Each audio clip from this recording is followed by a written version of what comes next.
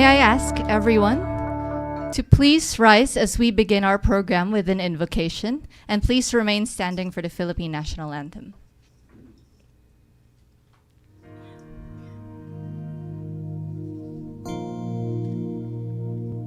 Praise be to you, Almighty, for bringing us together in this shared moment of purpose and community.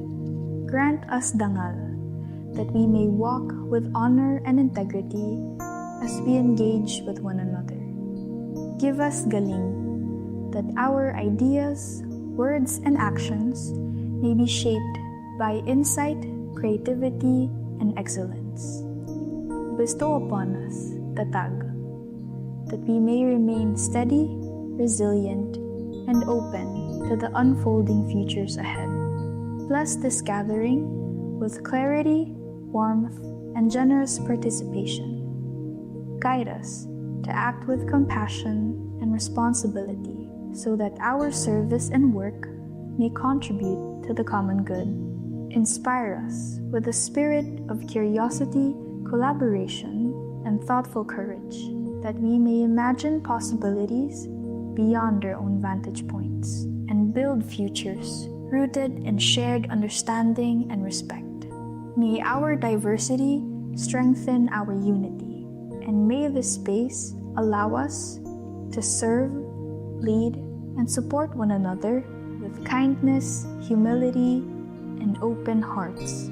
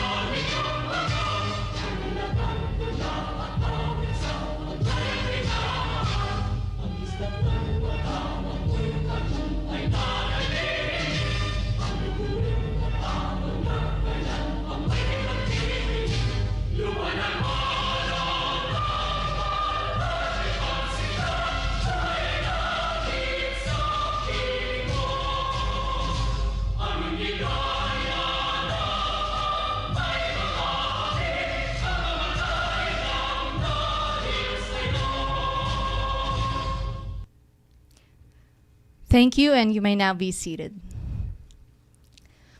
Good morning to all our guests from the government, the academic community, and civil society. My name is Shanice Espiritu Amador, Policy and Engagement Officer of the Australian National University Philippines Institute, and I will be your host for today's program entitled Philippine-Australian Dialogue on Policy and Governance, Fostering Integrity, Evidence, and Trust in Public Policy. This is a dialogue hosted by the Development Academy of the Philippines Graduate School of Public and Development Management and the Australian National University Philippines Institute. To formally welcome everyone, it is my honor to call on the President and CEO of the Development Academy of the Philippines, Dr. Leocadio S. Sebastian, for his welcome remarks. Thank you, Shanice. Your Excellencies, distinguished guests, colleagues, and partners, good morning to everyone. Magandang umaga sa inyo lahat. Allow me first to acknowledge our esteemed guests. We have here our keynote speaker, Secretary Arsenio M. Balisacan, the Secretary of the Department of Economy, Planning, and Development. He is also accompanied by Undersecretary Joseph Capono, Ambassador Antonio Morales, Ambassador of the Republic of the Philippines to the Commonwealth of Australia. Is he here already? Not yet.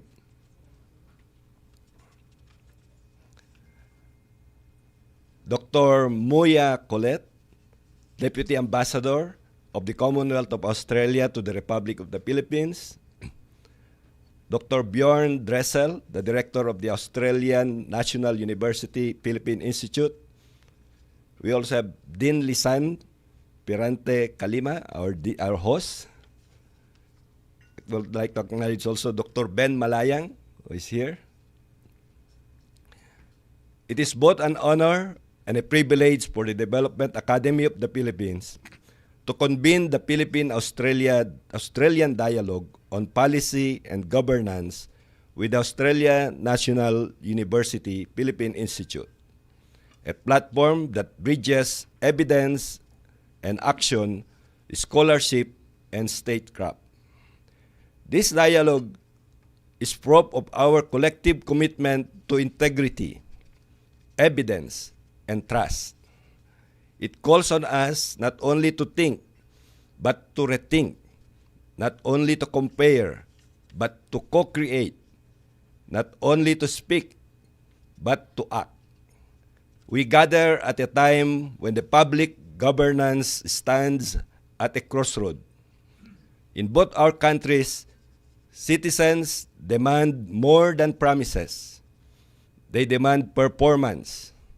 They ask, can government still be trusted to deliver what it promises? Can policies be both compassionate and competent? The answers depend on how we govern our infrastructure, how we protect our people, and how we safeguard integrity in our institutions. In the Philippines, we are rebuilding trust after revelations of substandard and even non-existent projects. Painful reminders that the cost of corruption is not just measured in pesos, but in broken promises and lost faith. The Philippines has shown the world what targeted transfers like Porpis can achieve when evidence guides policies and empathy drives implementation. Yet, sustainability and depoliticization remain pressing challenges. Both our nations share a moral imperative to ensure that no one is left behind, that safety nets become springboards to dignity and opportunity. And in both countries, we face the same fragile truth. Public trust is a precious currency that cannot be legislated or decreed. It must be earned through transparency, accountability, and truth-telling. We will confront difficult but necessary questions. How do we ensure project readiness and prevent capture? How do we design social protection that uplifts, not entraps? How do we make oversight lead to remediation, not resignation? The answer will not come from theory alone. They must come from practice, from the lived experience of those who govern, implement, and serve. The Development Academy of the Philippines, in the Development Academy of the Philippines, we enrich the public sector not just through knowledge transfer, but through transformation by cultivating knowledge, skills, and attitude, or KSA, that enable public sector professionals to turn data into decision and evidence into empathy. Our collaboration with the Australian National University deepens this mission. It unites two communities by a shared creed that good governance is not an abstract ideal, but a discipline of results, responsibility, and reform. Through this partnership, we aspire to create a community of practice that endures beyond this dialogue, one that co-produces knowledge, co-develops training, and co-designs solutions that resonates across agencies and generations. So today, I invite all of you to be fully present, challenge assumptions, share failures as fearlessly as successes, build bridges of understanding that transcend institutions and borders. Because what we begin here must continue in every public decision that demands both courage and conscience. If today we learn together, then tomorrow we can govern better, with evidence as our compass, integrity as our shield, and trust as our legacy. May this dialogue mark the beginning of a lasting partnership and a renewed promise of governance that truly serves our people. Maraming salamat po.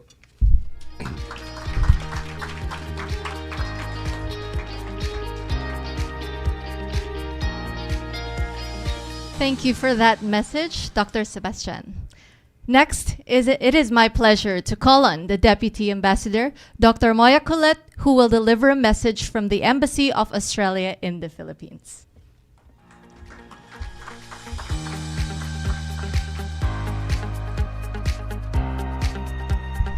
Magandang umaga.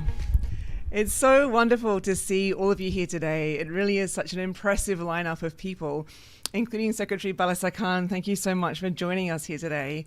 And this is actually my second last day in Manila. So it's a really wonderful way to end it. And it's a really, real great reminder, actually, of the friends that I've made while I've been here. People like Paul Hutchcroft, Yusek Kapuno sitting right next to him, Bjorn Dressel here in the front. They're people who really make such a big contribution both to the Australia-Philippines relationship and also to scholarship and the issues that you will be discussing here today around integrity, evidence, and trust in public policy, which is an absolutely crucial theme, both in the Philippines but also in the region and around the world at the moment. So I'm so happy to be here. Some of you have already said goodbye to me. You thought you got rid of me, but sorry, one more show. It's actually, we're approaching the 80th anniversary of Australia-Philippines relations next year, and the relationship is really at a high point. We announced a strategic partnership 2 years ago, which reflects just how closely aligned Australia and the Philippines have become in recent years. And that goes to regional security issues. As you all know well, the Philippines is on the front line of seeking to preserve the rules-based order in our region, which matters a lot to Australia. We launched a couple of years ago as well a new strategy for investment into Southeast Asia called Invested. It's Australia's strategy for increasing investment into Southeast Asia out to 2040, and that of course includes the Philippines. And we hope to be able to support increased investment into the Philippines, economic growth, and the Philippines' aspirations to become an upper middle income country, which I think should be happening imminently. And then of course in the development program, we also launched our development partnership plan, again, a couple of years ago now. And all these things are adding up to a really substantive relationship. In the development program, we have recently launched or will soon be launching really big new investments focused on social protection, economic development, maritime cooperation, education, climate change. I really feel like our cooperation spans so many sectors that are so important and meaningful, both of the Philippines and Australia, and we're just starting to scratch the surface of how much we can do together. So it's been wonderful to be here during that period, and I really think it's just the beginning. But I'm really pleased as well, perhaps because of my own academic background, that as part of our strategic partnership, we are seeking to support academic linkages, exactly these kinds of forums. I'm really pleased we've been able to support the ANU Philippines Institute, and it's already been doing such amazing work and research over the past couple of years. Because bringing together all of you here today who have so much expertise and knowledge to share, I think is incredibly valuable. And now sitting on the policy making side of things, I really rely on the kind of research, analysis, and evidence that you generate through your research. It's absolutely critical to have that foundation in policy making.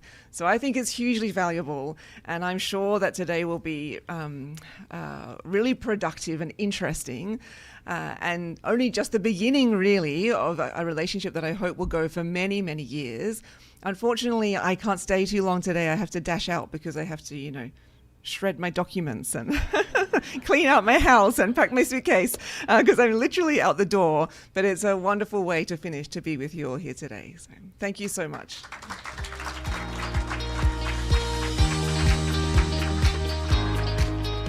Thank you, Deputy Ambassador Colette, and I speak for all when we say that we will miss you in your term here in the Philippines. Next, I would like to call on the inaugural director of the Australian National University Philippines Institute, Dr. Bjorn Dressel, who will share with us a message on the role of the Institute in strengthening relations for Australia and the Philippines.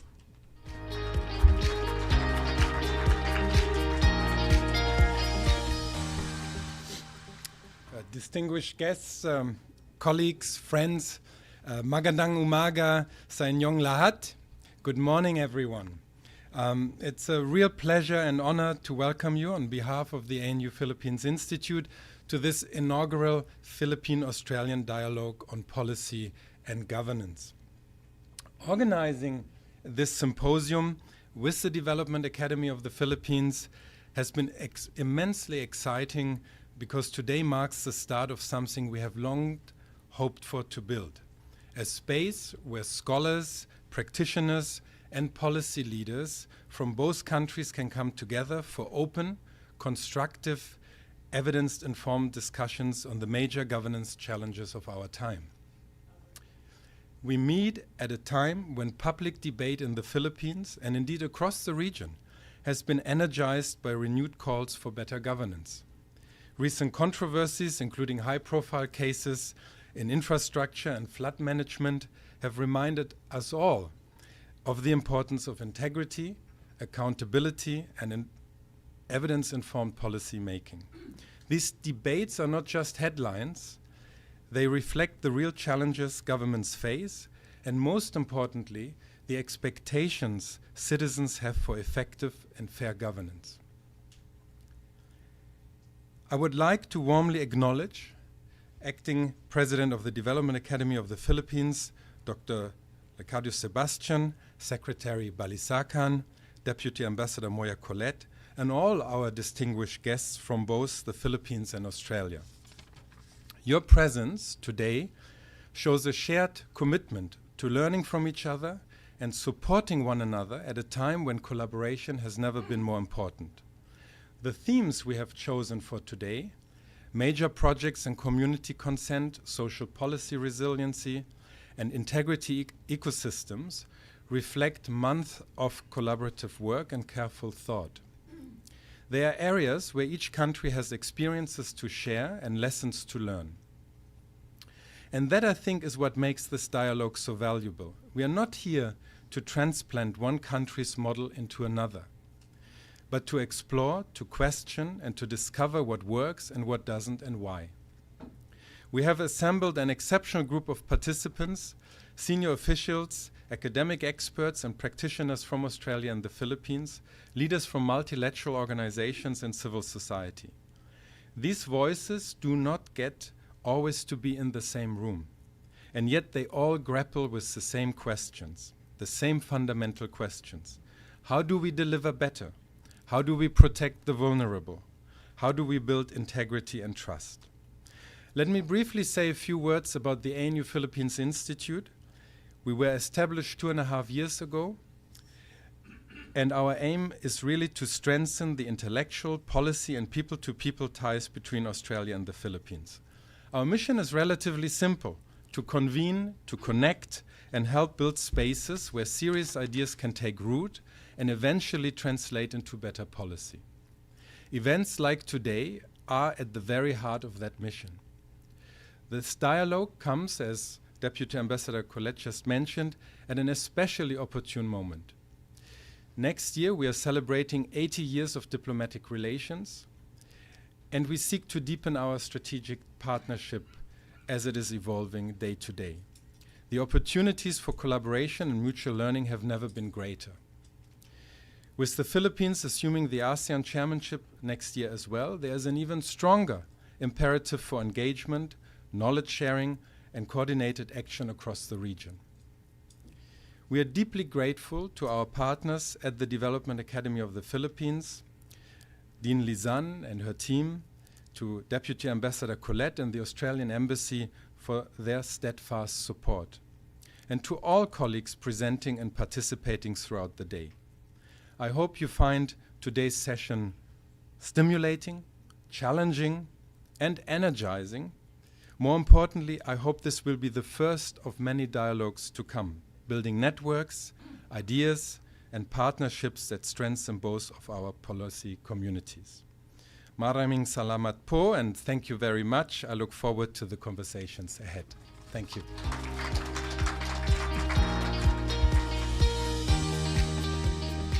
Thank you, Director Dressel.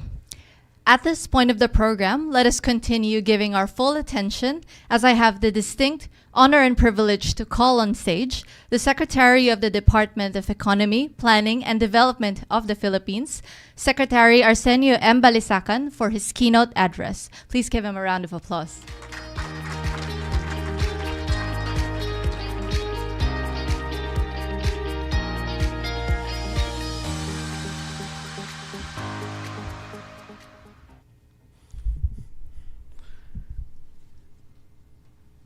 Good morning, everyone.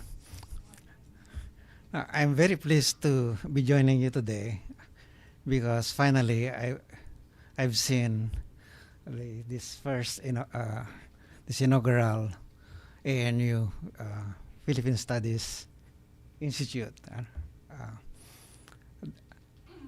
I have become so attached to this and so committed to having a studies program at ANU. Way back in the late 1990s, I was sharing with Bjorn that I was a visiting scholar at ANU for a month or two, and I was complaining at the time with the Australian officials that I met why there was no Philippine Studies program in ANU, and the studies program that I saw were the China, Indonesia, Pacific Islands, and I thought that we deserve a place in ANU's studies program. And that started a long campaign to establish a Philippine Studies program, starting with the ambassador here then. And when I became finally a member of the cabinet, the same position as I am having today, and during the Aquino administration, that's when I had my most intense campaign on the establishment of his Philippine Studies program at ANU with the support of the a few of the ambassadors posted in the Philippines and our ambassador posted in Australia. We campaigned for the setting up of a studies program. So I was so pleased to hear a decade later that finally Australia has put up that's kind of strong, because I believe that there is mutual benefits for having a Philippine studies program in ANU, because as you see, the two countries have become more and more intensely related in many ways, not just on people to people, but also on common issues, mutual issues, particularly economic and geopolitical issues. So distinguished colleagues, partners from both ANU and DAP, and fellow development practitioners, good morning again. Thank you for the opportunity to join this dialogue and reflect on the development challenges, opportunities, and responsibilities we collectively faced. Our countries, the Philippines and Australia, have long benefited from an enduring partnership rooted in openness, shared learning, and a commitment to evidence-based policymaking. This gathering continues to that tradition. It is also timely, as mentioned by my colleague, Dr. Leo, as the Philippines works to sustain recent economic and social gains amid domestic challenges and a complex global environment.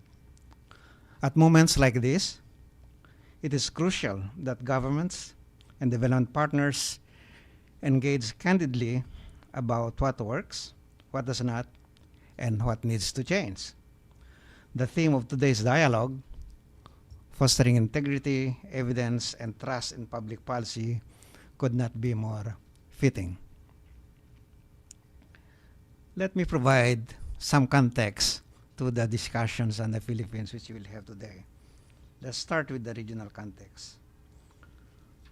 A long view of Asia's development story shows just how dramatically the region has transformed in only a few decades. Many East and Southeast Asian economies, followed more recently by countries like India and Bangladesh, undertook rapid structural transformation, shifting labor from agriculture to industry and modern services, integrating into global value chains, and dramatically improving human welfare. These countries achieve income gains in a single generation that took industrial economies almost a century to accomplish. Extreme poverty fell, life expectancy rose, and health outcomes improved across the region. The Philippines did not initially mirror these successes. Growth was slower, structural transformation was incomplete, and poverty reduction lagged behind our peers. We transitioned to a service-driven economy prematurely, earlier than others, without first building a strong industrial base, resulting in lower productivity and fewer higher quality jobs than its peers. These development patterns have had long-term consequences from competitiveness and inclusivity. The past 15 years, however, tell a different story. Despite global disruptions, including the pandemic, the Philippine economy rebounded strongly and has nearly doubled in size. Poverty has declined across major thresholds. Employment, including quality employment, expanded, and recent growth has been more inclusive than in earlier decades. These gains reflect strengthened macroeconomic fundamentals, policy improvements, and institutional reforms sustained across administrations. While current momentum faces headwinds, both domestic and global, our underlying fundamental remains strong. Sustaining this trajectory requires broadening the foundations of economic growth and development. We must revitalize agriculture and industry, modernize logistics and digital infrastructure, foster regional ecosystems of innovation and enterprise, and invest deeply in our people so they can compete and thrive in a rapidly evolving global economy. Our goal is growth that is diversified, productive, resilient, and equitable. Growth that empowers every Filipino to contribute and benefit. The Philippine Development Plan 2023 to 2028, the country's medium-term development roadmap, lays out the strategic path forward. We are strengthening human capital through improvements in education, training, and healthcare, while modernizing agriculture to ensure food security and raise rural productivity. We are reinforcing our investment, trade, and innovation ecosystems by upgrading infrastructure, expanding public-private partnerships, and diversifying global linkages, and developing capacities in advanced manufacturing, renewable energy, and digital services. And we are deepening economic governance reforms to enhance transparency, accountability, and efficiency in public institutions so that sound plans translate into meaningful outcomes.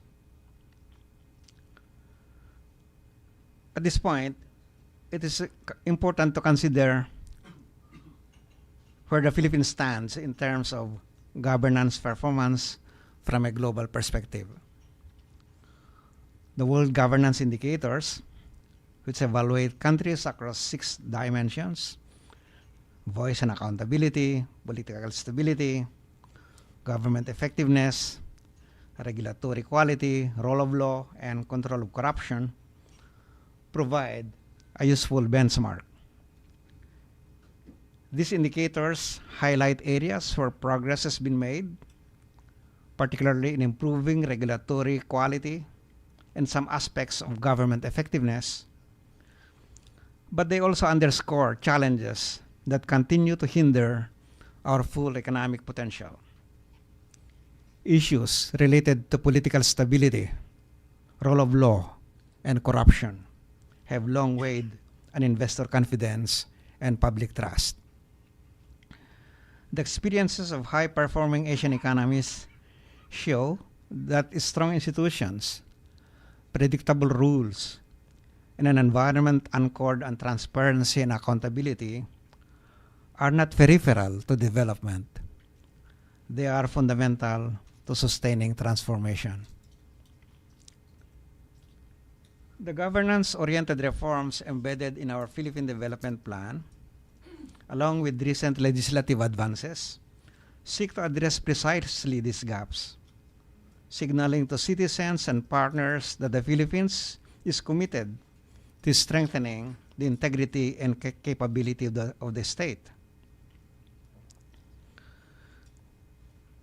Legislative-executive collaboration has been central to this reform effort.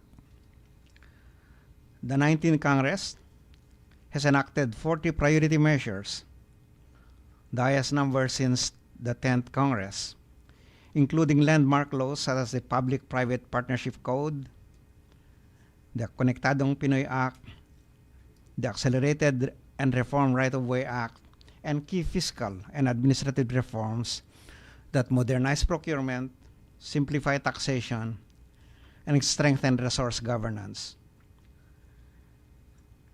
Building on this momentum, the Legislative Executive Development Advisory Council, or LEDAC, composed of the President and the leaders of Congress, has adopted 44 priority measures for the 20th Congress, the current Congress, covering progressive budgeting, access to information, and cybersecurity. These reforms reinforce policy predictability, competitiveness, and long-term resilience. Let me also emphasize the role of the Department of Economy, Planning and Development, or DepDev, established under Republic Act 12145 just early this year. As the government's principal policy, planning, coordinating, and monitoring arm, the DepDev ensures that major public investments and strategic policy decisions are grounded in evidence and aligned with our national development agenda. It serves as the Secretariat to the Economy and Development Council, chaired by the President, and provides a channel for raising policy and governance issues that require high-level attention and deliberation. The department oversees the entire public sector management cycle: planning, budgeting, implementation, monitoring, and evaluation, ensuring coherence between strategy and execution. Its priorities include proactive policy advising, stronger policy budgeting linkages, enhanced monitoring and evaluation, improved coordination across programs and projects, strengthened regional economic governance, and expanded capacity building for local government units. Allow me now to conclude with 3 reflections that capture the central message of this address. First, we must remain clear-eyed about our development history. For much of the past 5 decades, the Philippines underperformed relative to its Asian peers because structural transformation was slow, incomplete, and uneven. This experience underscores the importance of credible and transformative institutions, long-term thinking, and consistent policy execution. Second, the last 15 years show that the Philippines is capable of sustained and more inclusive growth. The economy has nearly doubled in size, poverty has fallen, and employment has expanded. These achievements were built on improved macroeconomic fundamentals, disciplined governance, and reforms continued across administrations, despite political noises. They demonstrate what is possible when evidence-based policymaking and institutional strengthening are allowed to take root. Third, sustaining this momentum and ensuring that growth becomes more inclusive and resilient requires strengthening trust in public policy and governance. The challenges we face today demand credible, transparent, and effective institutions and policy environments that are predictable and anchored in the common good. Trust is not merely a result of development, it's a precondition for it. These lessons, learning from our past, building on recent gains, and deepening public trust, should guide us as we navigate the next chapter of Philippine development. With shared commitment and sustained collaboration, I am confident that we can build an economy that's more dynamic, more inclusive, and more resilient for generations to come. Thank you, and I look forward to hearing the outcomes of today's dialogue.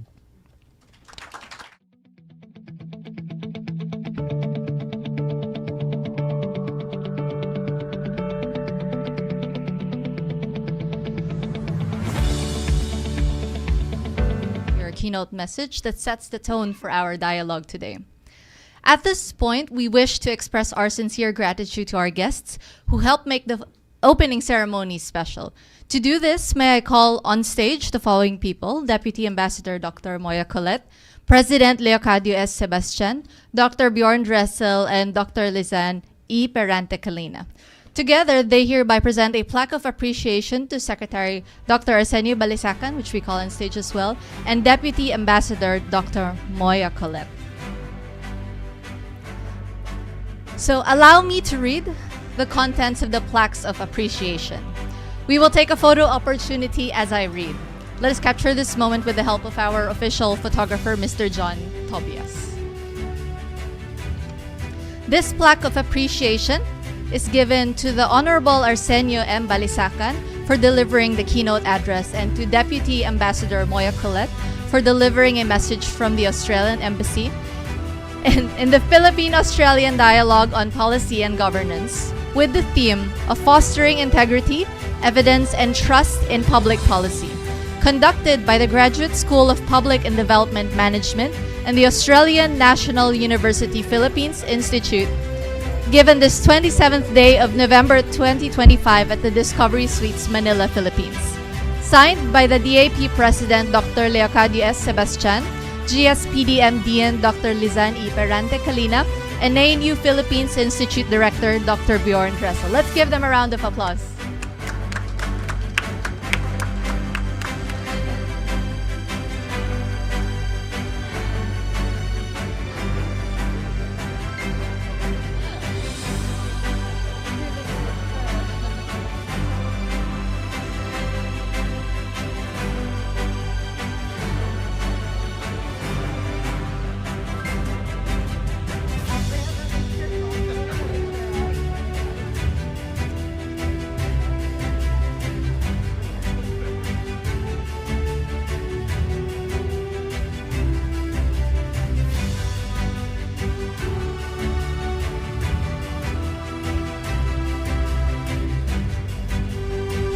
Once again, thank you, Secretary Dr. Arsenio Balisacan and Deputy Ambassador Dr. Moya Colette for your messages and support of this dialogue.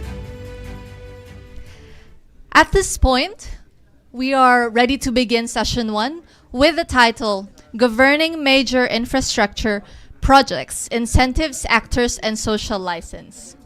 This session will examine how political economy and governance factors, including incentive structures, contractor networks, risks of capturing community consent, shape project readiness, delivery quality, and the potential for governance reform. We will begin our first session with a distinguished scholar whose expertise in research methodology and governance has shaped both academic and policy practice in the Philippines. Professor Maria Lourdes G. Rebolida serves as a research fellow at the Development Academy of the Philippines, Graduate School of Public and Development Management, and holds the position of professorial lecturer at the University of the Philippines, National College of Public Administration and Governance. Dr. Rebolida earned her Doctor of Public Administration degree from UP-NCPAG and previously served as full professor and chair of the UP Department of Political Science, as well as associate dean at the College of Social Sciences. Her distinguished career includes visiting fellowships at the East-West Center in Hawaii, the University of Michigan Center for Political Studies, and the American Political Science Association in Washington. She has received numerous recognitions, including the UP Faculty Grand Centennial Awards, the Metro Manila Commission Professorial Chair, and the UP International Publication Award. As an extensively engaged consultant to government agencies, NGOs, and international organizations, including the World Health Organization, Dr. Rebolida brings invaluable perspective on the intersection of research, policy, and governance, themes that will frame today's dialogue on major infrastructure projects. Please join me in welcoming Professor Maria Lourdes G. Rebolida.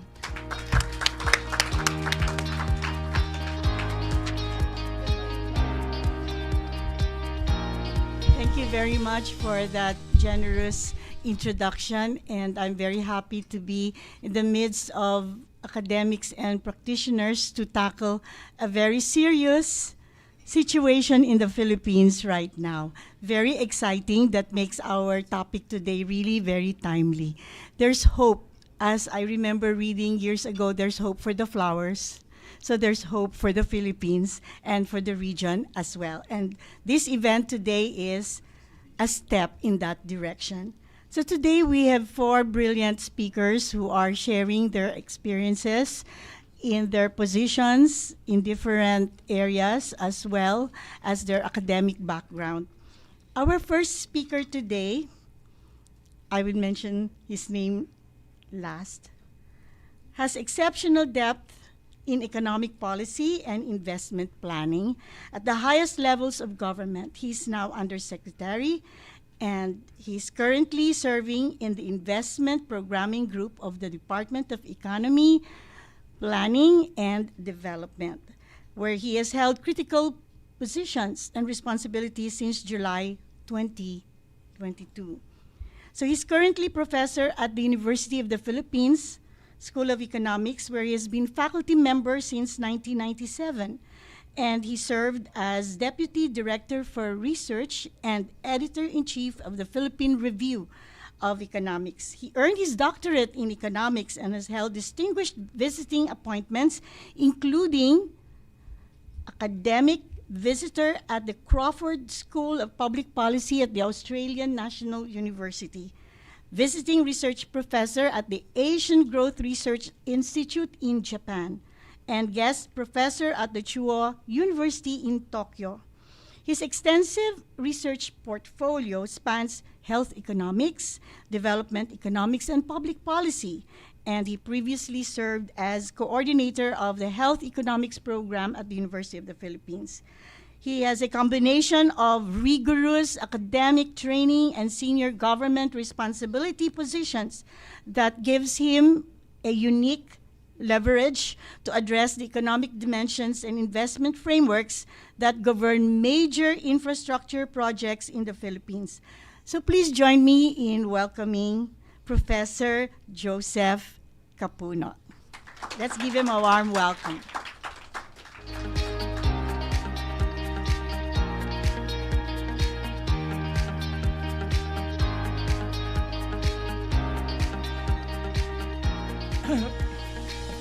Thank you, Dr. Abulida, for that very flattering introduction. Good morning, everybody.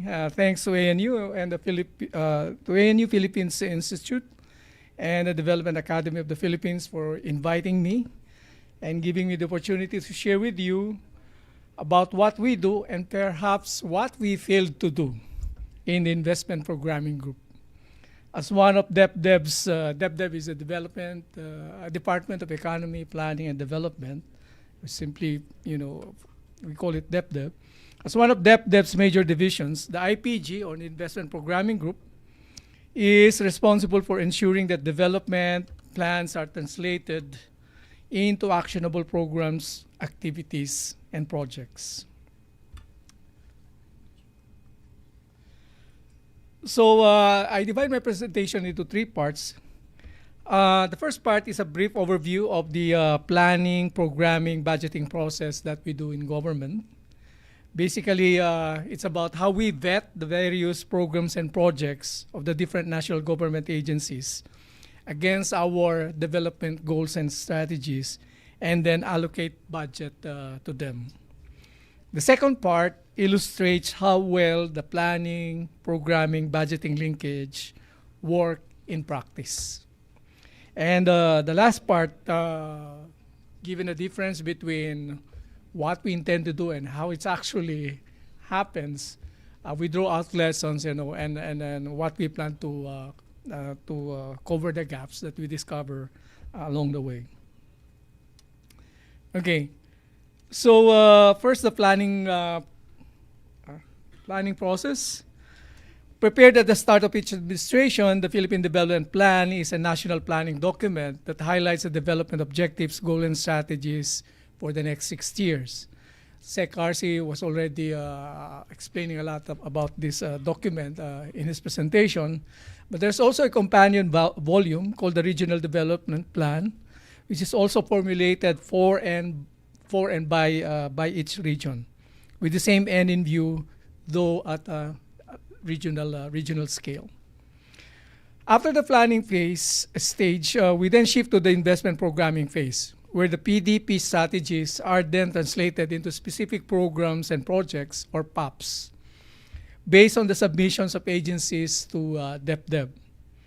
Once checked against their alignment with the government's development goals and objectives, a list of priority PAPs of the national government is consolidated into what we call the PIP, or the Public Investment Program.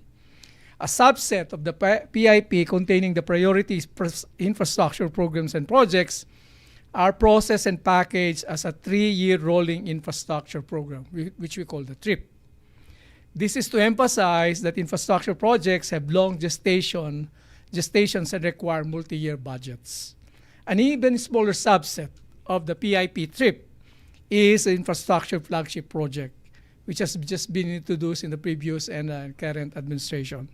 These are game-changing, transformative, urgently needed infrastructure projects of national significance that aim to showcase the overall Build Better More program of the current administration. The PIP, TRIP, and the IFPs are then submitted to the DBM as inputs to the preparation of the National Expenditure Program, which is the President's budget submitted to Congress later on. Following the annual budget call issued by DBM, the agencies prepare and submit their project proposals to the DBM, which is a separate exercise from the submissions to DepDev. Ideally, an agency will submit the same priority projects to DepDev and DBM. In turn, DBM checks the agency submissions against the PIP and uses other criteria, such as the agency's absorptive capacity, past performance, and available fiscal space to decide which PAPs to include in the NEP. Then the NEP is submitted to Congress, which has the power of the purse under our Constitution for review, revision, and then approval. The final government budget document approved by Congress and signed by the President is called the General Appropriations Act. Okay. Following the issuance of the DBM NEDA Joint Circular number 2024-01, we started in September 2024 what we call a trip tracing activity with the following objectives: to track and monitor the progress of infrastructure POPs under the TRIP across the IA's budget, IA's meaning implementing agencies' budget proposals as they appear in the NEP and then finally in the General Appropriations Act, and to provide recommendations that ensure the availability of project-related information to support informed decision-making during the budgeting process. In May 2025, we issued the joint call for submission to all 100+ agencies of the government. But as of May 2025, only 138 agencies of the 227 we targeted have submitted the required reporting documents. So what I'm going to show you is only a partial, assessment of how the planning, budgeting, and linkage have been followed in practice. Okay, so in fact, I'm only going to show here the results for the two biggest infrastructure agencies of the government, the Department of Public Works and Highways and the DOTR. So we asked them to submit the list of POPs that they submitted to us, to DepDev, that were now that were reflected in the PIP, and the list of POPs they submitted to DBM that are reflected in the NEP, and the list of projects that were finally adopted in the GAA, which is approved by Congress. So for the fiscal years 2023, 2024, and 2025. So let's look at some of the numbers. For DPWH, which is on the top row, recorded a big decline in the number of POPs carried over from the TRIP to the GAA. GAA is the GAA of the General Appropriations Act. As shown under the caption FY 2023, DPWH had 64 POPs in the TRIP, but only 357 in its budget proposal submitted to DBM. All 357 were included in the NEP, while 412 POPs finally appeared in the GAA. So what this means is that the list of DPWH submitted by DBM to Congress numbered only around 357. But the list of projects that were finally approved by Congress ballooned to 412. Okay, the same observations that you can see for the other agency, which is DOTR. The point is that there is a big discrepancy in the number of projects that is submitted to us, submitted to DBM, and finally approved to Congress. It's not always a reduction. Sometimes numbers gets reduced, at each stage, but sometimes they also increase. Okay, this is another revealing observations. So here we're showing the overlap between the number of POPs submitted by DOTR to us, DepDev, and the number of POPs they submitted to DBM, and the list of POPs that was finally approved by Congress. This is for the fiscal year 2025. So the left circle is the number of projects submitted to DepDev that were then endorsed through our PIP system. The blue one, the blue circle, refers to the DOTR submission to DBM. The yellow circle refers to the POPs of DOTR that eventually appeared in the GAA. Ideally, there should be an overlap, a big overlap between what they submitted to DepDev and what they submitted to DBM. And also, the GAA-approved project should be completely within those two sets. But as you can see, the overlap is not perfect. The most revealing is actually the yellow. Yeah? The number of projects, the OTR projects that appeared in the NEP, in the GAA in 2025, numbered only about 34. Yeah? 32 of them were submitted by DOTR to DBM. Okay? 18 of them were submitted to us. Okay? one of which was not submitted by DOTR to DBM. And the most surprising thing is that, the more concerning I would say, is that one project of DOTR that appeared in the GAA was neither submitted by DOTR to DepDeb or to DBM. Makes you wonder. Okay. But it doesn't mean that only the ones. It doesn't mean that the agency projects that appeared in the CAA are exclusively limited to the DBM or DepDeb list. As we know that there are a lot of what we call congressional insertions in the country. So the number of agency projects that appear in the GAA is far more larger than what was submitted in the NEP, as in the case of the OTR and DPWH. Not only that, there are also cost changes in the cost. Sometimes the cost is reduced from the NEP to GAA, but sometimes it's also increases in the GAA. So it makes you wonder, where is it allotted to? Yeah, we all know that some of the money goes to what we call the congressional insertions, projects that were never included in the NEP, but appeared in the GAA, and those budgets and the funds for those congressional insertions were culled from those proposed in the NEP. Yeah. Okay. So what could be the reasons why we observe a disconnect between the TRIP, NEP, and the GAA?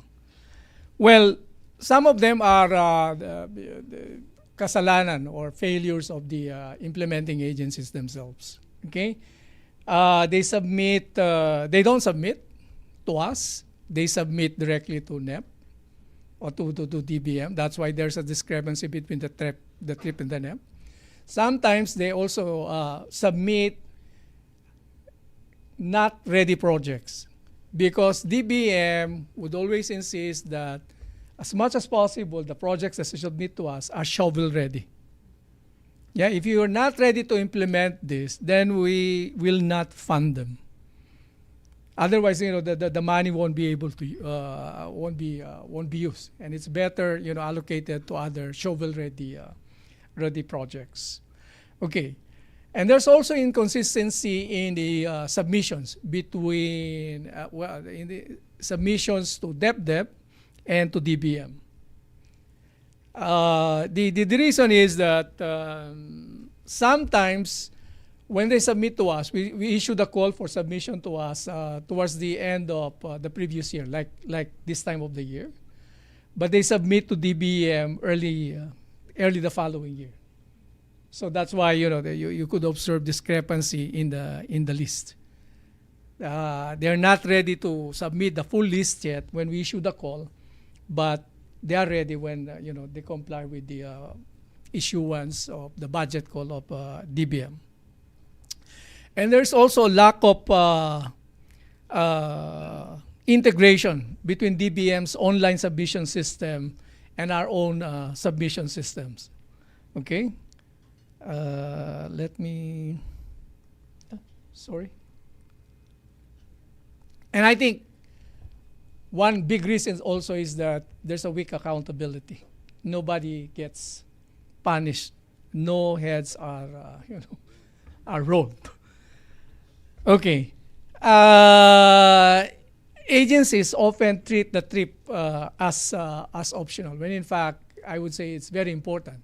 It's at the stage where we vet the consistency of these projects with the national objectives and strategies. Okay, so lessons learned. Now we're implementing EO 72 that identify priority master plans for formulation. So the idea is that you cannot anymore propose any project which is not consistent with the master plans.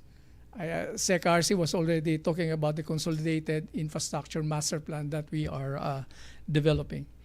And then we're going to align our DIP and PIP trip formulation timelines. And we're going to adopt a unique project ID from the planning down to implementation phase. You might think, it's an easy thing to do. Why were we not doing it before? I only discovered about this once when I joined the government. And so it's very hard to trace based on names. It should be easier to trace based on project ID, but we're not able to do that. And we're developing the system now. And in fact, we're going to conduct a design thinking workshop on how to do that. I think part of the problem is that nobody wants to adjust their own information system to fit somebody else's information. So we have that problem. What else? Now we're also proposing to have a satellite-based monitoring system of infrastructure projects. We could have avoided a lot of these ghost projects had we only that system before. So now we're coordinating with PhilSA, DBM, and all the other oversight agencies to have that system in place. So it should be easy, once that's established, to identify at once which projects are not starting despite approvals, they are not completed on time, or they are not, there, in fact.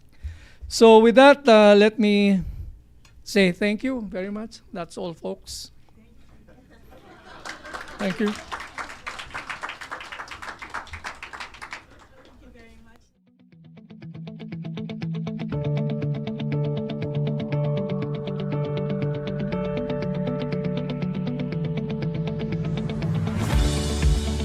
And we'll really take a lot of collaborative action on our part. I think we're happy to see that there is accountability on their part, the part of government, to identify the weaknesses in the system, to acknowledge the gaps, the bottlenecks. At the same time, we can hear that there's hope. Very interesting that they are now thinking of new interventions, innovative as it may be. So please take note of your questions, your insights that you may share in the open forum. Take note of the advances that the DEV, very difficult to pronounce, in fact, are now installing to help us restore trust in government. Our next speaker brings to us today a wealth of international experience in managing social risks across some of the world's most complex development contexts. Well, I'll mention his name last. He serves as the lead social development specialist of the World Bank's East Asia and Pacific region, where he coordinates social risk management functions across multiple countries from his base in Singapore. As an urban planner and development anthropologist by training, he was provided direct support to high-risk operations across diverse sectors in 30 countries, spanning Europe and Central Asia, South Asia, and East Asia and the Pacific, including fragile and conflict-affected states. Prior to his current role, he served as the Social Sustainability and Inclusion Coordinator for China and Mongolia based in Beijing, and as a Social Risk Management Coordinator for 12 Pacific Island countries based in Sydney. Before joining the World Bank in 2013, he worked with the Asian Development Bank as Social Risk Coordinator for the Central and West Asia Department, and earlier in his career, he advised environmental and social risk for public-private partnership projects globally.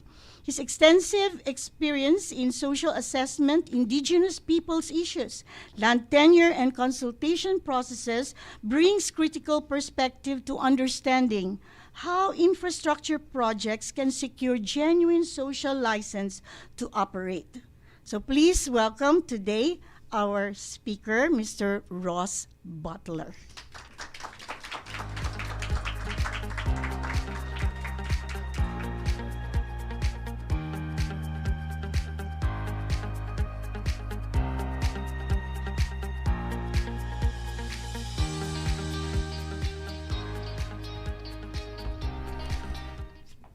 Wow, well, thank you very much for that indeed. I really should have recorded that to put it on my family WhatsApp chat.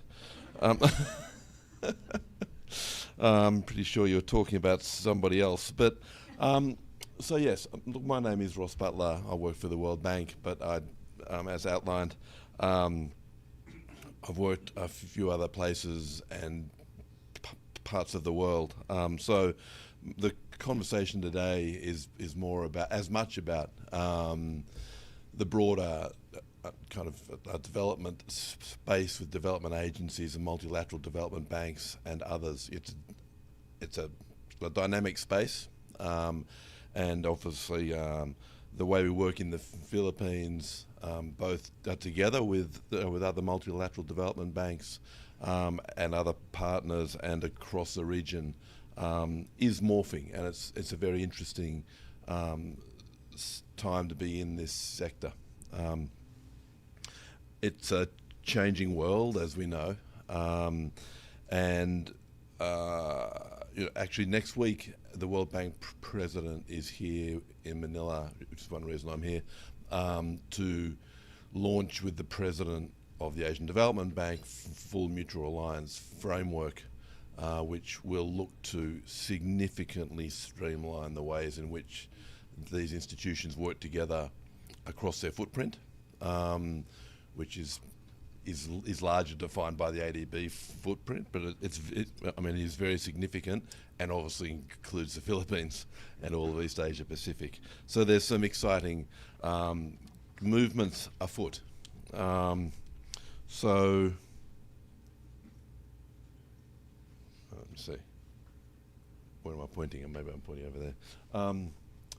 So yeah, okay. To try and have a think about how to frame the challenge in terms of the Philippines, but the Philippines has a lot in common with many other countries in East Asia Pacific.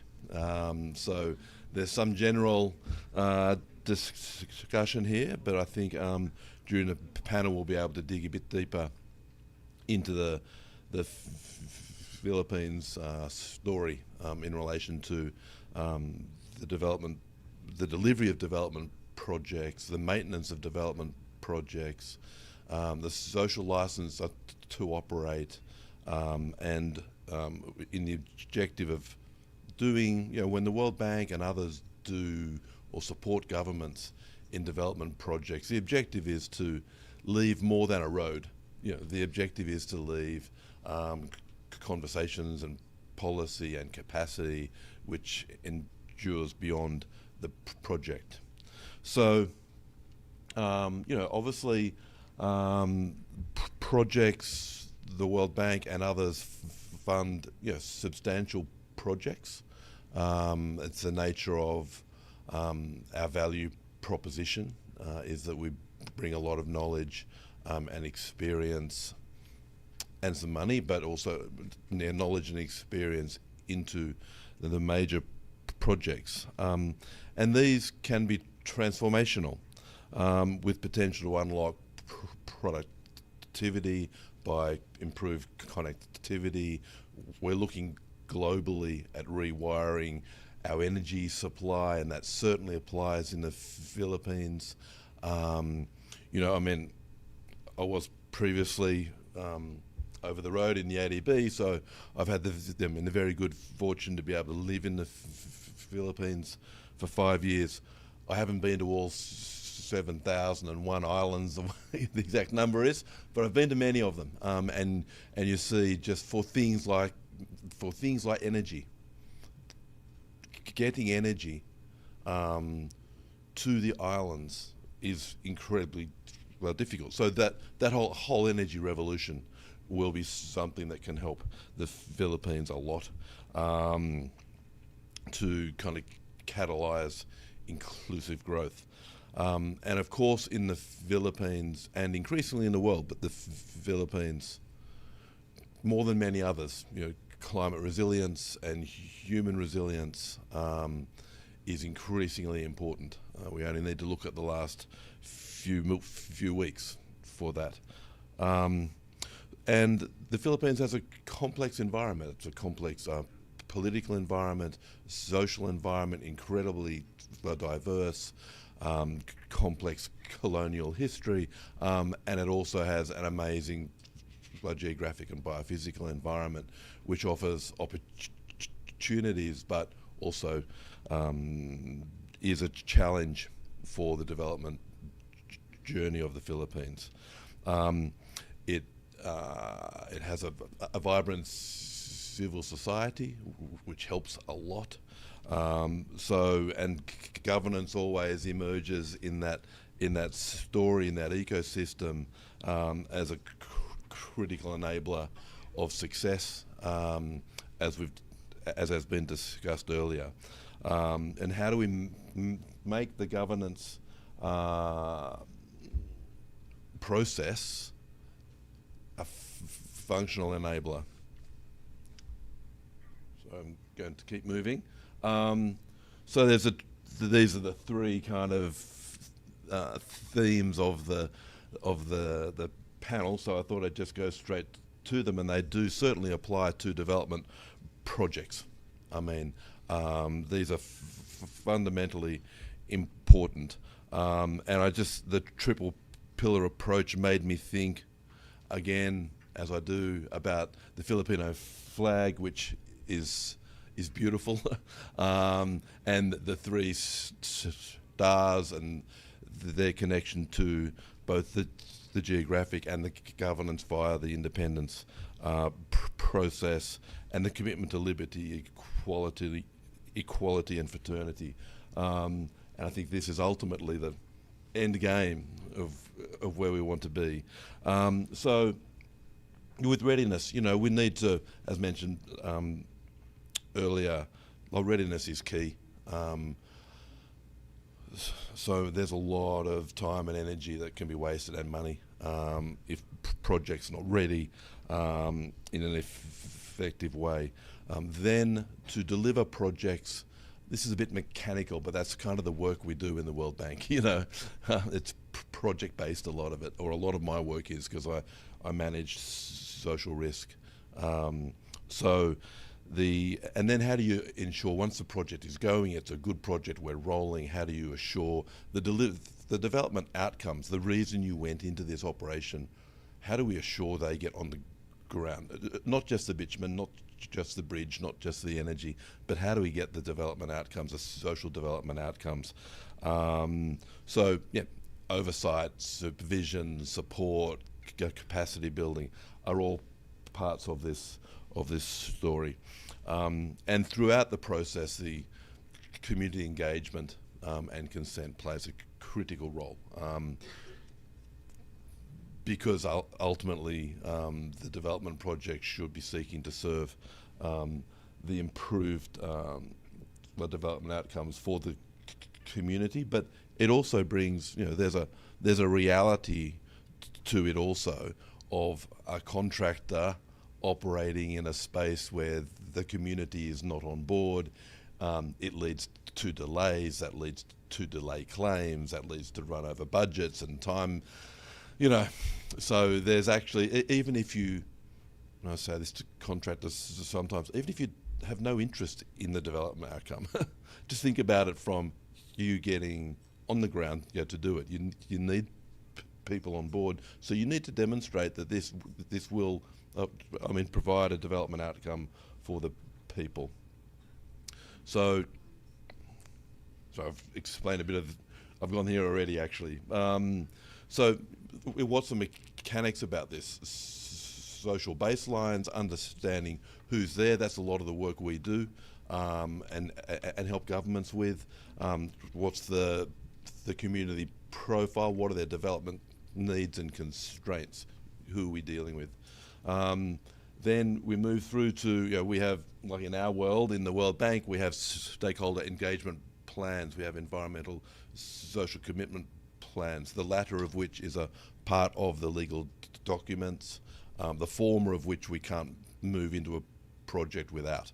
So the stakeholder engagement is a very hardwired part of the World Bank architecture. And the ADB, come January 1, will have an environmental social framework which is very close to the World Bank's. So that they also obviously take it very seriously.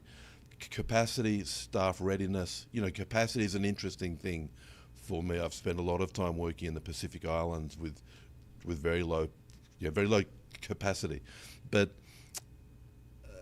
so we talk about capacity building, but I'm far more comfortable with capacity sharing. You know, that we as institutions go to countries as guests, and we need to learn and listen to the countries and their control points. So it's not all about not knowing how to do the procurement well or whatever, some bureaucratic thing. Then resettlement, climate resilience, land acquisition. The Arrow Act was mentioned earlier. This is super important in the Philippines, and it's a very dynamic time. 5 minutes here, so I'll putting the pressure on. So the Philippines readiness context. I just wanted to kind of relate each of the pillars to the Philippines. You know, how do you can build clear timelines, clear roles. When you're talking, a nice thing about a project, yes, it might be a bit mechanical, but you can do a project management plan. Who's doing what, when, how, why, what are the control points, what's the budget, who's responsible for what, and what's the remedy if there's a problem. Yeah, there's a nice framework, so we can kind of relate and have a lot of those conversations around learning and development outcomes through that piece, through the project. Land tenure complexity, it is extremely complicated in the Philippines. It's probably one of the more complicated in the region that I work in, and it's the East Asia Pacific in the World Bank includes Mongolia, so I kind of work from Mongolia, China, all through. I'm out of the Pacific Islands, so it's a big slab of the world. Fragility, conflict. There are still areas in the Philippines where this is very relevant. So projects are done differently, engagements are different, the listening is different in these areas, and climate and disaster preparedness, of course, for reasons I don't need to talk about in this room. Independent oversight, so assurance. Now we have things going, how do we assure this thing gets to where we need it to get to? So there's mechanical bits like third-party monitors, increasingly satellite imagery is helping with remote kind of support in a kind of economical way, because it's expensive. The Philippines is expensive to support projects in. It's expensive for the World Bank, it's expensive for ministries, I'm sure, because it's a big, complex place to get around. It takes time, which is a part of the beauty of the place, but from a bureaucratic perspective, it costs money and takes time, which always opens up some more risks. Transparent disclosure, the World Bank is very, very big into disclosure and transparency. It's a fundamental piece of our architecture. Adaptive management and social audits, we're continually engaging and watching the demography of the people and how the project is affecting them, hopefully positively. And very important is having a very open access to grievance redress systems, both inside the project but also directly to the World Bank institution. So people can go straight to Washington if they want, and they do. I'm going to leave this actually because I'm running out of time, but we know it well. We know civil society is active and very important in the Philippines, very important participants in the space. PPPs are becoming bigger and more complicated, more important. And there's opportunities and risks in that. Indigenous rights, extremely important in the Philippines. And urban-rural adaptation, the urban-rural split is it's big. I mean, I'm staying in BGC. Compare BGC to rural parts of the Philippines, it's like another country. So, I'm going to do this in 1 minute. So, elements of community engagement. This is fundamental. It's the third pillar here, but really, it's at the start. It should be project identification. What's the need? What's the demand for a project? So inclusive early engagement and ensuring that we make a real effort to work with clients, with government clients, to ensure that the most vulnerable and the most needy are being included in the operation. Identifying the benefit sharing arrangements. This is incredibly important for where there's been a lot of economic growth, but still significant kind of distribution challenges, particularly between the urban and rural. Foundations of FPIC, very prior and informed consent in the Philippines, and also for World Bank operations, and soon also the ADB operations. So that brings in a mechanical process also. And then how to sustain consent. It's this consent piece, that consultation and consent is from before the project to after the project. It's really the only thing that lives throughout the project. Okay. I'm going to leave that because I have 1 minute. Closing thoughts. Okay. Common government, the governance pitfalls. Often implementation is rushed. We're all in a rush, and the money needs to be dispersed, and the contracts and contractor delays, all these bits and pieces, which are real, but it can lead to suboptimal outcomes. Ensuring readiness and consent, super important. How do we do it? How do we achieve it and retain it? And then effective grievance mechanisms. This is super important. Transparency, so people know where to go, and having outcomes-focused governance, and that includes not just the governance of the project or the country or the province, but the governance of the our relationship, the conversation between the development sector and client countries and the beneficiaries in the communities. So with that, I say thank you. And thank you, sir. I owe you a minute.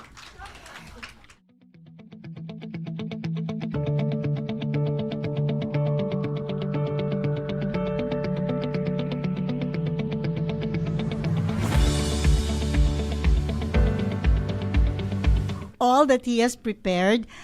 And as I was listening, I think we can relate to what he has just said, because we've worked on the ground and we've seen the pitfalls in all the guidelines that he has mentioned. And when we prepare our development project proposals, I think we should take care of all the points raised here in order to get our proposals in alignment with the principles and the guidelines here, as well as when we are monitoring and evaluating our project. So thank you very much for the full cycle of your 3 pillars and contextualizing in the Philippines.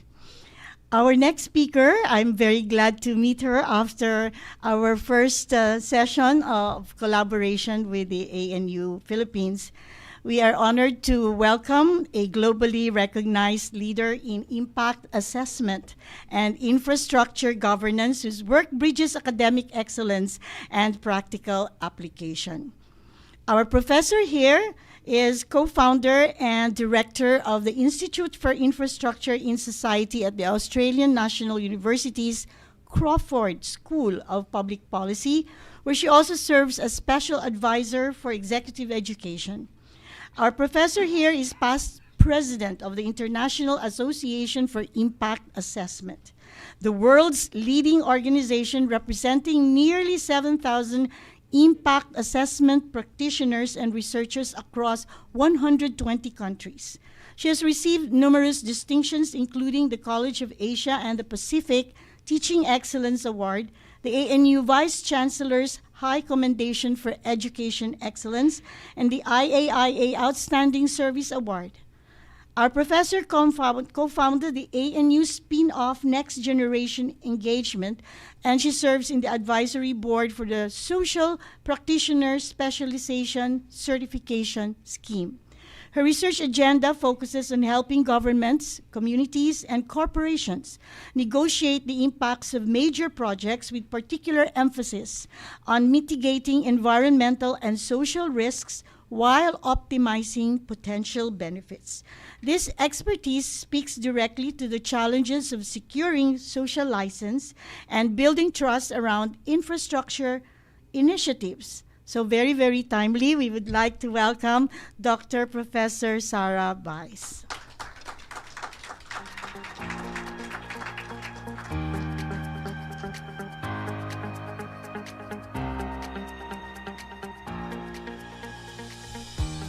Okay.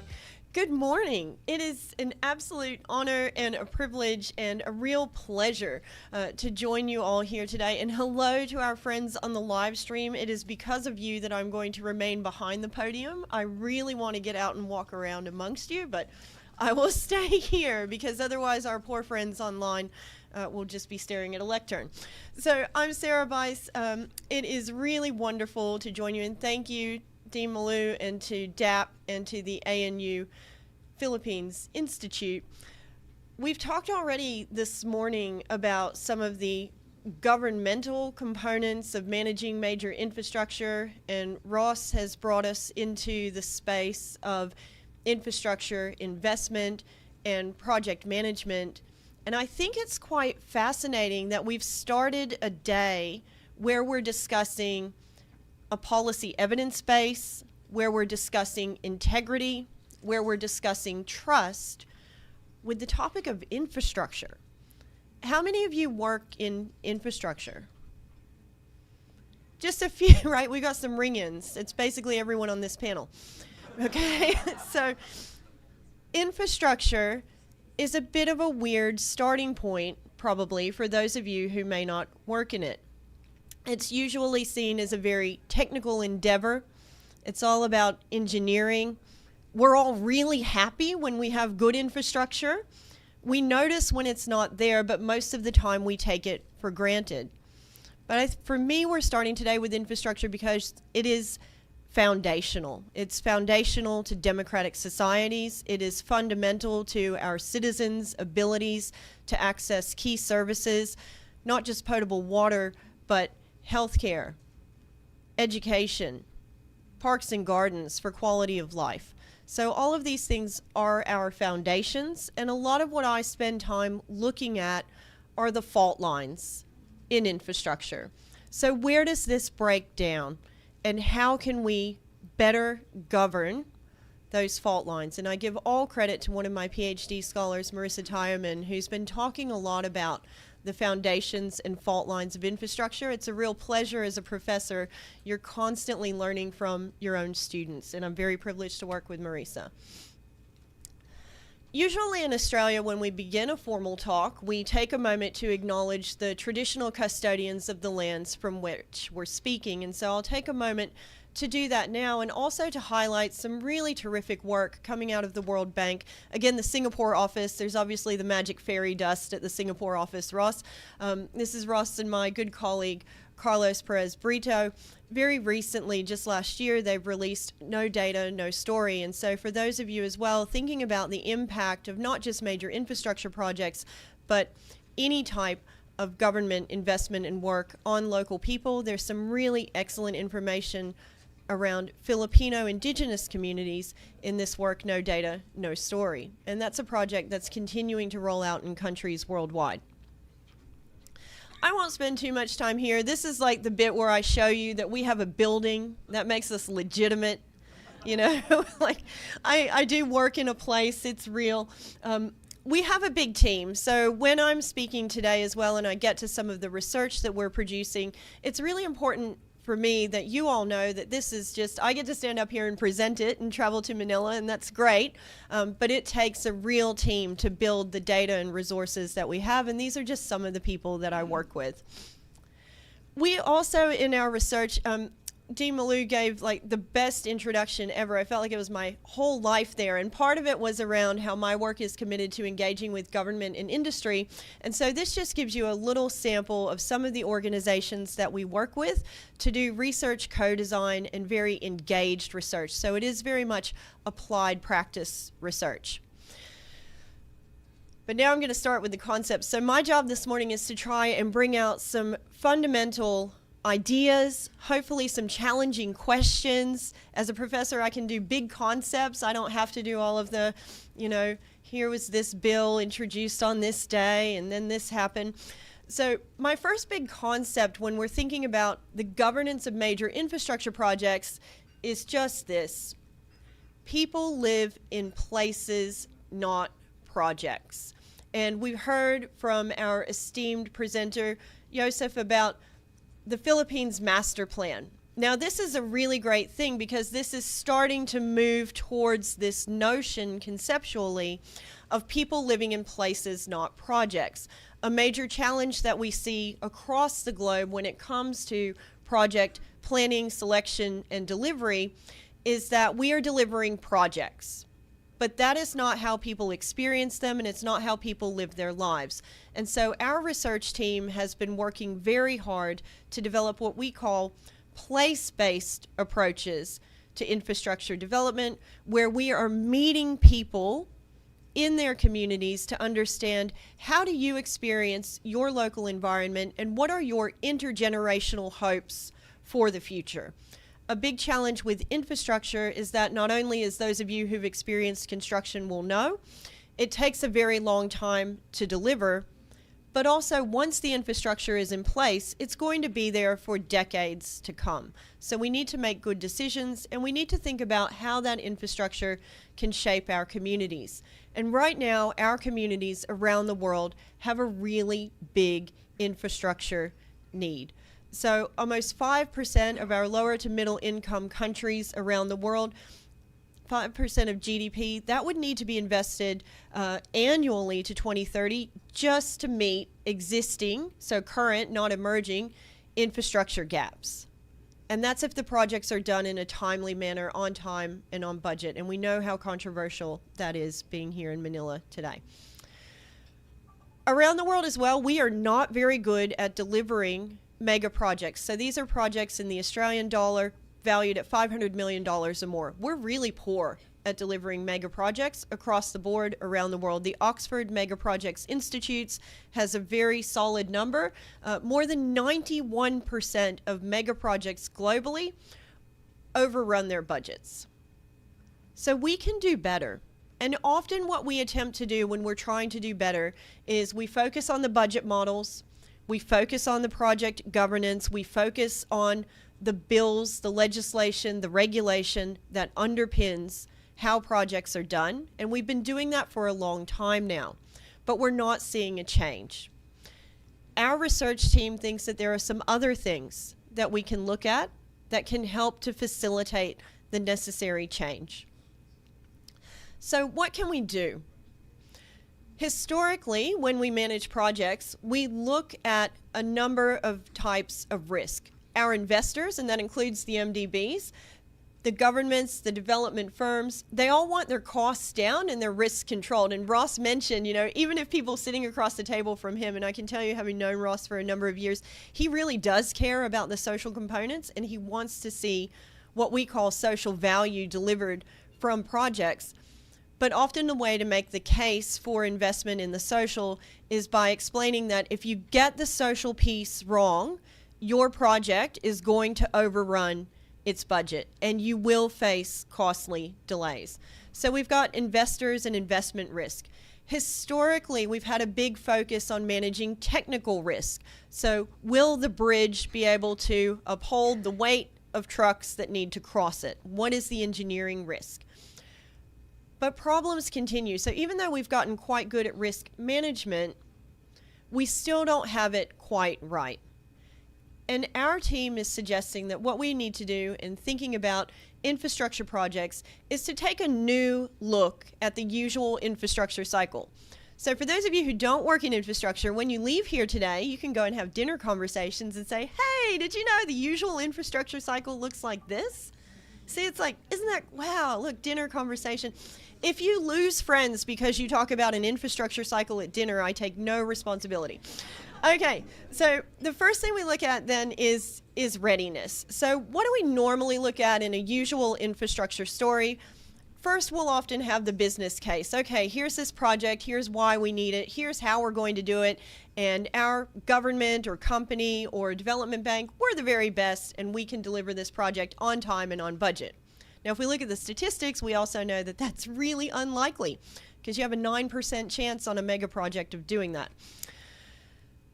Next, we then move to procurement. Okay, well, how are we going to contract this project? And again, it's early in the morning and you haven't had like your third coffee yet, so I don't want to put you to sleep, but we have a lot of different contracting models. We have, you'll know, public-private partnerships. Shanice last night told me all about the third bridge in Chinatown. So we know about public-private partnerships.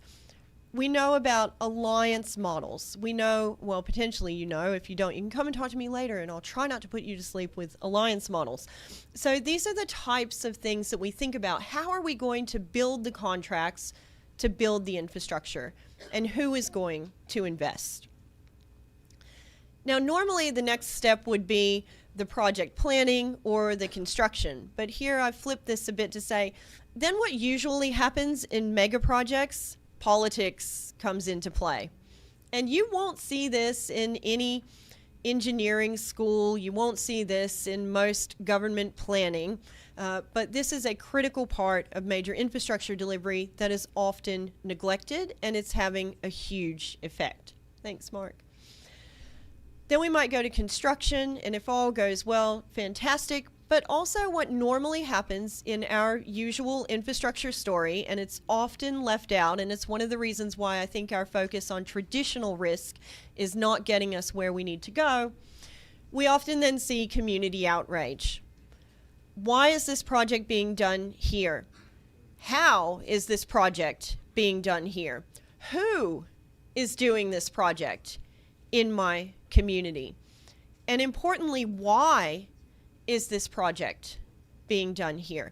So when I think about the usual infrastructure process and what normally happens, we are often in our governance discussions missing the common but critical characteristics of politics and what I call social risk. And so maybe we go from business to procurement, and then there's some politics, and then we have construction or community outrage. And you can see here I've got a variety of timelines. In all of these timelines, these particular components will enter at different points. And so these are the things, even if we don't know the exact ordering of occurrence, these are the types of factors that we need to consider if we're going to start to change infrastructure delivery for the better. And when I say for the better, I mean for the benefit of the communities who are receiving the infrastructure. Because why do we build it? We build it for people. Hopefully we build it for our children and the next generations to come. But often what is happening now is we are building things for selfish reasons that don't take into account these components. So what can we do in terms of governance, in terms of solutions? Our team has thought a lot about this. And one of the things that we are recommending, and we've been working with multilateral development banks, governments, and other groups around introducing the idea of integrated project de-risking. So traditional project de-risking usually looks at these things, and often in this order, And where are the people in this ordering? They're way down the bottom. So this isn't a pyramid where they're the foundation. They're actually just at the bottom of the list. And what we see time and again in relation to social risk, which are the non-technical risks that shape the project environment, project developers and governments know that social risks matter. They know that they occur, but they are also incredibly hard to cost. And so when early conversations are happening in the procurement stage around what risks should be formalized and responsibilized, so someone should be given responsibility for these risks, social risks are the ones that fall off the table at the earliest point. Financial risks remain in the risk register. Environmental risks remain in the risk register. Technical engineering risks remain in the risk register. Now, I have a lot of talks that I can give about this particular topic. One of the things that I will point out here, because I can see a lot of women in the audience, strong women who are interested in governance, one of our big challenges, at least in Australia, with social risk is that the vast majority of individuals working on community engagement for major infrastructure projects are women. And for those women, there is no clear trajectory from a sustainability community engagement role into the executive suite of project management. Now, why am I telling you that? Because that means that at the boardroom table, when early project decision making about risk is being made, those women who are the experts in social and community sustainable development are not at that decision-making table. So our research demonstrates, at least in Australia, that the women who understand what is happening around social risk are not present. If you watch Hamilton, they're not in the room where it happens, okay, when those decisions are being made. And I think that that is another reason why social risk is often pushed off the list very early. So I'll just move forward quickly because Mark's going to hold up a sign and I'll be out of time. It is so patently obvious here today, thinking about the local context, that the integration of social risk into major project governance is not only needed, it should be a fundamental requirement. And so the way that we can integrate social risk, our team has developed a series of social risk management tools. We've been working with the Australian Research Council now for just over 2.5 years to develop a social risk maturity model. We have social risk management tools and frameworks that we've developed. The World Bank and other development banks also have similar ESG approaches. Ours give a lot more detail, including measurable indicators around social risk. And we're really wanting to see, this is our social risk maturity model, a maturation of social risk management. So we very much started out with managing externalities and business and reputational risk. And we would love to see us move up into that right-hand area where the risk management that we're doing on major projects is integrated and future-focused. So if you want to talk to me more about social risk, you're very, very welcome because I will be around. And if you want to choose a more interesting topic, I'm also open to those. So thank you so much for your time.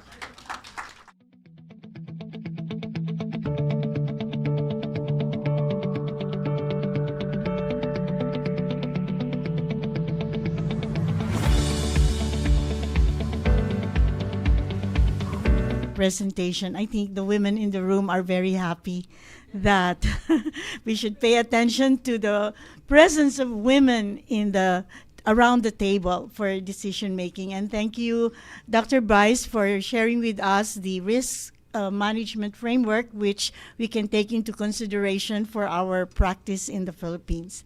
Our next speaker, the fourth and the last, it's a very timely topic and a very good way of sequencing our presentations this morning. He's a colleague in the Philippines. He's been a practitioner, and he brings with us today his insights from the front lines of Philippine infrastructure development. Our final speaker in this session is a recognized leader in public-private partnerships throughout the ASEAN region. He is in the position of Assistant Secretary and Deputy Executive Director of the Public-Private Partnership Center of the Department of Economy, Planning and Development, DEP-DEV. I get that right now. He is a career executive service officer, rank 2, with more than 15 years of technical and managerial experience in infrastructure development.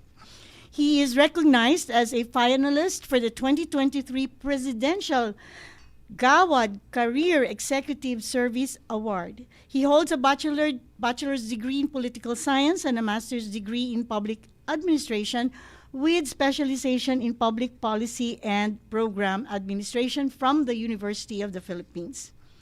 He has further strengthened his expertise through international programs at the Harvard Kennedy School, at the Lee Kuan Yew School of Public Policy at the National University of Singapore, and the Carnegie Mellon University of Australia.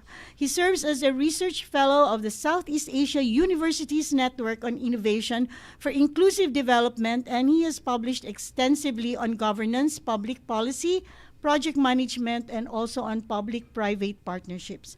Additionally, he holds the rank of Lieutenant Colonel in the Philippine Army, if that is any additional feather on his cap.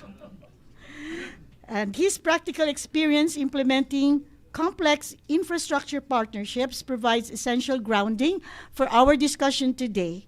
So please welcome our colleague, Assistant Secretary Eleazar Ricote.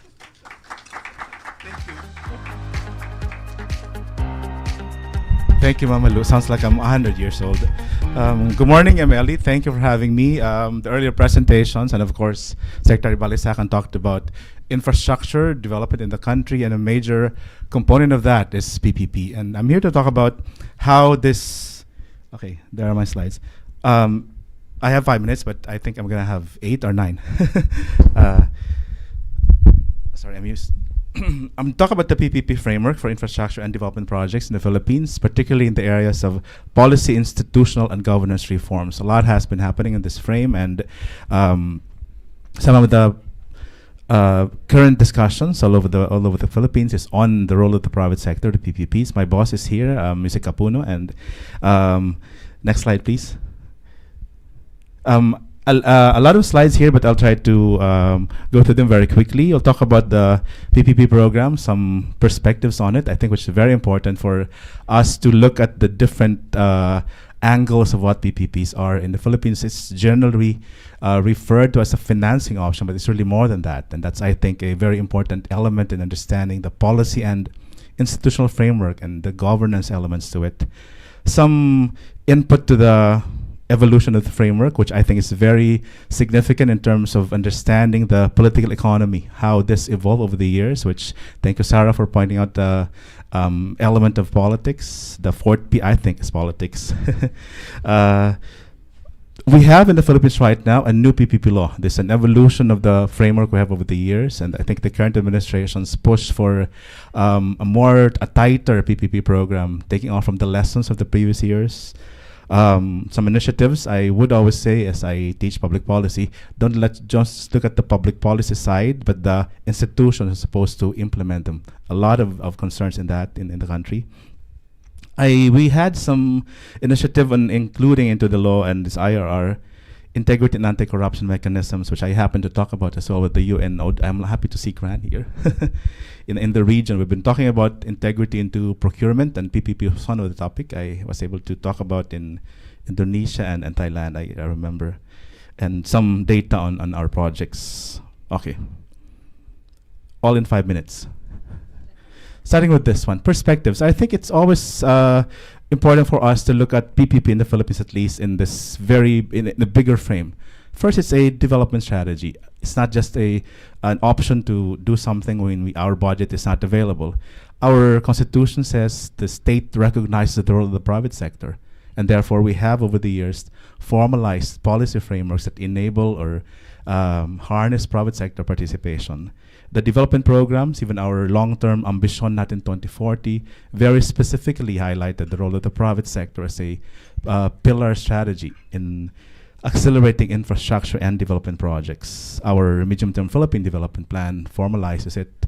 Even I think the last 3 administrations have a chapter or a portion in the development plans on how the private sector can be harnessed, and very important. And by the way, in the Philippines, we refer to them as infrastructure and development projects. So it's not just your hard infrastructure, but even social, ICT, soft infrastructure, we call it. So there, it's a part of the development plan. There's a infrastructure spending target that we always set up, and this is to be taken from the three sources: appropriations, a little ODA, and of course private sector finance through PPPs. Number 2 is a financing option, and this is where our fiscal planning and management, the music doc I mentioned about planning, programming, and prioritization, where we should, aside from just listing down projects, look at the viability of how they can best be financed through these options, or how can there can be combinations of them. We have hybrid PPPs here. And this is in fact formalized in the current administration's 8-point economic agenda. The bigger frame is job creation, but it's really infrastructure development anchored on its 3 sources, PPB being a major source for that.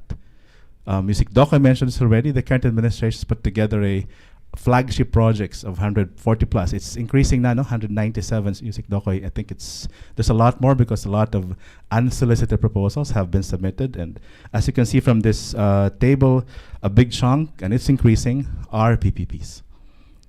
Third and fourth, it's a mechanism to harness private sector efficiencies. We have PPPs that do not necessarily generate revenue streams with the private sector, no concession fees, but are paid through direct government payments, and therefore we are harnessing, instead of their financing, the efficiency of the private sector in the design, engineering, construction, elements of a project that we have constraints on. And finally, and this is a major source of, I think, a lot of governance inputs and improvements in the way we do PPPs. It is a distinct and separate procurement option. I'm almost done. A procurement option, it's separate and distinct from the 9184, which is now RA 12009, and then the procurement requirements of other ODA or ADB, for example, has its own procurement process. But it's a separate and distinct procurement law. It has built-in mechanisms for bidding, procurement, award, even the creation of a PPP committee, bidding and awards committee. It's not prescriptive, output specifications type.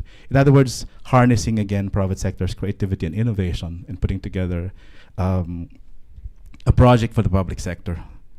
There, so we have solicited and unsolicited tracks, and precisely as I said, a distinct procurement option, which I think is a context where a lot of reforms have been put together.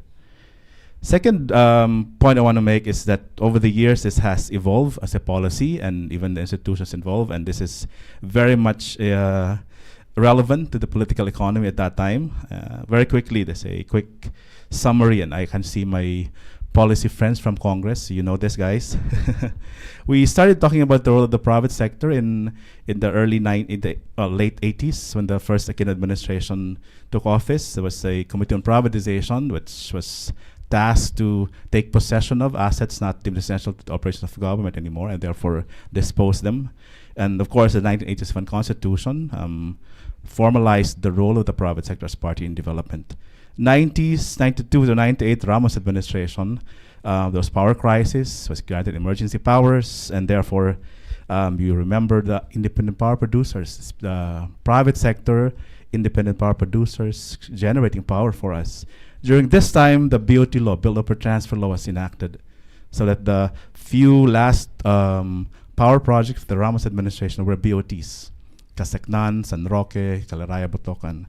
And during this time, also a dedicated institution was mandated or set up to manage this BOT program. There was this BOT center under the Korean Council of the Philippine Assistance Program of the Office of the President. So policy on BOTs and a institution mandated to push for that and manage it.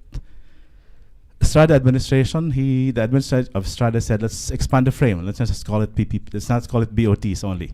Let's look at other modalities. And so he had a Coding Council for private sector participation, a flagship project. Remember Roberto Aventajado of OP at that time. This was a project. Still, the legal basis was the BOT law. Of course, you know what happened, a few years only. And then the Roy administration took over.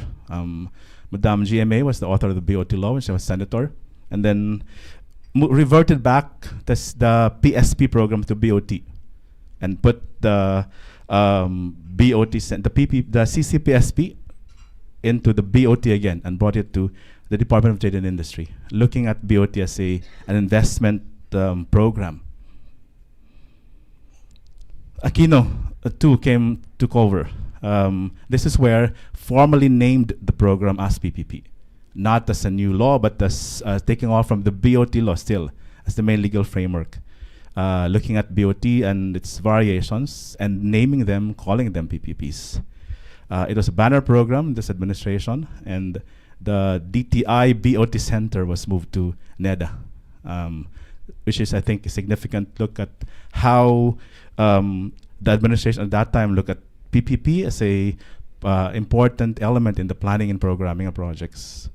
The Duterte administration, you know, this very popular Build program, included PPP, in fact, in that long list of infrastructure projects in this 10-point agenda for infrastructure development.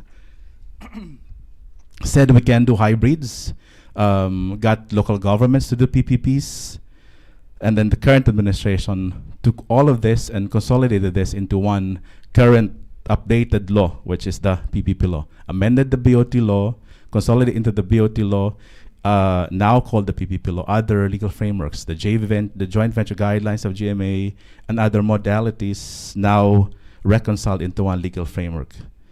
Expanded unsolicited proposals, provided mandatory provisions, I think lessons from previous projects, parameter terms and conditions, dispute resolution, defined KPIs in projects, and institutionalized the PPP Center as the lead agency, now still under NEDA or DepDev. Okay. So what we have now is this, a consolidated PPP law. As I said, took all from the lessons of the previous policy guidelines. This was signed in 23. There's an IRR. What does this do? This, as I said, consolidates all of this confusing legal issuances before. There was a BOT law or invoked by agencies, local governments. There was NEDA JV guidelines. There was local governments did their own local ordinances. Some agencies have their own frameworks. But now, one consolidated legal framework and IRR.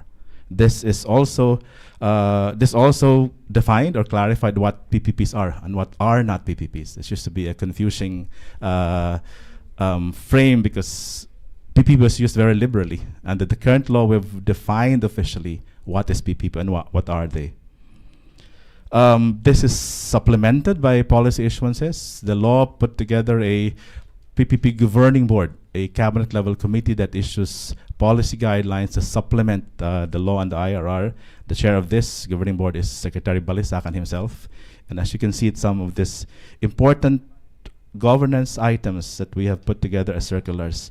Mainstreaming gender, termination clauses, value for money, property advisors, public consultations. All of this have been formalized now as policy guidelines supplementing the law and IRR.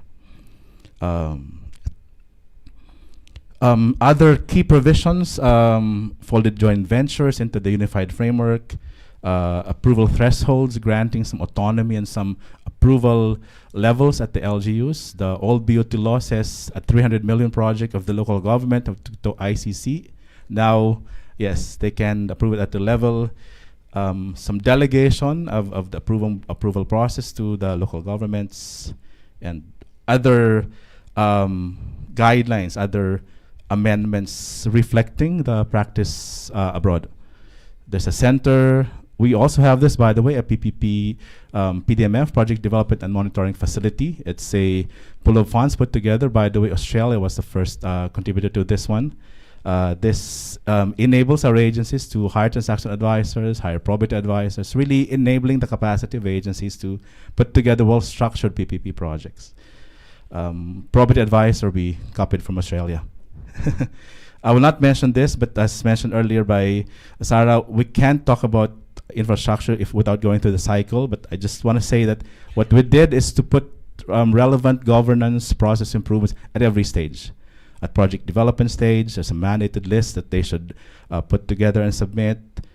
Stakeholders consultation, at unsolicited proposals, negotiation details, at review and approvals, at approval stages, the delineation of what can be done at the national and local level. In the procurement process of PPPs, some very detailed provisions, I think, taken off from the lessons of previous projects. Here, even institutions, monitoring and implementation, some real infusion into the law, as I said, governance items, regulation, even civil and penal sanctions. I'm almost done. Thank you. Some initiatives also, because we have to strengthen institutions in the Philippines. There's a detailed instruction for local governments on how to do PPPs. Unsolicited proposals are submitted online.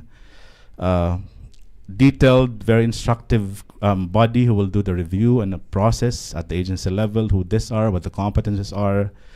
And I mentioned this civil and penal sanctions and some capacity building, training, etc. We're signing a PPP course to be delivered both by PPP Center and DAP eventually, I think next week.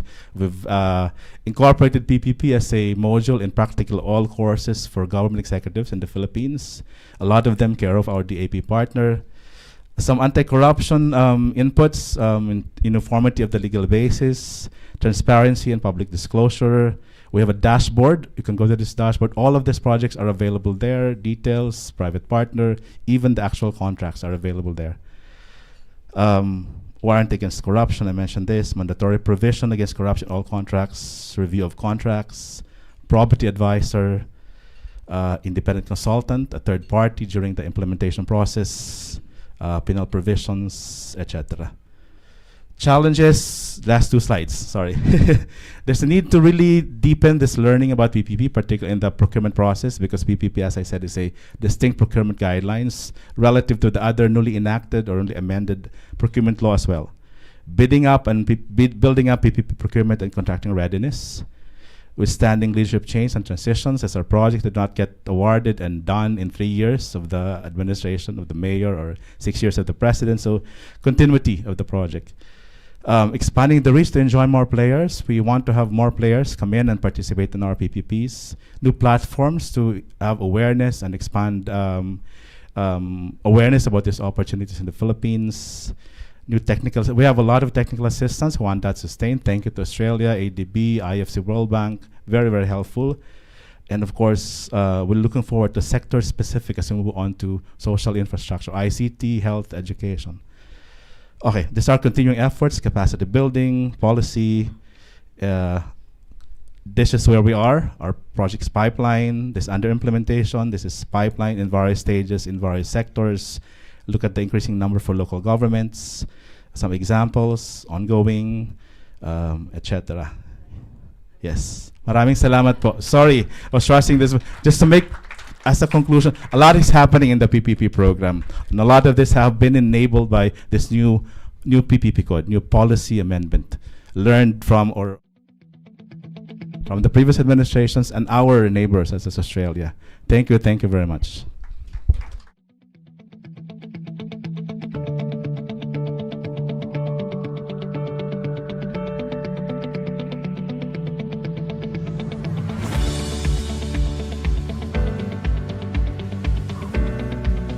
Evolution of policy and the measures to strengthen and fill in the gaps in the PPP practice in the Philippines. I think at this point you've been holding on to your comments, to your insights, and we are ready to receive whatever you have to say and ask our speakers to respond. So may I invite Dr. Joseph Capuno, then we have Sir Ross Butler. May I request also Dr. Sarah And our last speaker, Sir Eli.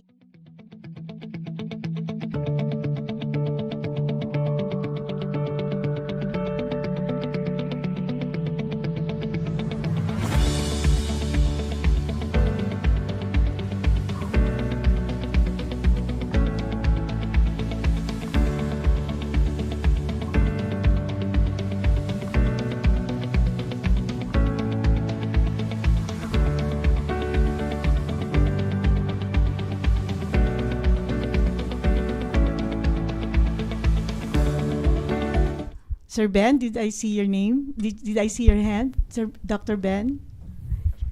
Anyone? Yes, sir? Maybe as an icebreaker, I mean, who would have thought I learned so much about infrastructure today? And I'm very grateful to all of you for these insights. I guess bouncing off from my colleague, Professor Sarah Bice, about the ominous variable politics that seems to pop up at the local level, at the national level, and all the way in between. So I was just wondering to our colleagues and practitioners from the Philippines, and maybe Sarah can also jump in, and Ross, how do we think politically?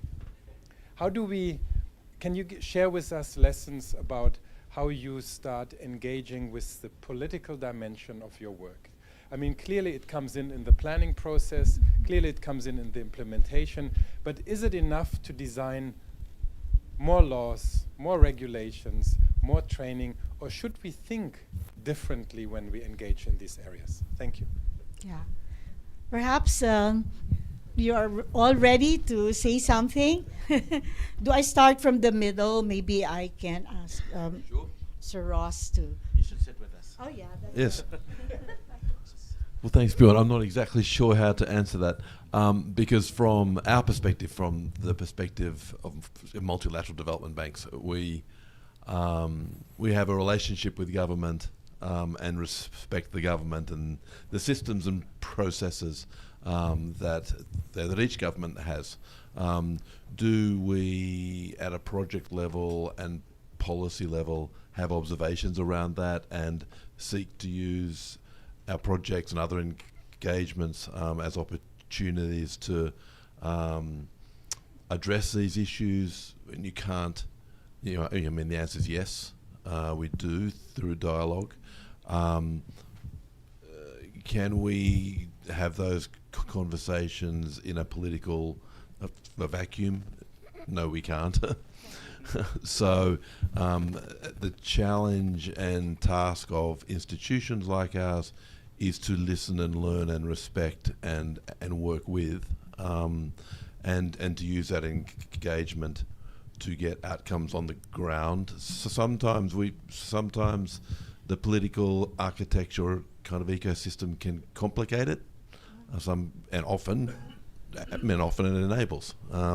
So that's not much of an answer, but it's more of an observation from our space of how the political ecosystem influences the work we do.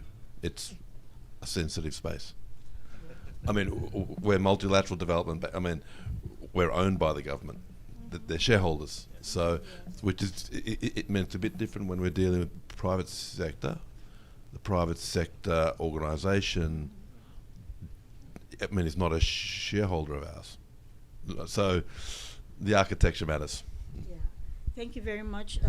If I may call you Ross. No, please do.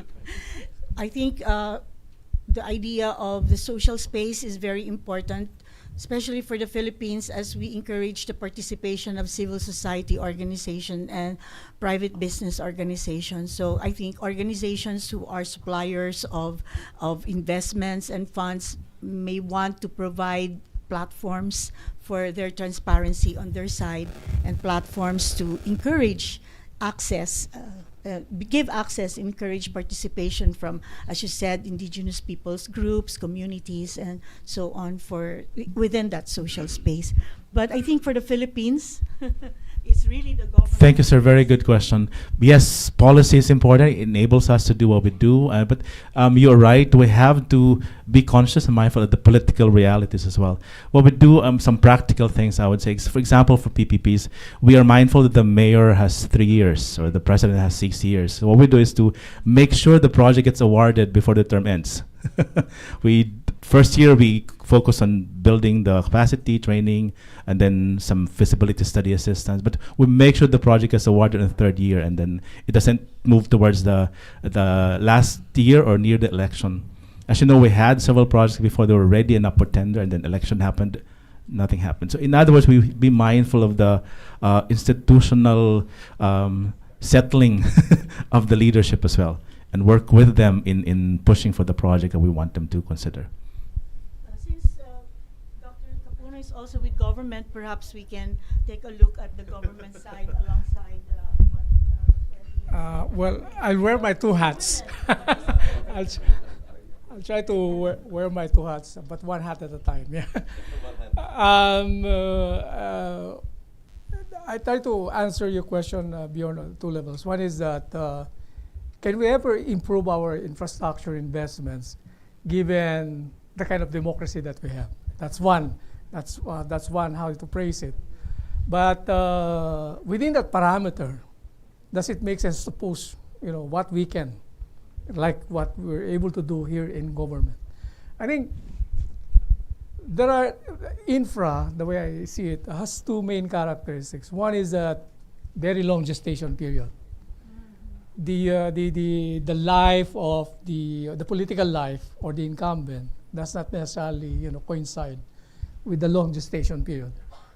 And also, much of the benefits of infrastructure, whether we call them national, regional, are actually localized benefits.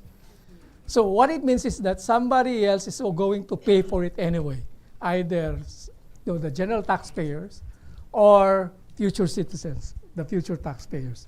So that's why the compulsion to have this as pork barrel, to have it now, under my term, is very strong. It's localized and somebody else is going to pay for it. So I don't know whether democracy can answer that. What kind of I think it happens even in the in Western democratic societies, the compulsion to have a pork barrel because of that feature of the infrastructure is very strong.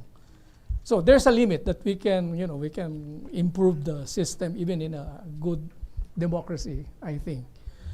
But in the Philippines, now I'm in government. How do I handle political pressures? And there are a lot. And they're coming basically from two sides. This is going to be a long, a long story. Two sides. The politicians themselves, especially during the budget process. Ellie and I here sit together during the budget process. We're always approached on the side by politicians, by members of Congress, following up, quote unquote, on their projects that are supposedly either in the PPP for funding or support, or in the ICC.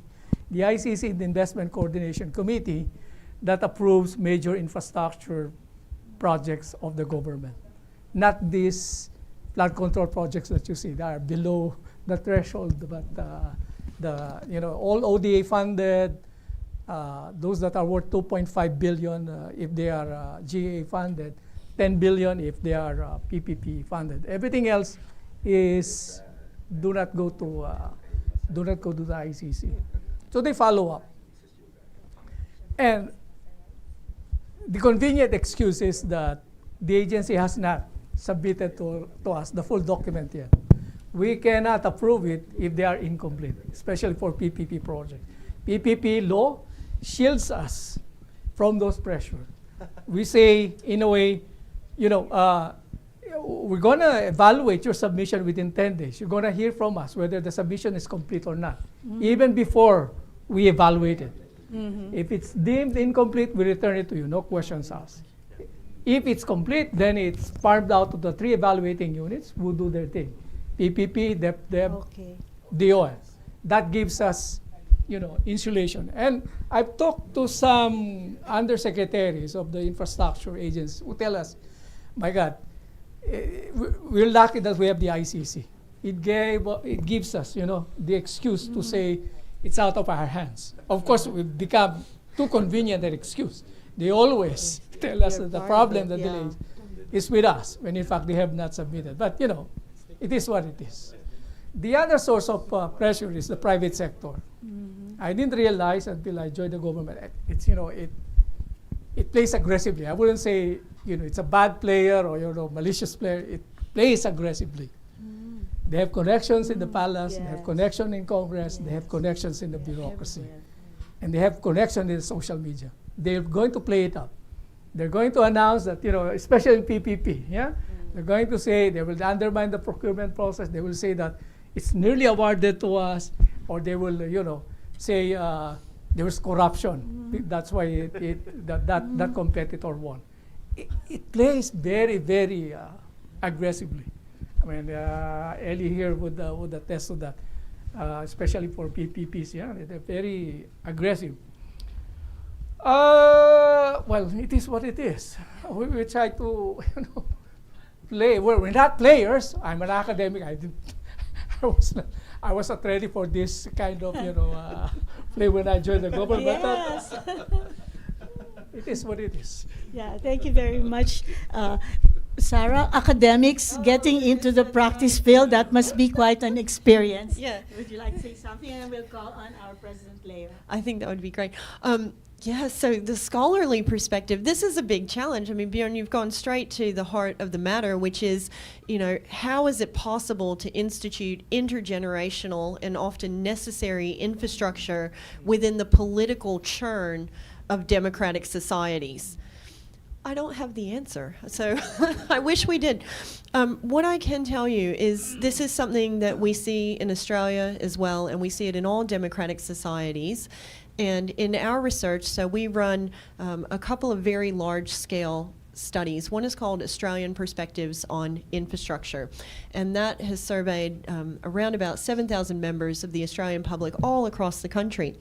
And what that research shows is that 74% of Australian citizens say that once a project is politicized, so it's announced by a minister, it's the PPP, it's the pork barrel, 74% of Australians say that once a project is politicized, they do not believe that they will receive genuine engagement about that project.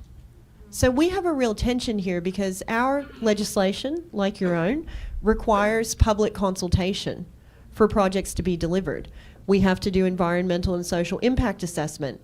But when projects are politicized, the public believes that that engagement isn't genuine. So we've got politicization, we then have loss of social trust, and this is even where the projects might be something that people want. And we also face a new and emerging challenge. So Joseph, you mentioned the local benefit that often comes from projects. We have a new, relatively new sector that's changing that relationship, the renewable energy sector. Many of the communities around the world, it's true in Australia, and I'm sure it's true in the Philippines, many of the communities who will host the vast majority of the renewable energy infrastructure required for the green energy transition will not necessarily be the ones to receive the electricity. Now, what do I mean by that? In Australia, in our regional and rural communities, and the vast majority of Australia's renewable energy infrastructure is being built on custodial indigenous lands. Those communities are hosting the big transmission lines and the solar farms and the wind farms, but the electricity that's generated there will largely go to our capital cities. And so communities as well are starting to say, how is this going to deliver local benefit for me? So the politics again becomes even more challenging because we have a real challenge to say, well, you're assisting our collective benefit. But if people aren't seeing the local results, that's a big challenge. So lots of things to think about. I'd love to hear more questions. I'll stop there. Yeah, all right. Yes. Can we have enlightened politicians? Dr. Croft, how about our political dynasty proposals for the law and have enlightened politicians more than a wish than a reality. May I pass on the Yeah. mic to Dr. Leo, and Yeah. then we have another In- two hands over at the end. Ma'am, I'll get to this is you, and an another one over there. interesting discussion. But you see, when you talk of politics, the one you see are manageable. The unmanageable ones are the ones illustrated by Yusek Capono, the yellow one, the one you cannot see, the hands that are working behind the scene. Those are the things that are not easy to manage in politics, because you can see the people, the operators you can see, you can deal with them, but those working behind, manipulating things, they're not easy to manage. So, the only way probably we can do is if we in the Philippines, for example, now, if we increase transparency of processes, whistleblower rewards, etc. Those things they may help. I'm not in the policy area. I used to be in the agriculture sector, but I have experienced a lot of these things in the department where I used to work, and I've been a victim also of that manipulation. Yes. Well, by experience, Dr. Leo is. But would you like to respond, or I'll call the lady at the back? So I'll share something before I forget. Well, with regards to the yellow ones, right? You probably know that there is the Private Sector Advisory Council that the current administration put together, where the big Taipan, big conglomerates are organized into an advisory group formally by the president. So there are two views about it. One is that we know in a country like the Philippines, influence peddling by the conglomerates is always going to happen. So wouldn't you rather organize them openly, where the cabinets may be invited to those meetings to offer alternative opinions, so forth and so on. Platform. Wouldn't you rather have that? So there was I was talking to one colleague who said, isn't that a bad thing? You're, institutionalizing influence peddling as it is. But yeah, institutionalized but transparent. Okay. That, I think I'll take the view that we'll not be able to avoid this anyway. Yeah, you might as well manage it. Manage it. So provide the platforms for transparency. Ma'am, may I call on you? There's a microphone over at the end.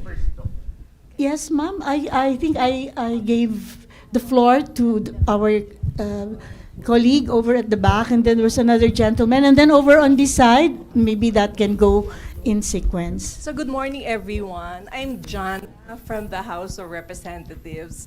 And all these talks about projects sneaking their way and finding their way into the final GAA. So I'd like to backtrack a bit. A few months back, just before the elections, the Secretariat of the House of Representatives did a series of sessions, and the objective was we wanted to come up with priority legislative measures for recommendation to be taken up at the 20th Congress. And interestingly, in one of the sessions that we had which had as guests the secretary from the Department of Public Works and Highways, one of the recommendations that was proposed to us to come up with a 30-year infrastructure plan. It was Secretary Bunoan who suggested that. But in the final scheme of things, when you go over the LEDAC priority measures, and that's like 44 of them, and the common legislative agenda between the House and the Senate, it's nowhere there. But talking about the projects that find their way into the final GAA, I'd like to toss that proposal of having a 30-year infrastructure plan. And I know, for example, that in a country like the Philippines, where projects are associated with previous administrations and they get scrapped in the succeeding one, and we know that a long-term infrastructure list would provide a stable and transparent project list. It would strengthen technical planning instead of political influence. It would enable better procurement systems like digital bidding systems, for example, and would allow for long-term anti-corruption mechanisms. So, to the panel over there, can you just dissect that proposal? Thanks so much. Okay, it's me again. Yeah, I think the short answer is that at that point we're not ready. DepDev has a new charter, and one of the things that is mentioned as one of our deliverables in the charter is that we will develop the consolidated infrastructure master plan. Consolidated. It's not solely focused on roads and bridges, Okay. but a lot of things. Okay, yeah. So we cannot have a 30-year master plan for roads alone. And it has to be a consolidated. So we're just starting the consolidation of all these master plans. And juxtaposed it to our 30-year development plans as well. You cannot just develop the physical aspect without the other aspects. By next year, we should be ready with that. It's not going to be legislated yet, but a plan that maybe turn into a law later. Yes. So the short answer is that when that was proposed, it was just an idea, but we were not ready. You once you commit it to a law, my favorite expression is that legislating a law is one of those things that you have to do very carefully, because when you commit a mistake, it's very hard to undo, especially here in the Philippines. Yes, thank you very much, Professor Ma'am, quick. Joseph. I think the question to our colleague from Congress, what was the response of the congressman? What was the reaction to that proposal of a long-term legislated list of projects? And why did it didn't progress in there? Are they responsive to that? Jana, if you may want to give a little bit of feedback there. What was the response of the people in the House of Representatives, the elected officials there?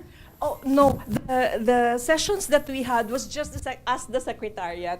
So we came up with a book that sort of lists the priority measures from the secretariat's point of view. And when the new leadership in the House came in, we actually proposed it. But of course, when you do the LEDAC priority measures, it's both executive and legislative, and a lot of issues get in the way. So what are the concerns of the people? Is it populist? So things like that come in the way. But the proposal that we had was purely a technical exercise, getting the inputs. NEDA was there. Just about all the agencies, we consulted everyone. So I think the issue is, would you need legislation to do that for the 30-year plan? Yeah, Jen, I think our colleagues over here are nodding to say yes, and I think one of the challenges, though, with getting the legislation up, so 30-year plan and a master plan, these are very good ideas because they start to move away from that project-by-project to place-based approaches. Things that I would recommend based on what we see other places, very early and widespread engagement of the Filipino community. So it's not just about the technical projects, it's about that interlinkage with the Sustainable Development Plan and also communities' future visions for what they want their communities to be like in the future. So this is critical. The other big challenge goes exactly to Bjorn's first question in this forum, is how do you develop a plan, even if legislated, that doesn't itself become politicized? And that, I think, is going to be the big challenge for this. But it's a good movement in theory because it does start to push us into that place-based approach. And those types of approaches are more sustainable and they tend to deliver better societal outcomes. So good luck. Thank you. Thank you very much, Sarah, and for saying good luck to the Philippines.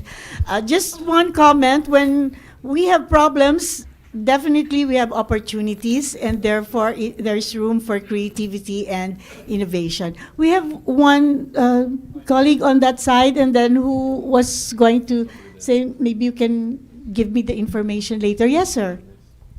Please give us your name. Young generation. Welcome. Good afternoon, everyone. I am Kobe, a research associate from UPNC PAG and a youth leader from an NGO, Good Gov PH. So we're talking about the infrastructures and the government, and now I would like to go back to our people. Now, jumping off with the discussion on social components, I would like to ask our colleagues in the government, now, how is the social components of our major infrastructure projects or major projects in the government? And the second question is, what do we need to ensure and strengthen that we that we secure the social components and we mitigate social risks? And lastly, how can we mainstream, popularize, or foster encouragement for our stakeholders to take investments in having or to prioritize the social components of our government projects? Yeah, thank you very much for your question. I think that's also recognizing the inputs of Ross and Sarah here, that we should have social risk assessment and we should consider social determinants. So now it's the Philippines' turn to answer that question. Are we infusing that now? Sure. Well, as I've said earlier, there are two types of projects as far as the government is concerned.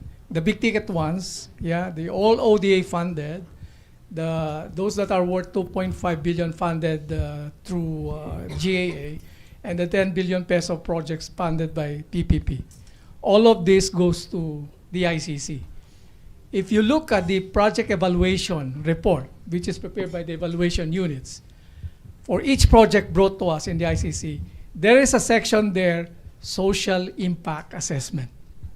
So it's not just purely the technical or economic viability, but also the social acceptability, and in fact, also environmental impact assessment of that project. So that aspect, I think, is covered. The problem is those that do not go to the ICC. The assumption is that the proponent agencies have done this. Yeah. There is a presumption of regularity, but obviously, it should be presumption of irregularity. But that's how it is, yeah, right now. So we have a lot of things to do. Yeah. But I'm telling you, there are just two types. The social aspect are okay. Yeah. When It's the included. We have the social impact assessment. It's just that there are situations and projects that come within the radar and the others that go around it that you are not able to spot. Maybe drones or satellites can enter the invisible area and make that visible. So, sorry, Ellie, Very maybe quickly, your the last question is, point. how can social engagement participation, at least in the PPPs under the law, at every stage, project development, review and approvals, procurement, and implementation, there are, as I showed in my slides, platforms where other stakeholders, aside from the governments, can participate, provide input, etc. The challenge, though, is ensuring that we're getting all of them, ensuring that we're getting the correct NGOs, ACSOs, etc. Because in real life, we can have consultations and all, and then when the project is done, everyone presumably have participated. A lot of things, a lot of groups also come up and raise many other things.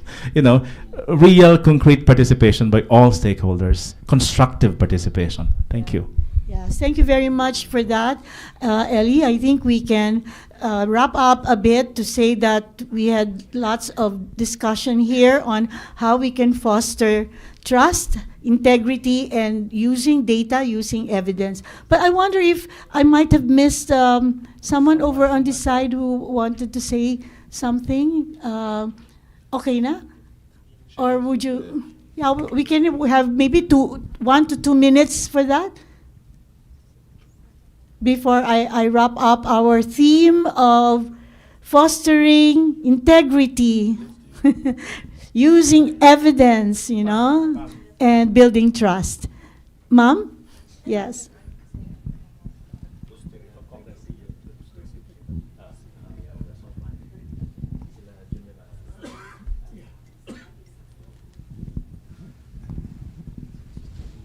Yes, Ma'am?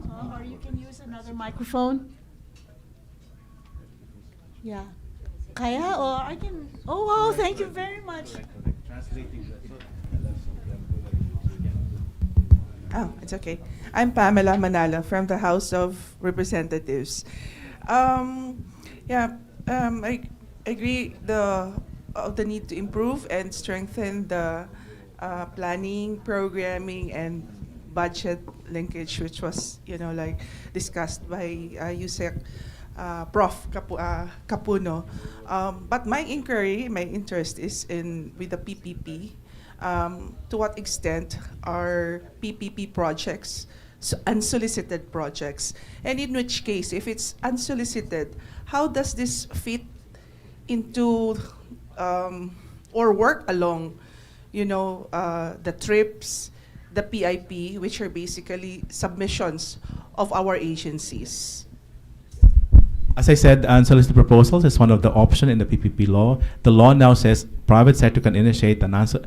How the agencies review and accept, one of the things they look at is alignment of the proposal with their plans, with their priorities, with the regional development framework, for example.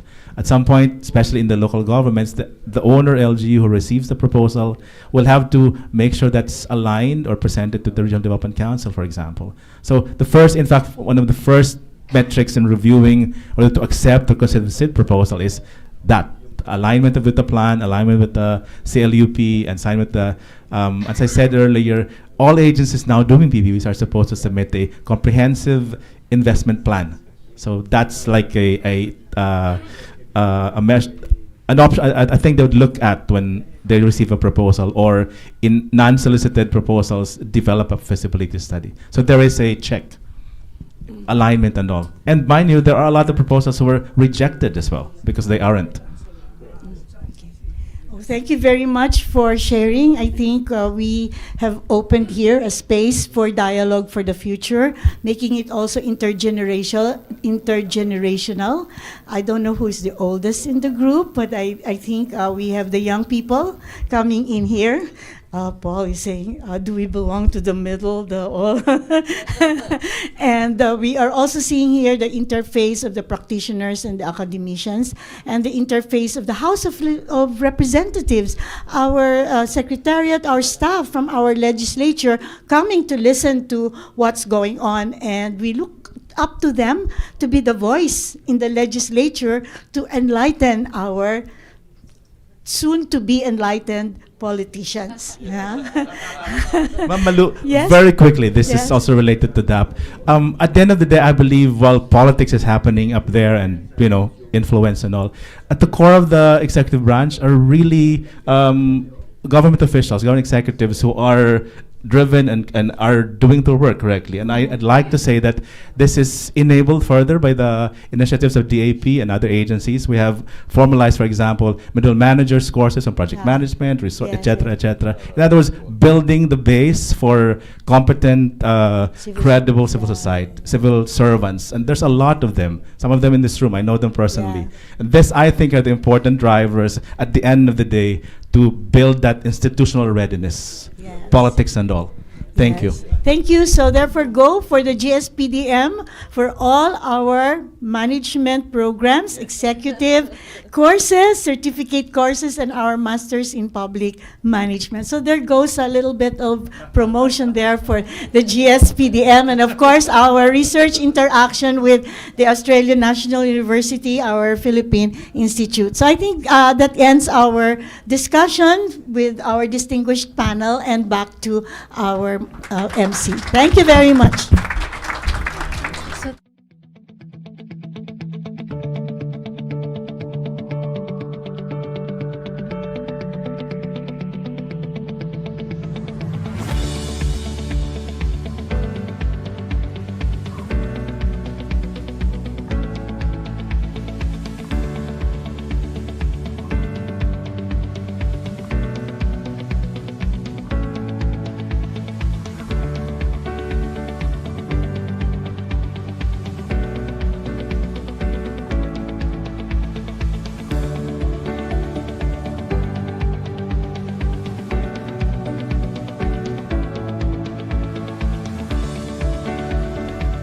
Appreciation to our Session 1 moderator, Professor Maria Lourdes G. Rebolida, and plaques of appreciation to our Session 1 speakers, Undersecretary Joseph J. Capuno, Mr. Ross Butler, Professor Sarah Bice, and Assistant Secretary Eleazar E. Ricote. Allow me to read the content of the certificate and the plaques of appreciation. We will take a photo opportunity with our photographer as I read. Let us capture this moment with the help of our photographer.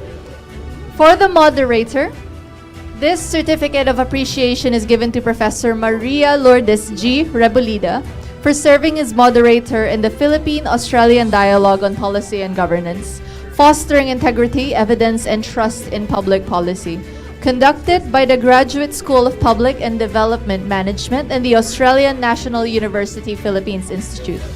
Given this 27th day of November 2025 at the Discovery Suites, Manila, Philippines. Signed by DAP President Dr. Leocadio S. Sebastian, GSPDM Dean Dr. Lizan E. Perante Calina, and ANU Philippines Institute Director Dr. Bjorn Dressel.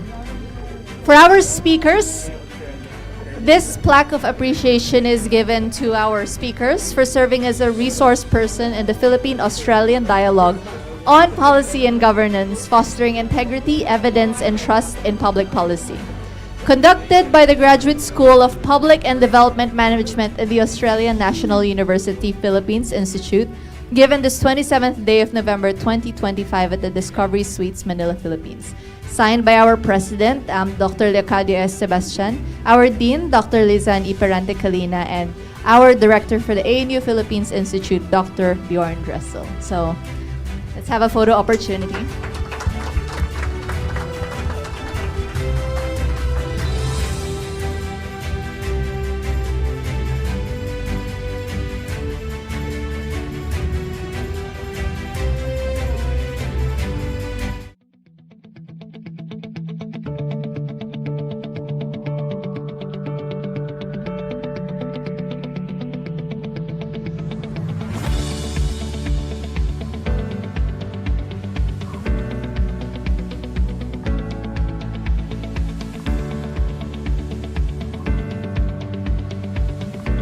Second session on social policy, another really exciting and engaging discussion in an hour from now.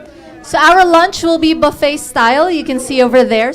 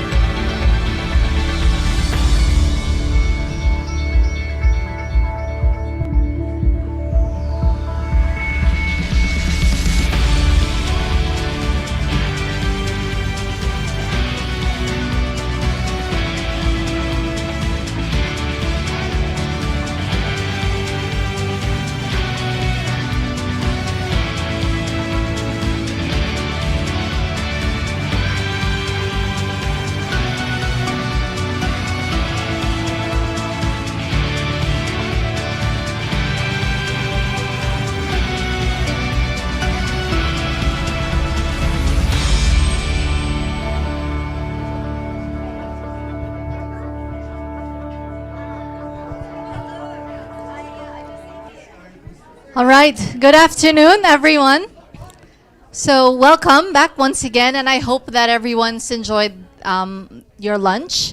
And I also hope that lunch has fueled you for our next session and that it won't make you sleepy at this point. But we will be moving on to a really another exciting portion of our dialogue today, which will be on the topic of designing resilient social policies. So this session that we have now explores how mature and emerging welfare systems balance benefit adequacy with fiscal sustainability and social inclusion, emphasizing design choices under resource constraints. So I will be introducing our moderator for today, and we move on to our second session with a moderator whose distinguished leadership in Philippine higher education and environmental governance spans decades. Professor Emeritus Ben S. Malayang III is Professor Emeritus at Silliman University, where he served as president for 12 years from 2006 to 2018, making him the longest-serving Filipino president in the university's history. Under his administration, Silliman earned recognition among the top 6 universities in the Philippines and was ranked among Asia's top 350 universities by Corelli-Simmons. Dr. Malayang successfully guided the institution through significant infrastructure development, strengthened international linkages, and ensured fiscal sustainability while implementing the K+12 education reform program. Before assuming the presidency, he was full professor and dean of the School of Environmental Science and Management at the University of the Philippines, Los Baños.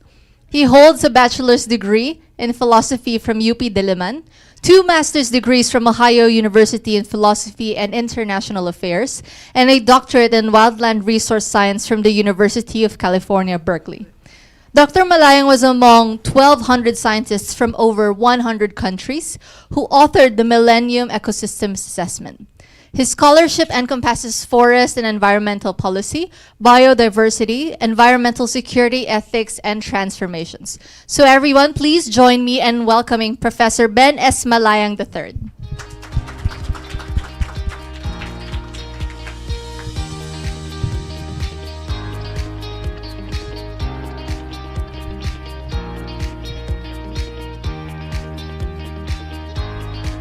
Good afternoon. The Philippines and Australia share many different some have policy concerns that relate on human and societal well-being. While we say that no one should be left behind, the fact is that many are left behind, and the Philippines and Australia tries to tackle those who are left behind, making sure that the cost of development will not be that much on them. Our panel will address these issues today about the human well-being and in relation to societal well-being. So we will share their thoughts on this. Let me begin with our first speaker. Dr. Charlotte Justine Diokno Sikat, our first speaker, brings exceptional expertise in public sector economics and multilateral development banking. Dr. Charlotte Justine Diokno Sikat serves as Executive Director on the Board of Directors of the Asian Development Bank, representing the Philippines, Kazakhstan, Maldives, Marshall Islands, Mongolia, Pakistan, and Timor-Leste. In this capacity, she serves as Chair of the Development Effectiveness and Ethics Committees. Before joining ADB, Dr. Diokno Sikat was a research fellow at the Philippines Institute for Development Studies. It's the government's premier policy think tank. She holds a doctorate in business administration and completed candidacy for a doctorate in economics, along with a Master of Science in Management and both master's and bachelor's degrees in economics, all from the University of the Philippines in Diliman. Her academic and professional work has concentrated on public sector economics, political economy, fiscal and monetary policy, and development economics. As a former professor at UP Diliman, she taught courses in these areas and has served as an international consultant on public expenditures and financial management at both national and local government levels. Dr. Diokno Sikat's deep understanding of how social policies are financed and governed in resource-constrained environments makes her insights particularly valuable for today's discussion on innovative social policy design. Please join me in welcoming Dr. Charlotte Justine Diokno Sikat. Thank you very much, Dr. Ben. Thank you very much for inviting me here. I'd like to thank ANU, Philippines Institute. I had the pleasure of giving a lecture there last July on my work on decentralization. Maraming salamat po. It's nice to see old friends, not with respect to age, and also new ones around.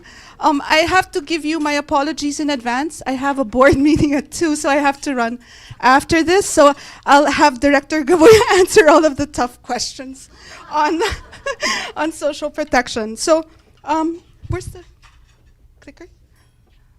Yeah, so I'm going to be speaking about, I've been tasked to talk about the theory behind social protection, but I don't want to go too technical with regards to this.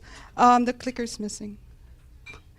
So there. So what is the rationale? So I'll just go briefly on this, and then I'll share with you the overall social protection system in the Philippines. I wrote a research paper series, and it can be downloaded at the Philippine Institute for Development Studies website regarding this. So what's the rationale really for any government program? It's to address either market failures, and assuming these programs do help make the markets efficient, it's also to address development gaps. But because you design a policy, it doesn't always ensure that it is equitably beneficial to all of those in society. So welfare programs specifically target those who are poor. They differ from social insurance systems, which involve paid premiums, but are increasingly grouped under broader social protection frameworks. Now, poverty is multidimensional as we know it, and it's more than just income poverty. We recognize the value of food poverty, so we'll be talking about the food voucher program in the Philippines that ADB is looking at, and these all supposed to help the productivity of the Filipinos. Now, if you take a look at the overview of the Philippine social protection system, there are 4 different pillars. There are 4 different groups of social welfare programs. So we would have labor market interventions here. These would enhance opportunities and protect workers. We also have social welfare programs. These provide minimum basic needs of poor, reduce risks associated with unemployment, resettlement, illness, disability, old age, and loss of family care. We also have social safety nets. These are urgent responses that address the effects of economic shocks, disasters, and calamities on specific vulnerable groups, provide relief and transition. And last would be social insurance, and these are contributory programs that mitigate income risks by pooling resources and spreading risks across time and income classes. Now, in the case of the Philippines, we have 2 general kinds. We have one for the private sector, one for the public sector. The private sector would be SSS. If you're in the public sector, it would be GSIS, as we call it. Now, what I'd like to share with you today, because if you've read the concept note, it was looking at, how to better design these policies. And we have been doing this, social protection policies, especially because we ramped up our targeting. So since 2008, we had what you call the Conditional Cash Transfer Program. It was piloted in 2008, the Pantawid Pamilyang Pilipino program, which is the 4 Ps. And I know Director Gemma will talk about this later. But we maintain a national socioeconomic registry, which is called the Listahanan. For the benefit of those who are not Filipino, list is, list, but tahanan means home. So it represents a family. So that's Listahanan, which identifies poor and vulnerable households through nationwide house-to-house surveys. Right now, we are on the 3rd round of the Listahanan, and it has covered 15.5 million households, making it one of the largest social registries in developing Asia. The Pantawid Pamilyang Pilipino program, or the 4 Ps, is the country's flagship conditional cash transfer program. It uses Listahanan as its targeting database. ensuring objectivity and minimizing political interference. Although no targeting system is perfect, it's based on proxy means test-based targeting is internationally recognized as transparent and data-driven approach and reduces subjectivity and patronage. Now here I'm just going to provide some evidence, and maybe if my slides could be shared, that's fine with me, so that I don't have to dwell much on it. But what I'd like to highlight here would be the study of my former institute, Philippine Institute for Development Studies, which verified recently that 9 out of 10 4-piece beneficiaries belong to the poorest half of all Filipino households. So this deals really with targeting. Are you sure that you're getting transfers to the right people? This shows that the program is effectively reaching its intended population. The same study found that data such as names, addresses, and birth dates are 99% accurate. So there has been good vetting. You have to understand that the Listahanan 3 was, they were doing it during and then COVID happened. So I think they held back on the release, although Director Gemma could say more about this perhaps.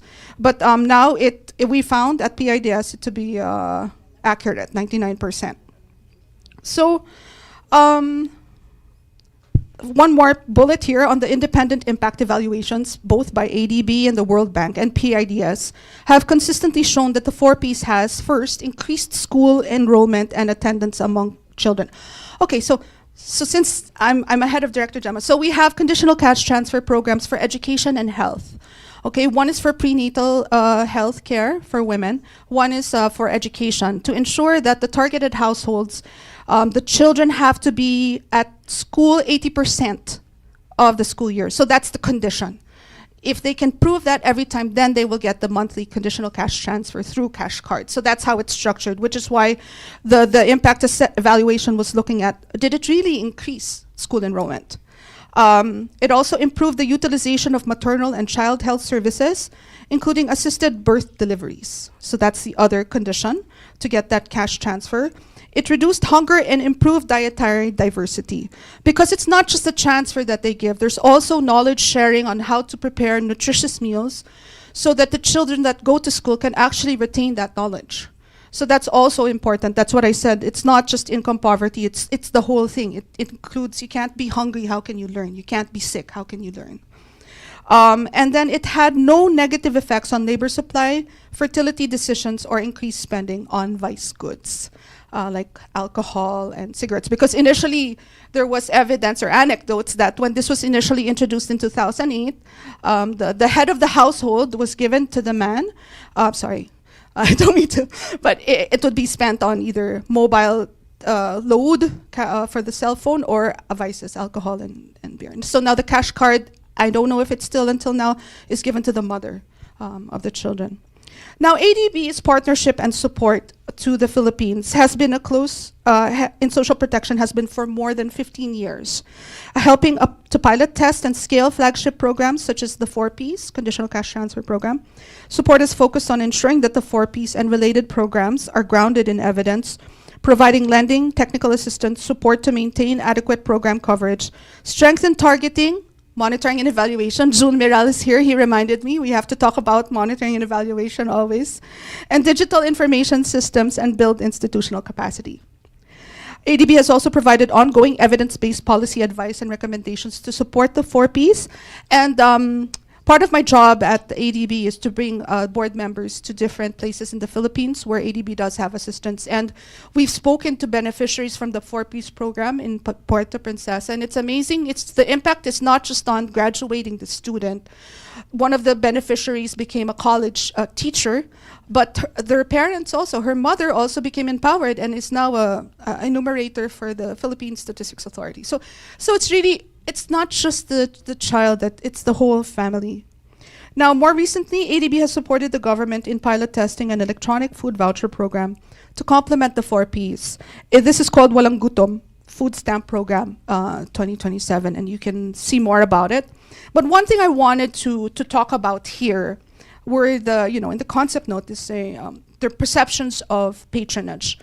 With respect to national government programs, so there are two levels, well, there are several levels of government here, but we have a decentralized form of government, not quite the federalist form of Australia, but we have provinces, local governments that can have their own social protection programs within their own local governments. I'm talking now about the national programs and the country's core national social protection program, including 4Ps, the Walang Gutom program, the Sustainable Livelihoods program, are centrally managed by the DSWD, Department of Social Welfare and Development, using listahanan as a standardized national targeting database. So that's the assurance there, at least at the national level. And we have had impact evaluations and assessments showing in fact this. Now, these national programs operate independently of local political structures and programs also of social welfare at the local level.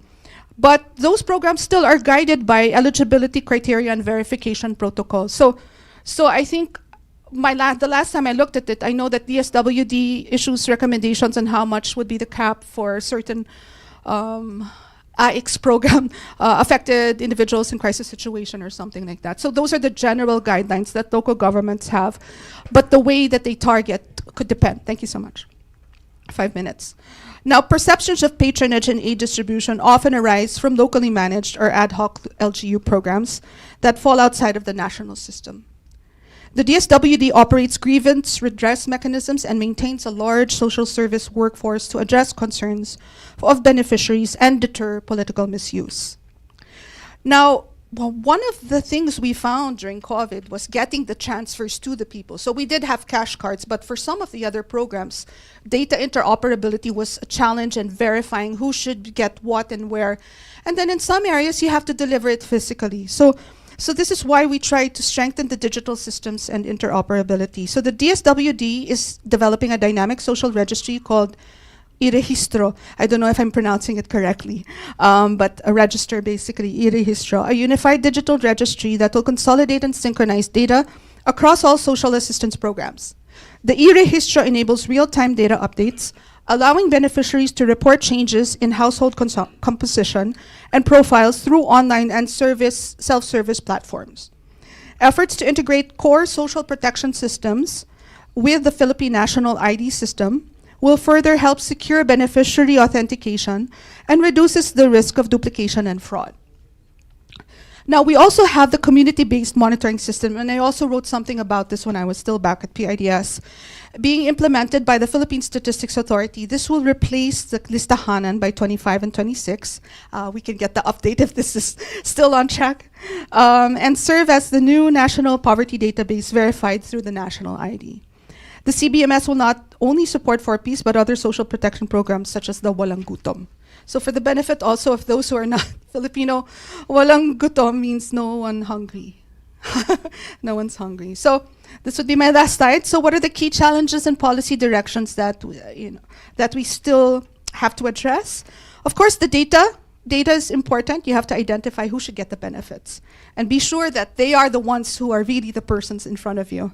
Or maybe not in front of you, maybe digitally online claiming. Now, rapidly changing household circumstances underline the need for continuous registry updates to maintain targeting accuracy. Economic inclusion support. There's a growing policy focus on helping 4Ps households transition out of poverty with livelihood and case management programs to prevent them from slipping back into poverty. Benefit adequacy, and I know that this will be talked about a bit more later on by my fellow panelists. Benefit amounts under flagship programs such as the 4Ps and Walang Gutom need to be reviewed regularly to have a meaningful impact on lives of the poor and achieve intended outcomes. In the past, these have not been regularly adjusted. The government has provided emergency support to families in the wake of crises such as COVID and other climate hazards, but these are usually one-off transfers. Although I know that the transfers for the 4Ps has increased considerably since it was first introduced in the Philippines. Now, data interoperability, this is very important. Technical and legal barriers to interagency data sharing need to be addressed to create a whole-of-government social protection ecosystem. And finally, adaptive social protection. As climate and economic shocks intensify, digital integration across registries, payments, and early warning systems is key to building resilience and faster response capacity. So thank you very much. Thank you.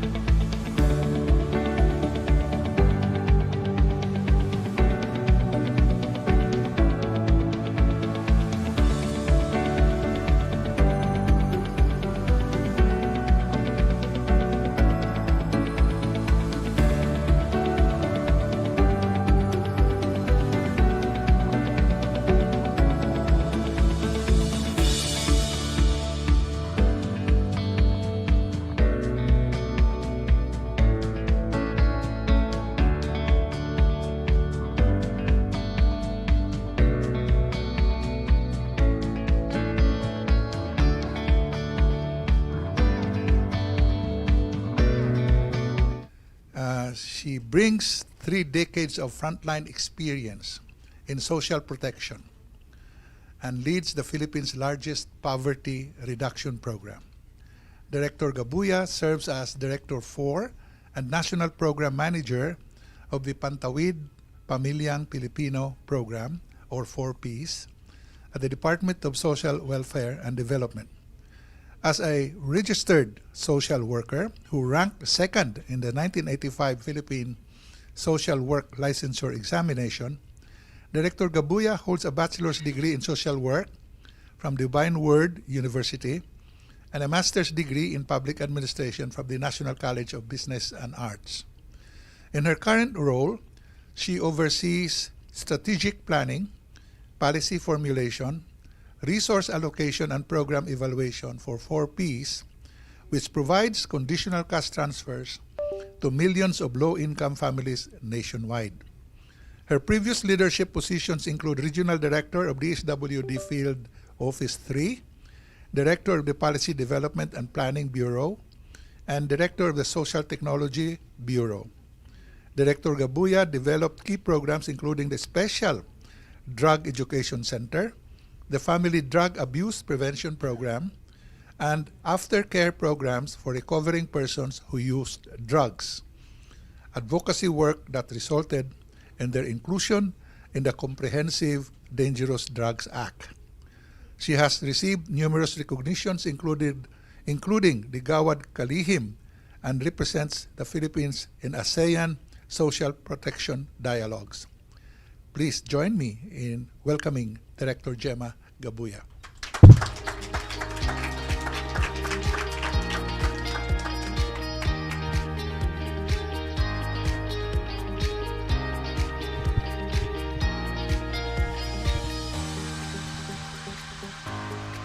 Thank you very much, sir, for that very kind introduction. Of course, good afternoon, everyone. So it is an honor to join this dialogue to present to you the Philippine government flagship program on poverty reduction. Likewise, to share with you our experience in building a resilient social policy. Today, I'd like to frame our discussion around a simple but powerful idea. 4Ps started as a conditional cash transfer program, but over the years, after 17 years, it has evolved into a full human capital and social empowerment system. The heart of our work is not the cash grants themselves, but the developmental pathway that families journey through, a pathway built on education, health, behavioral change, and sustained case management. And this is important for our session today because resilience is not produced by cash alone. Resilience is built through human capital investments, the right behavioral nudges through conditionalities, and consistent support and coaching through social case management. These are the design choices that shape how 4Ps works in practice. As practitioners, we understand that program design determines program impact, the way we target households, the conditions we set, the adequacy of support we provide, and the transfer mechanisms we build. All of these influence how families move from vulnerability toward self-sufficiency.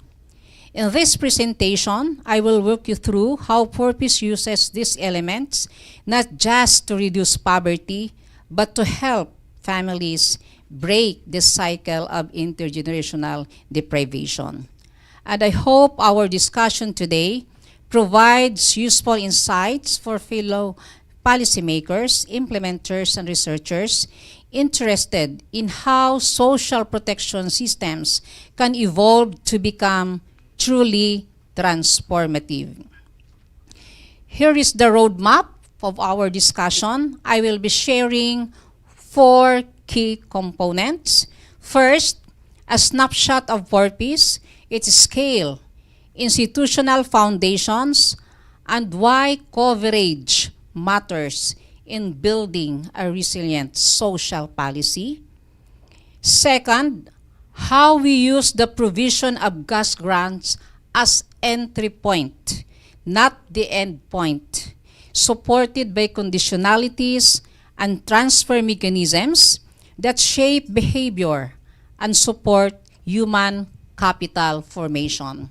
Third, I will walk you through what lies beyond the grants, the strengths of 4Ps in designing for capability building, empowerment, and family resilience through systems like the family development sessions and social case management. And fourth, I will present evidence and impacts, including graduation outcomes, human development indicators, and lessons from our impact evaluation. The structure reflects the core design of the program, that resilience is built through human capital, behavioral change, and sustained case management, not just cash assistance. And by going through these 4 areas, I hope to illustrate the practical design and implementation choices that allow a CCT program to evolve into a long-term capability building system. Let me begin with a snapshot of what 4Ps likes today. First, 4Ps is institutionalized under Republic Act 11310, which formally designates it as the Philippines National Poverty and Reduction Strategy. This was passed in 2019. This legal foundation ensures consistency, stability, and protection across political cycles, a critical feature of any resilient social policy. We currently serve 3,308,3248 active households, covering 41,591 barangays. This is almost 99%, of barangays in the whole country, across all cities and municipalities in 82 provinces nationwide. So we were able to reach the whole provinces in the Philippines. So 4Ps is present in all provinces in the country. The breadth of the coverage is not incidental. It is a deliberate design choice to reach children and families who face the highest barriers to human development, particularly those on remote, hazard-prone, and socially, economically marginalized areas. At the center of this scale is an empowerment mechanism driven by social case management. This has been mentioned by Dr. Justin a while ago, that social case management is a social work language. It's really our problem-solving mechanism through the strong engagement of the social worker and the households through home visits, school visits, attendance to family development sessions, attendance to youth development sessions as also part of the conditionalities. These components ensure that households do not only comply with conditions, but steadily build the capabilities, confidence, and agency needed to achieve long-term self-sufficiency. Finally, the program's reach is made possible by multi-level stakeholder and interagency partnerships, local government, schools, health facilities, and community structures. We call them as the supply side of the program. The whole of government and whole of community approach is essential because no single agency can build human capital and resilience alone. What this slide emphasizes is that 4Ps is not merely a funding line. It is an ecosystem, and the strength of the ecosystem is what allows households to progress from vulnerability towards resilience. This slide captures the core design features of the program that define 4Ps as a strong and resilient conditional cash transfer program. First, 4Ps is a rights-based, and again, it was institutionalized in 2019 through Republic Act 11310. It is a legislated commitment to protect vulnerable families. A resilient social policy requires permanence and predictability, and our legal foundation ensures exactly that. Second, 4Ps is deliberately child-centered. Every grant, condition, and service is anchored on improving children's education, health, and nutrition. We know from decades of global evidence that human capital formation in childhood is the strongest predictor of resilience later in life. That is why investments are intentionally consecrated in the early years. Third, the program uses pro-poor, pro-vulnerable targeting. Using a standardized, data-driven targeting system allows us to reach households where risks are highest and where interventions have the greatest long-term returns. Fourth, 4Ps embeds behavioral change mechanism through the 7-year Family Development Sessions Transformative Learning Path. Conditionalities work because they shape daily decisions, attending school, seeking preventive health care, practicing responsible parenting coupled with values on perseverance and hard work. And lastly, at the heart of the program is social case management. Case management transformed from a cash assistance program into a capability building and empowering system. Through a collaborative, family-centered approach, visioning exercise. Once our household is registered at the program, the first session is about family visioning. What do they want? Do they want to stay forever to be poor or not? Or stay out from poverty? This is through our social case management. This is indeed a meaningful engagement, casework conversations, and development of an agreed contract or household intervention plan, we call it. Families are empowered to articulate their aspirations, recognize their strengths, and take ownership of their development journey. So what makes 4Ps truly transformative? We do not only help families comply with conditions, we empower them to unlock their potential, build capabilities, and move from vulnerability to genuine self-sufficiency. Taken together, these design elements demonstrate that, again, 4Ps is not only a cash transfer. The next slide illustrates the evolution that 4Ps household goes through, and it is central to understanding how the program builds resilience and empowerment, not dependency. We begin with cash assistance as an entry point.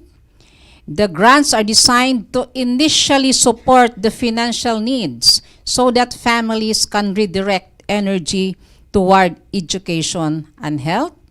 And again, it's really giving the opportunity to the children of poor households to be in school and to be healthy. But the cash is not the end goal. It is the entry point. As families enter the program and begin complying with the conditionalities, capacity building starts immediately. Compliance is not a passive requirement. It is a deliberate design lever that shapes daily habits from day one. Regular school attendance, healthcare, and active participation in family development sessions begin to reshape routines, priorities, and decision-making patterns within the household. And importantly, this capacity building does not happen in isolation. It is simultaneous and purposive. Ongoing compliance, continuous coaching from caseworkers. Over time, these improved behaviors reinforced by case management and local convergence. Parents begin to develop confidence in caregiving, household decision-making, and financial literacy, enabling them to make informed, forward-looking choices for their families. Just as importantly, parent leaders are also organized, mentored, and strengthened. Through their roles in community meetings, peer support, and coordination with program staff, they gain leadership skills, communication abilities, and a deeper sense of responsibility to the agency. Their presence creates a supportive peer environment where families encourage one another, share experiences, and collectively sustain positive behavior. When these capabilities accumulate, households become ready for graduation or exit from the program. Means they are reaching a level of self-sufficiency and resilience where they can maintain progress even without the grants. What this journey shows is that resilience and empowerment is not a single intervention. It is the outcome of a sequence of deliberate design choices. Cash to support basic needs to survive, conditionalities to guide behavior, case management to provide personalized support, and convergence with local services to sustain gains. The slide explains, next slide, the core structure of cost grants, not as an end in themselves, but an entry point again to a broader human capital strategy. First, eligibility. They should be poor or near poor as identified in the recent targeting system. We call it, as mentioned by Dr. is the listahanan, but now we will be using the community-based monitoring system, the CBMS, from the Philippine Statistics Authority. So, poor households with children 0 to 18 years old or pregnant women who are willing to comply with conditionalities. This is an intentional design feature. A data-driven targeting system ensures resources go to with the highest developmental deficits, maximizing long-term impact. Second, the conditions tied to assistance. The grants are contingent to essential behavior, school attendance, regular health checkups, participation in family development sessions, deworming, and other public measures. And for the new grant is the first 1,000 days given to early childhood monitoring.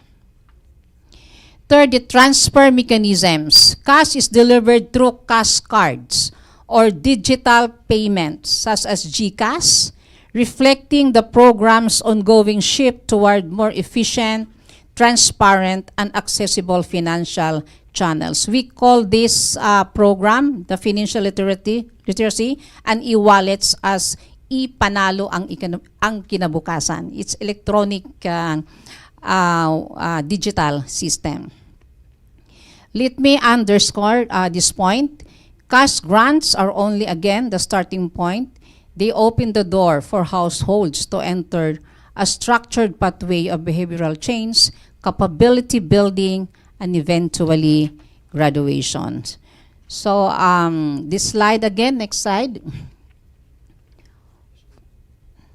Next, okay. Focuses on the adequacy of our cash grants, a central issue in designing resilient social policies.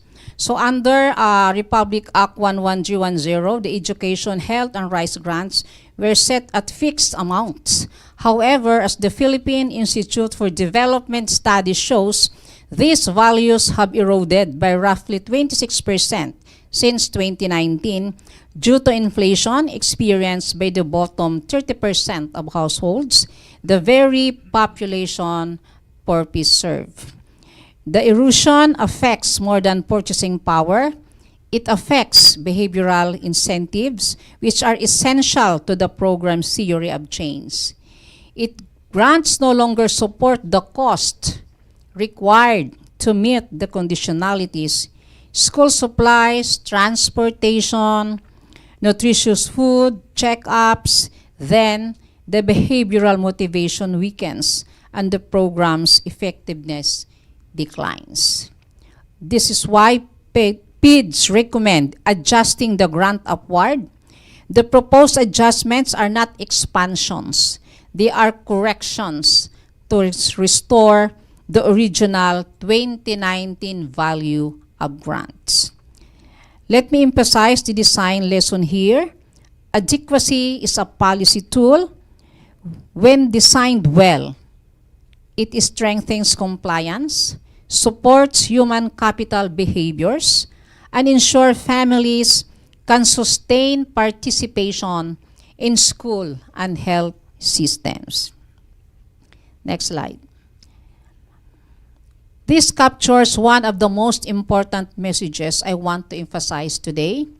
The real strength of 4Ps lies not in the cash itself, but in the behavioral transformation that the program enables. Let me begin with the education-seeking behaviors. Through conditionalities, families ensure their children attend school regularly. They help reduce dropouts, improves motivation, and strengthens learning continuity, all of which are essential building blocks of long-term human capital investment. Next, we have health-seeking behaviors, regular maternal and child checkups, the first 1,000 days interventions, and preventive health practices anchor the program in early childhood development. We know that resilience begins with good health, especially in the most critical developmental window from pregnancy to age 2. The family development sessions then reinforce these gains through responsible parenthood modules, disaster preparedness, positive parenting, financial literacy, among others. Parents acquire knowledge and skills that guide daily decision-making. These sessions are often overlooked, but they are core to strengthening family capability. So in the family development session, we have this scorecard. It's a self-reflection assessment on the part of the household. So it's a validation whether there are really some behavioral change on the part of our household beneficiaries. Let me highlight the design principle here. Conditionalities work because they establish habits. That is what moves households from dependency to self-sufficiency. So while the grants enable participation, it is behavior change that ensures families continue to invest in their children's education and health even beyond the program. So next slide is about the social case management, which we call the heart of the 4Ps transformation. So we consider the heart of 4Ps model, the social case management, again, a problem-solving mechanism. So it is the social services pathway. We use tools We call them the social welfare and development indicators and the vulnerability family risk and vulnerability assessment tools. So the social welfare and development indicators have been used by the Department of Social Welfare and for the past 40 years. So not just in the 4Ps program, but in the other programs of the department. These tools help caseworkers understand a family's strengths, risks, and aspirations, enabling them to design tailored intervention strategies. From this, households are referred.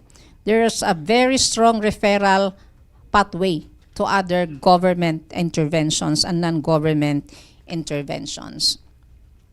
So the key here is that empowerment and resilience grow when families can consistently access and effectively use the services around them, supported by case management that helps them adapt, build capacity, and make informed choices for their future. The second is the graduation framework. Household undergo structured readiness assessments, family development session as they transition out of the program. So there is a strong referral and coordination with the local government units, because during graduation, we turn over the households to the local government, to the mayor or to the local social welfare and development offices for a 1 year aftercare or post-services interventions. The third of the SWIDI assessment, the social welfare and development assess indicator. It is a holistic picture of a household's well-being from survival, subsistence, to self-sufficiency level. This allows intervention to be tailored because resilience does not grow from one intervention, but a combination that responds to the real needs. And fourth is the role of the social worker and community facilitators. So case management is about the caseworker and the household's relationship, the willingness and cooperation of the household to be helped throughout the program. The work ensures that households do not just simply comply with conditions, but develop agency confidence and a sense of control over their future. This slide reflects a crucial design lesson for today's session. Social case management is what transforms a CCT from a cost distribution mechanism into a human development and resilience building system. So, next slide. It's about graduation and evidence of impact. So, this slide brings together the evidence of how 4Ps contributes to long-term human capital resilience and empowerment. Children in 4Ps households show higher school participation and better grade progression, supported by more regular health-seeking behavior and improved child nutrition, especially in early childhood. These gains increase children's chances of pursuing higher education and later becoming productive, contributing members of the society. This is the foundation of breaking intergenerational cycle of poverty. Second, PIDS studies show that the family development session strengthen parents' life skills, financial literacy, parenting practices, and household decision making. Third, the program has made a measurable dent in national poverty. Independent impact evaluations show that 4Ps contributed 1.4 percentage points to poverty reduction in 2013, 1.5% in 2015, and 1.3% in 2017. At the household level, 1.4 household families have already reached self-sufficiency and have graduated from the program. And finally, 4Ps continues to generate significant human development milestones. Over 12.2 million elementary graduates, 4.5 million high school graduates, and 39,000 college graduates, including 1,345 honor graduates. These numbers represent children who now stand a stronger chance of succeeding in adulthood. All these findings reinforce a central point. 4Ps deliver sustained human capital gains because it integrates cash support, behavioral change, and case management. That is why families do not only exit the program, they graduate with capabilities, confidence, and resilience that lasts beyond the grants. So I think this is the last slide. My time is up. Yeah. So this brings together the whole narrative, no, of the 4Ps and points as toward the next challenges that we must collectively address. First, the 4Ps has laid a strong foundation. It equips families with the capabilities, confidence, and opportunities needed to build their futures for their children. By stabilizing routines in education and health, strengthening parenting through family development session and case management, the program has helped millions of households rise from vulnerability toward empowerment and resilience. But as the program succeeds, new development challenges emerge. We now have thousands of 4Ps children completing senior high school every year. These young people have done their part. They stayed in school, they complied, and they graduated. The next step is ensuring that the doors in front of them are not closed. So 4Ps only provides until senior high school.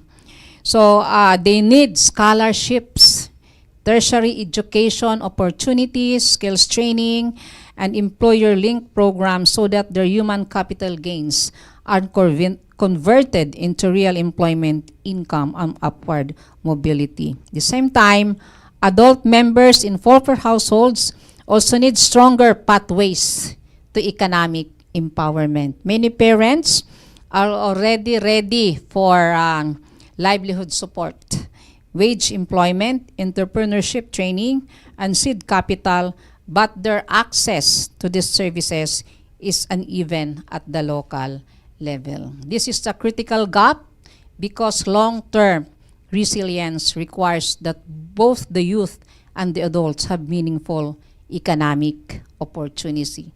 So the challenge before us is clear. If we want 4Ps to continue transforming lives, we must ensure that the human capital gains built inside the program connect to a higher value opportunities outside the program. This is the next developmental leap, linking education and capability building to skills, jobs, and sustainable livelihoods. So that's all. Thank you very much for listening.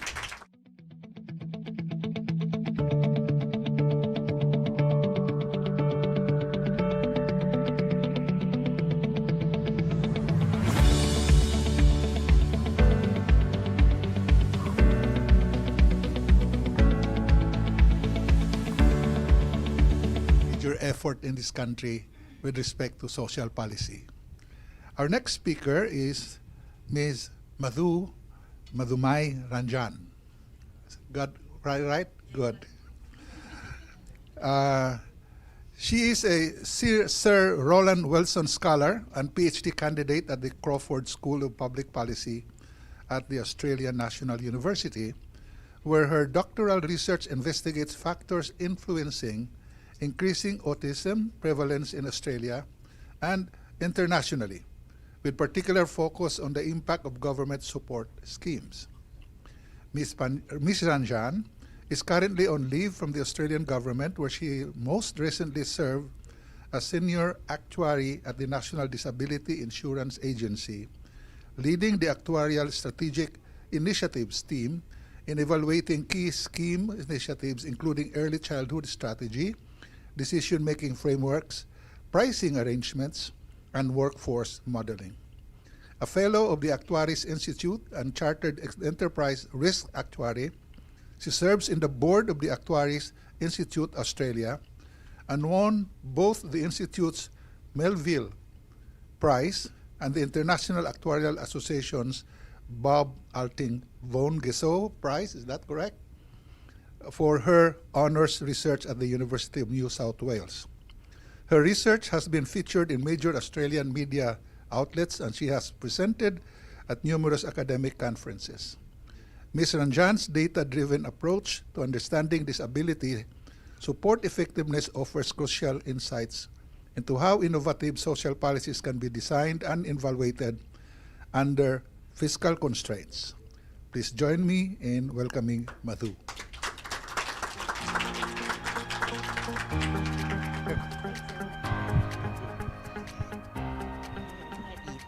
Thank you all. What a pleasure to be here in Manila for this very important dialogue on policy and governance. We've heard today about poverty. We've heard today about education and empowering human capitals in young people. I'm going to take a slightly different tack, and we're going to talk about disability today. So another vulnerable members of the community, but using a slightly different approach.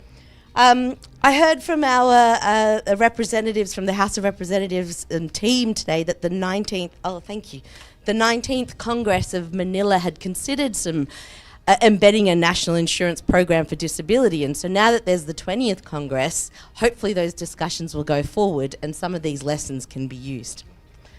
So, actually,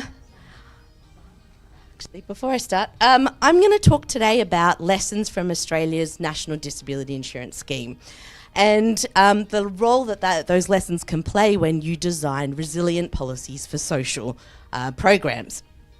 I'm going to have 4 different sections today. I'll start with the global context of disability policy. I'll then move on to specifics of the NDIS as a case study for this. I'll then talk about the policy challenges that we continue to face in Australia, and then finish up with some lessons that have come out of those challenges. So to start with, disability. It's not a health condition. It's something that is with an individual for the whole of their life. It's a permanent impairment that impacts their ability to interact with the society around them.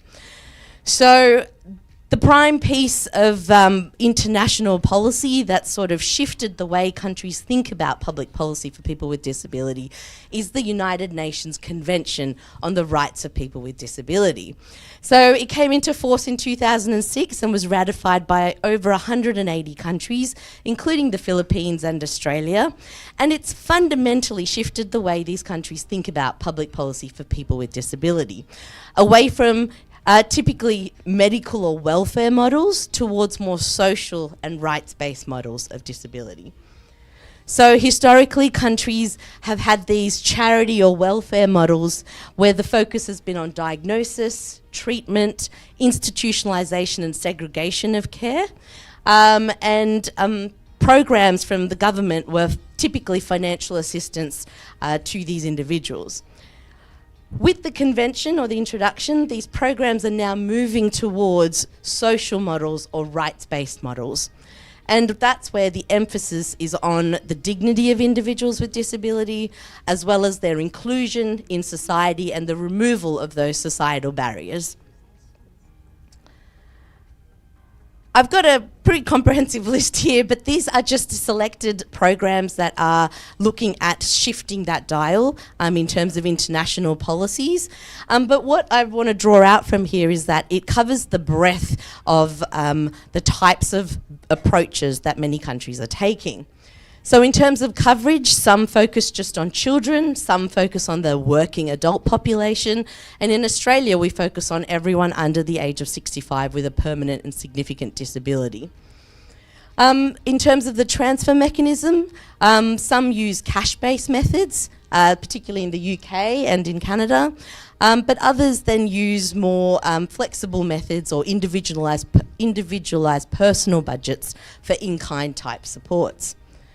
Most of these programs are funded through general taxation, but in Germany you'll see that it's more of a mandatory national social insurance where the contributions are funding these schemes.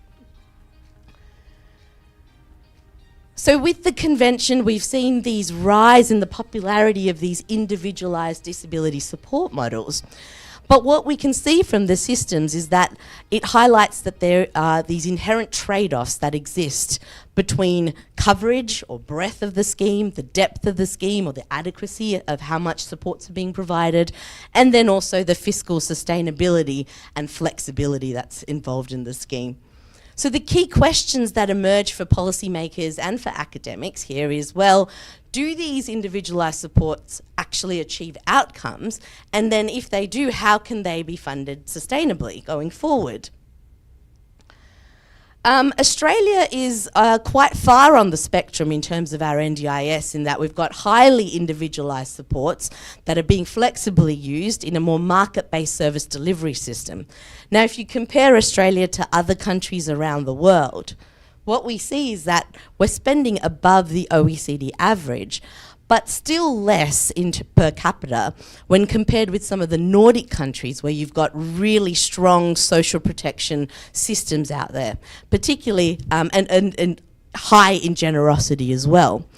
This is an interesting and important context for us to consider. As spending increases, governments are going to be increasingly questioned on what value these schemes are providing, what outcomes are they achieving, and are they sustainable? So I'll go into the specifics of the NDIS as a bit of a background for the audience that's here. The NDIS came out of an inquiry report from 2011 which said that our previous systems were inequitable, they were fragmented and underfunded. And as a result, we now have a national insurance scheme for disability supports that is co- or joint funded by our Commonwealth and our state governments. It's focusing on the individual's rights in a market-based service delivery model. It's actually one of Australia's most ambitious social policy reforms in the last couple of decades, so it's a really important case study.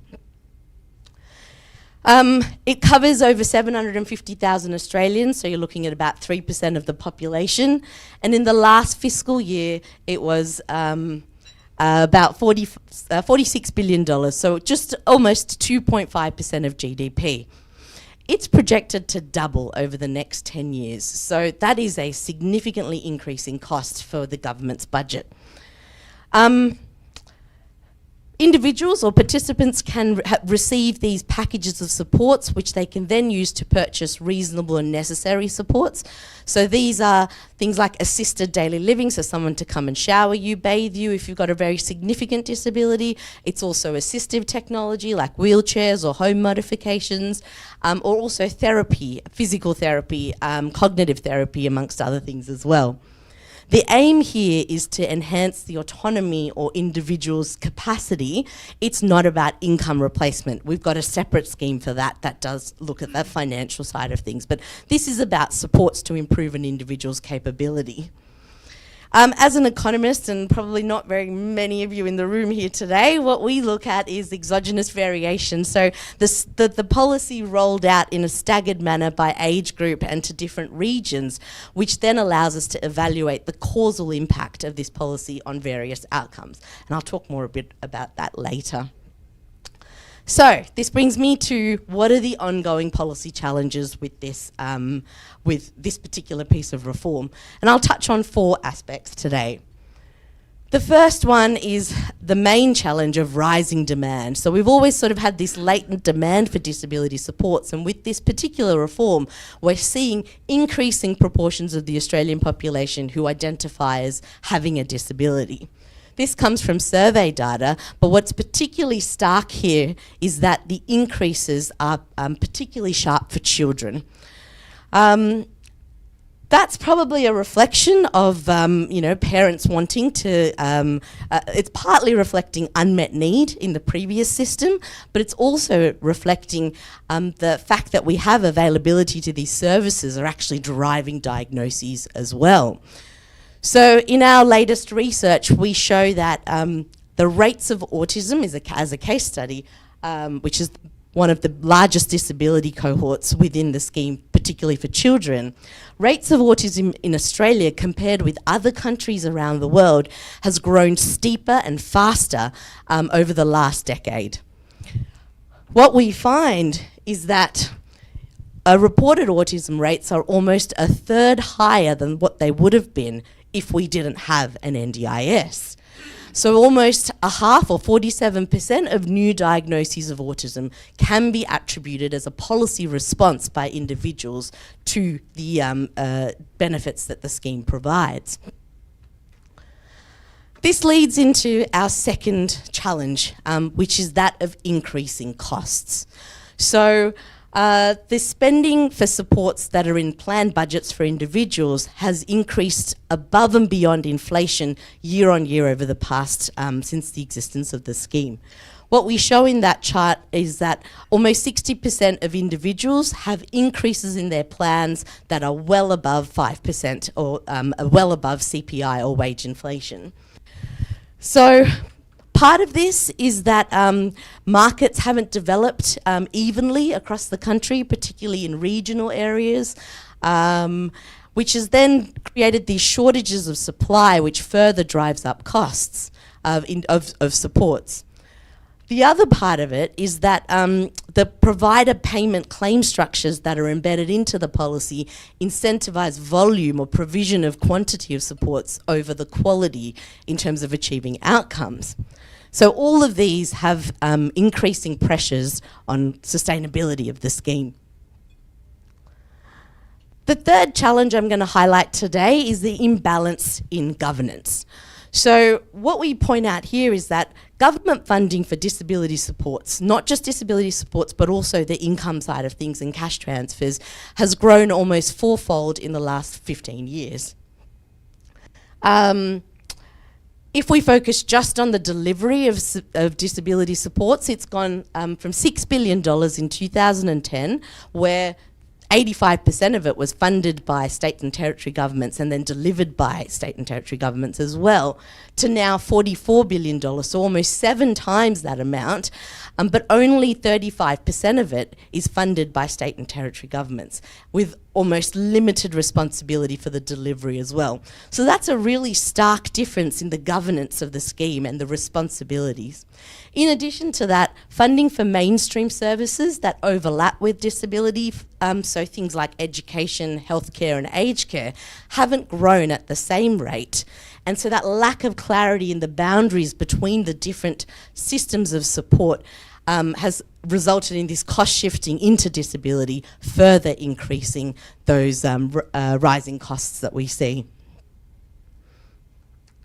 And then final challenge that we face is, that I'm going to talk about today, is the fact that there's mixed evidence or even a lack of evidence on the outcomes that are achieved by individuals who are receiving these supports. So there is some evidence that is pulled together by the agency using a series of surveys to measure individuals' responses to the impact of receiving the supports on participants, families and their carers across 8 different life domains. But the evidence here is descriptive, it's mixed, and it could actually be reflecting broader economic conditions or compositional shifts in who the respondents are, as opposed to capturing the causal effect of receiving the supports on various outcomes. The other thing is that the scheme has only really been in place the whole country since 2020, so only 5 years of operation. So those long-term effects have yet to emerge. Now, in our recent research, we tried to address that gap in causal impact by looking at the employment outcomes of individuals who received the NDIS and their carers as well. And we look at mean income or average income and trends in that. We also look at participation rates and income volatility over time. And what we find is that the NDIS actually boosts employment outcomes for individuals who weren't employed prior to receiving the NDIS. But for those that were employed, it actually significantly reduced income. So that's rather unexpected in some ways, but also shows quite a difference in the population, the responses to the scheme based on what their circumstances are. We then took that information to understand, well, what's the marginal value of every dollar that the government spends on this particular program? So we went for every dollar that the government spends, what's the gains in welfare or utility of the individuals?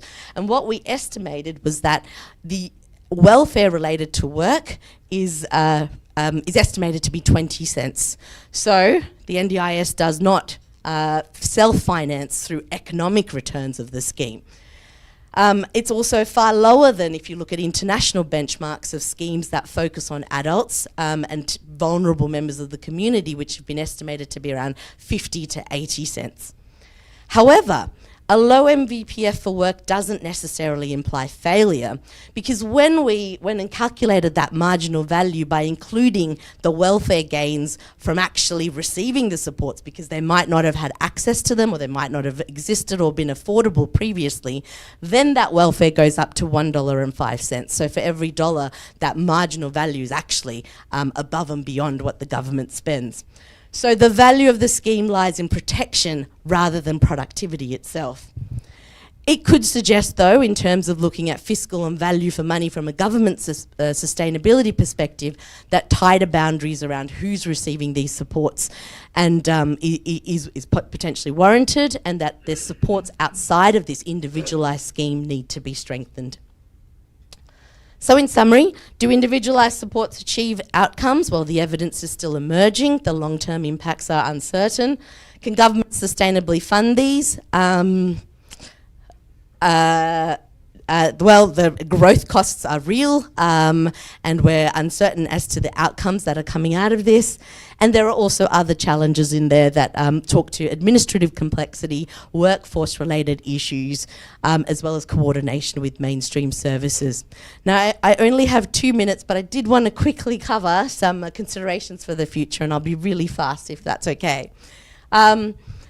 In 2023, we had a review of the scheme, and there were 4 main themes that we're looking at in terms of improving the scheme. And the first one was about embedding foundational supports, or particularly supports for children, in the community and out of that individualised funding model. The second one, it advocates for a simpler model that uses data-driven insights for who gets access to the scheme and how much support they get. It also talks about better integration with mainstream services and a focus on growth targets to ensure financial sustainability. What does this mean for the Philippines? Well, I think there's 3 lessons. The first one is that administrative capacity is very important. Individualised funding can improve outcomes. However, the system itself needs to be well managed. The second lesson is that a hybrid model might be appropriate, particularly for subgroups within the community. So you might have flexible funding models for certain groups, cash and in-kind versus just in-kind or just cash. And the third one is that local governments or local governance is crucial. We spoke about municipalities or provinces delivering supports. They're closer to the individual, and that could actually be more effective in achieving outcomes. And I might stop there. Thank you so much.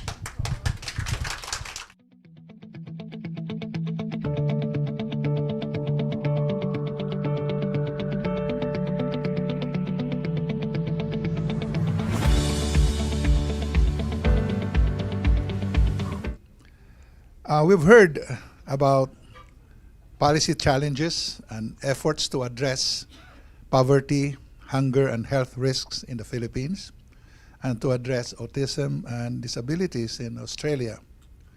Concluding this session, we welcome one of Australia's foremost experts on comparative social security policy.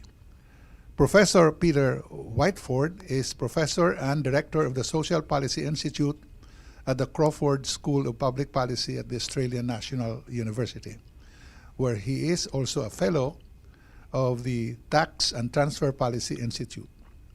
Professor Whiteford is a fellow of the Academy of the Social Sciences in Australia, elected in 2018, and serves as an associate investigator with the ARC Center of Excellence in Population Aging Research and adjunct professor at the Social Policy Research Center at the University of New South Wales. He is internationally recognized for his expertise in comparative social security policies, inequality, and redistribution, having authored more than 100 refereed journal articles, book chapters, and monographs. Between 2000 and 2008, Professor Whiteford worked as principal administrator of the OECD Directorate of Employment, Labor and Social Affairs in Paris, focusing on pension and welfare policies across OECD countries, across also Eastern Europe and China. He has served on expert panels, including the reference group for Australia's Harmer review of the pension system, and participated in the Henry review of Australia's future tax system. His research encompasses child poverty, family policy, pension systems, and comparative welfare states, providing an essential international perspective on designing social policies that achieve equity and sustainability. Please join me in welcoming Professor Peter Whiteford.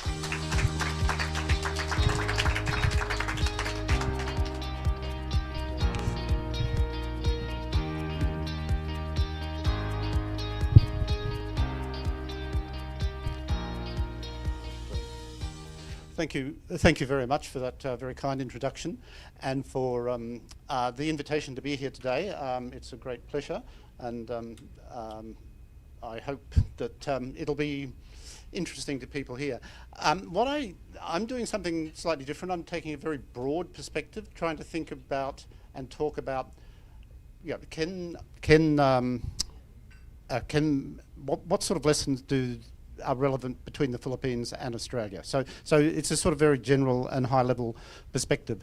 I teach a couple of courses on social policy in the Crawford School, and partly because of my background, I give a lot of emphasis to international comparisons. And I think the most important thing in international comparisons is to identify the similarities between countries and systems, and also the differences. And by looking at similarities and differences, I think we get a much better sense of policy options, in particular because, and one of the other themes of these courses is that many of the challenges that countries face are actually very, very similar, but we all do different things about them, actually. And so by looking at how other countries deal with similar problems, it doesn't necessarily give us the right answer. Often it tells us what very much are the wrong answers, but we can understand the choices and the trade-offs that come from different approaches. I'm going to start off with talking. I talk about welfare states, but social protection is and the development of social protection systems are part of what historically we think of as welfare states, and talk about and try to talk about the links between wages, the nature of work, and welfare, and as I said, trying to emphasise what are the common problems that appear to be facing the Philippines and Australia. And of course, to start off with, it should be recognised that superficially, at least, we're in very different circumstances. I was looking at, say, for example, Australia is actually, compared to other high-income countries, has a relatively low level of spending on social security and welfare. We have about the OECD average, or slightly higher, for spending on healthcare. Our spending on healthcare is about 10% of GDP, whereas here it's about 6% of GDP. That partly reflects demographic differences as well. But obviously the difference is in the level of national income and what it means for different perceptions of poverty. So if you take, I think it's sort of getting on towards the high income poverty line that the World Bank uses of about $8.30 a day, only about 1.5% of the Australian population are on that level, and more than half of the Philippines population are at that level.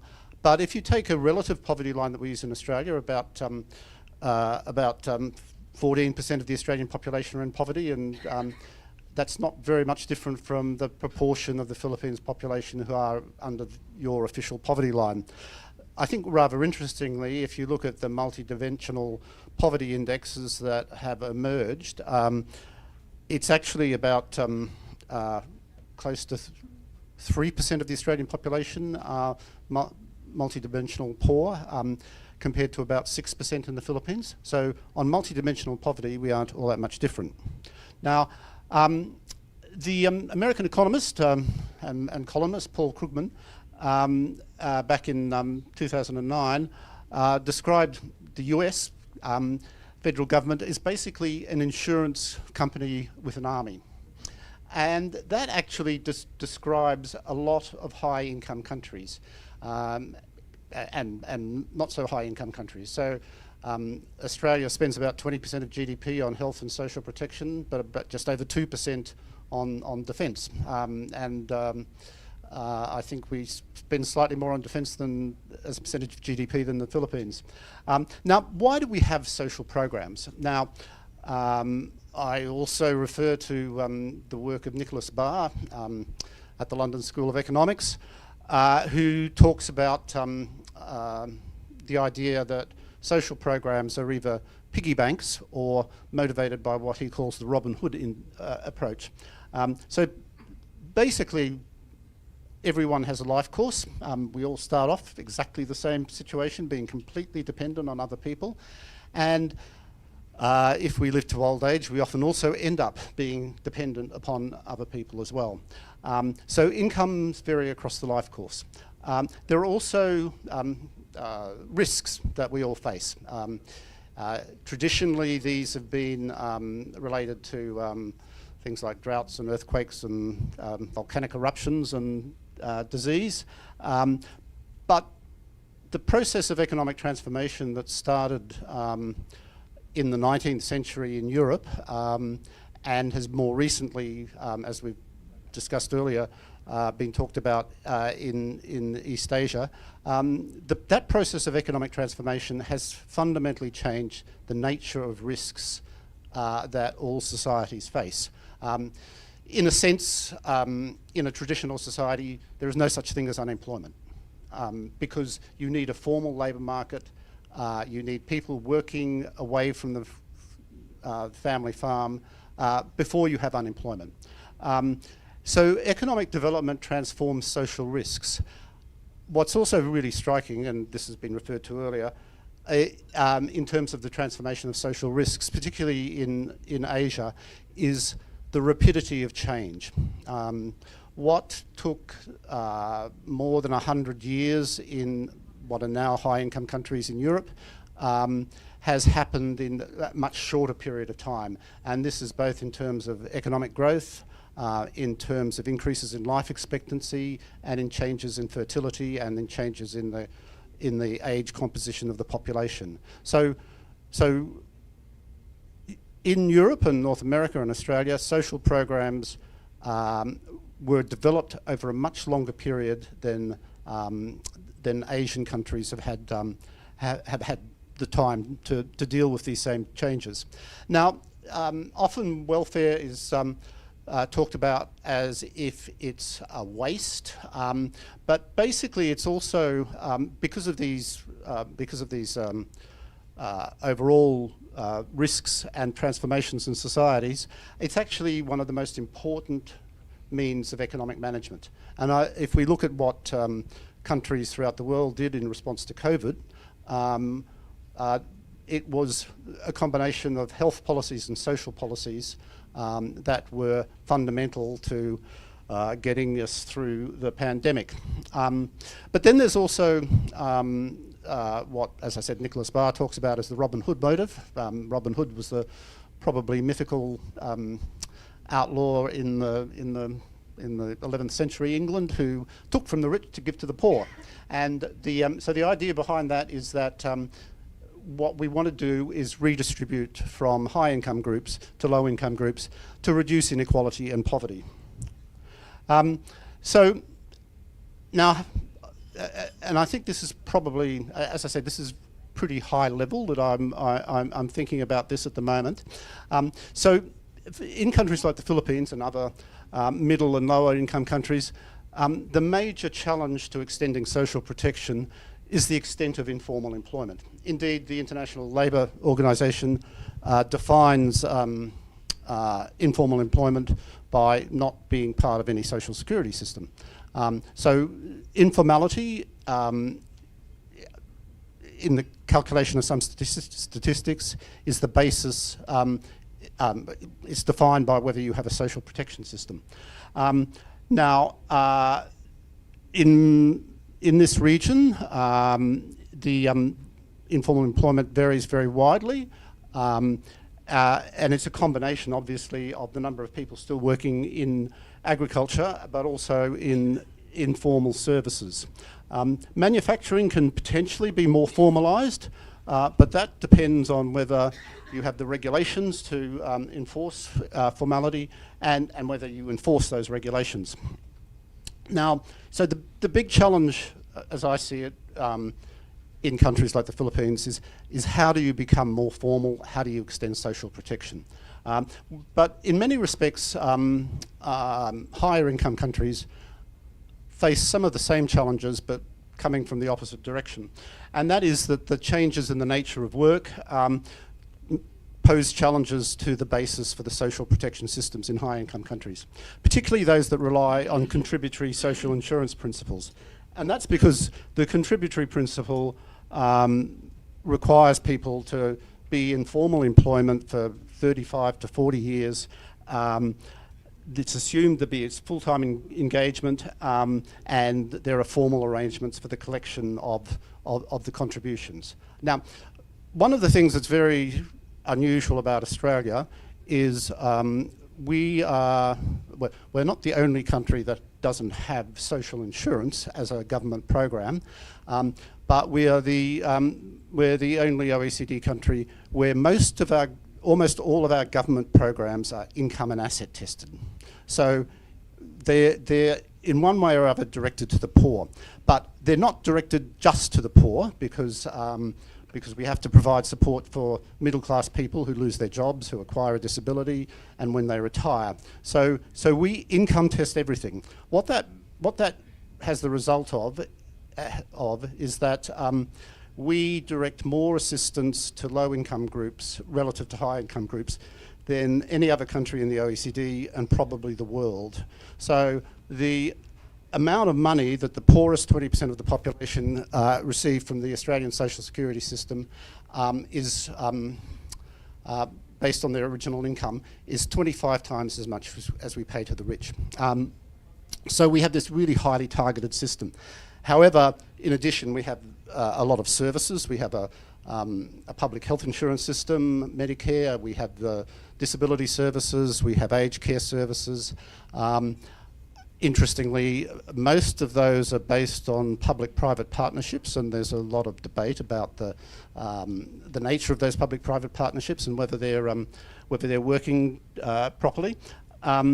But we also have a defined contribution system called superannuation, but it's not run by the government. The government mandates that employers have to pay superannuation contributions, but they go into private accounts, and that's increasingly become important. Now, what that means is that, like everywhere else, Australia has a hybrid system. So no country really has a purely a system based on one of those principles alone, but we all have hybrid systems.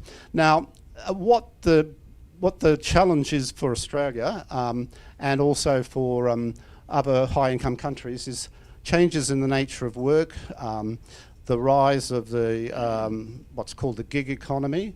That's still a very small part of employment in many countries, but it's been growing in size. And also concerns about particularly in the last couple of years, about the impact of artificial intelligence. Will it make work less secure for some people? But also, of course, will it enhance productivity?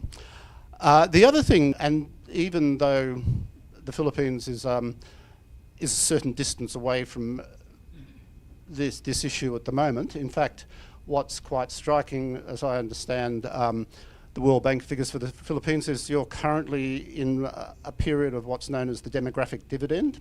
That is, the proportion of the population who are children has started to fall.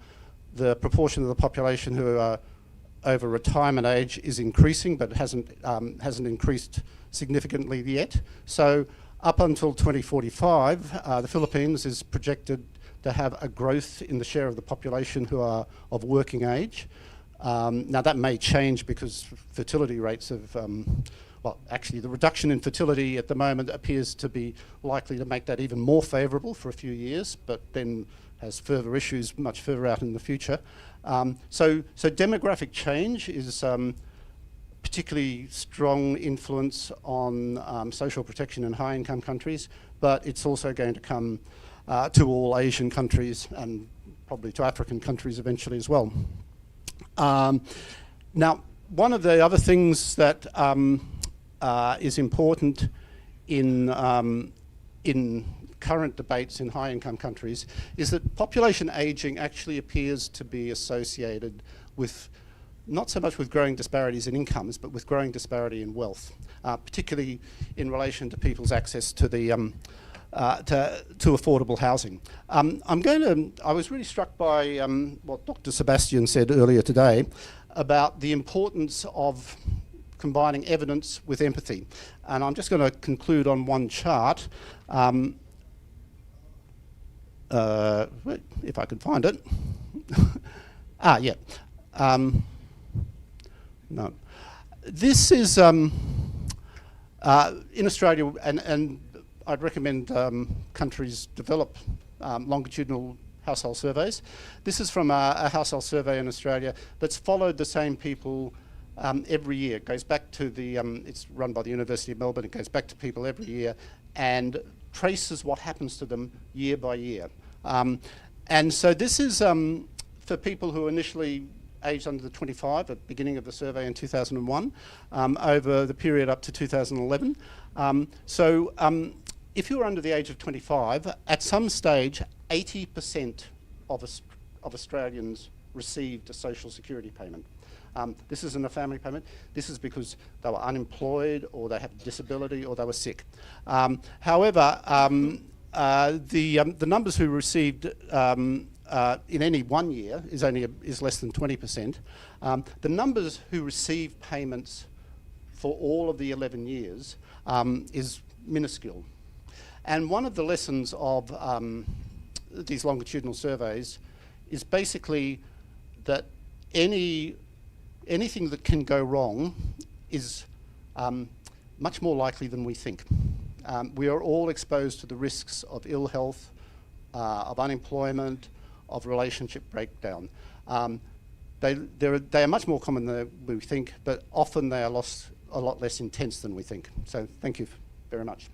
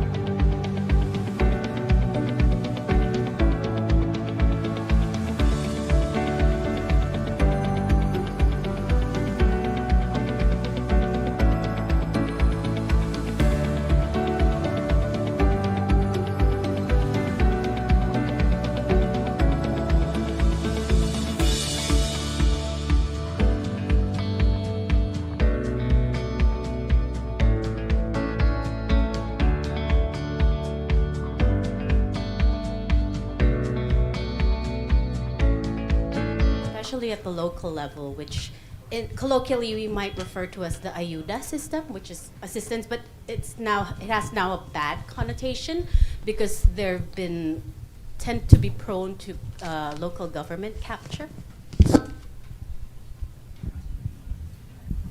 How would you like to? Anyone would like to? Yeah, yes, please, Dr. Whitford. Yeah, that's a very important issue about the design of social programs, and there's a literature about it's about who deserves support, right?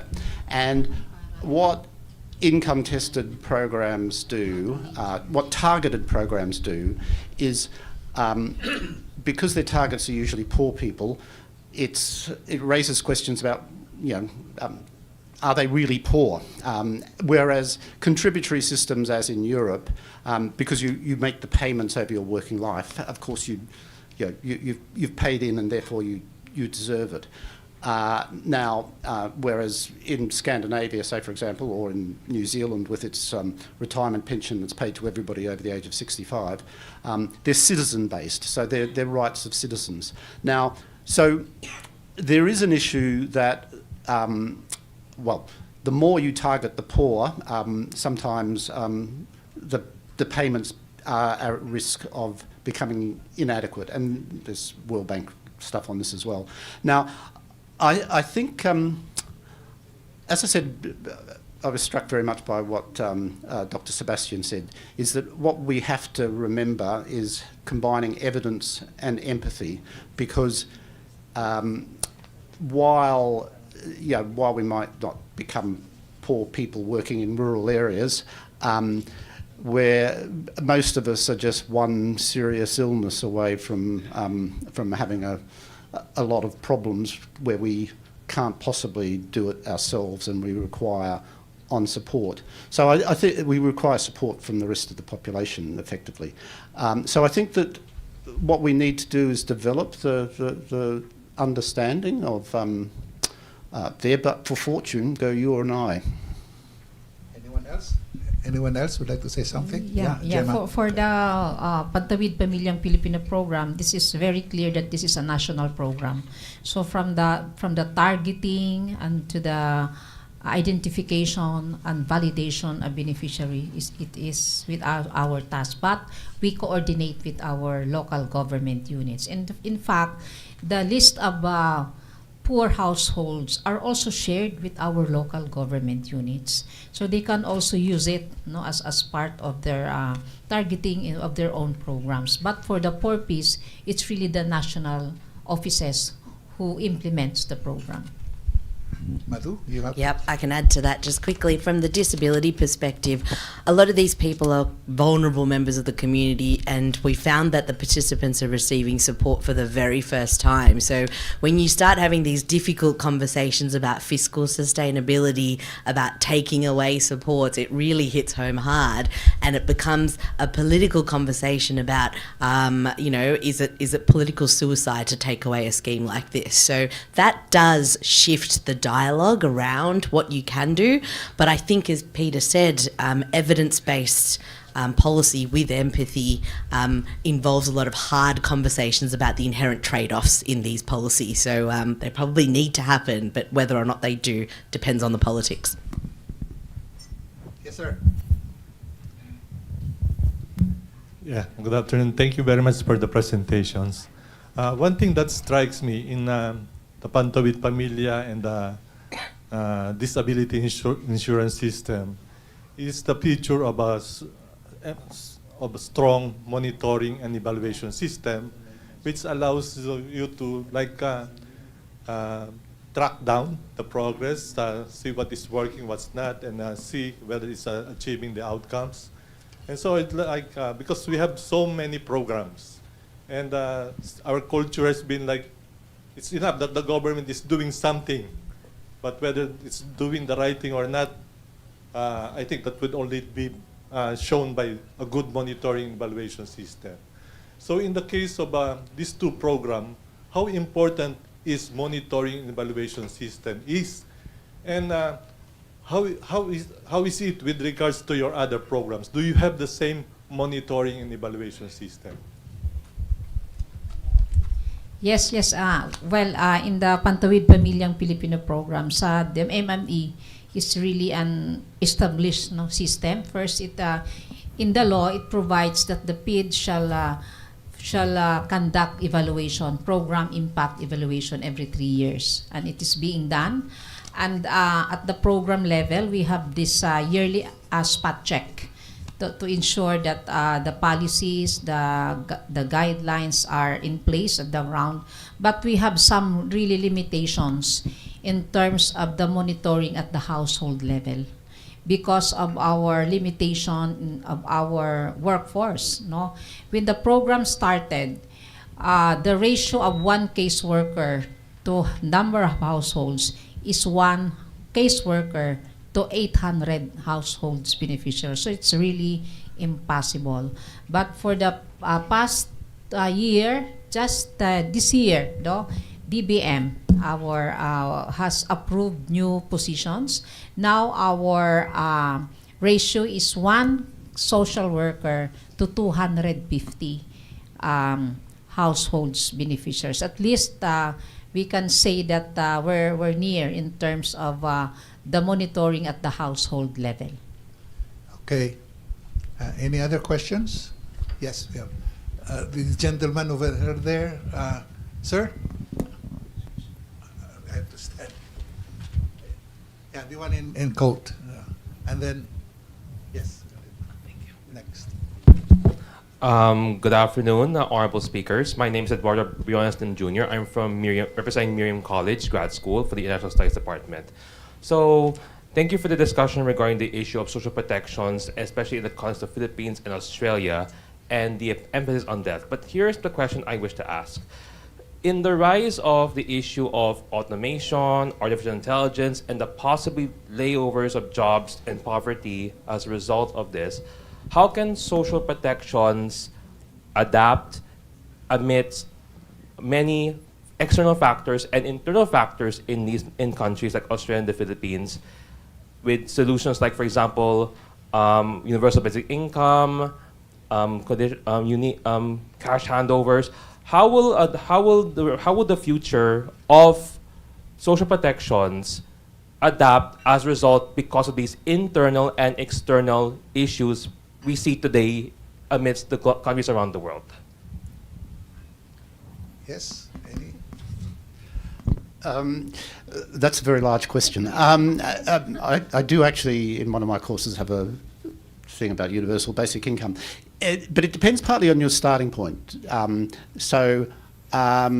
Now, I would have thought that a universal basic income, the idea of it is that there are no conditions attached, so the opposite of the, conditional cash transfers, but that it's also financed from sort of general revenue with a highly progressive tax. Now, so to be feasible, you have to have a good source of revenue, right?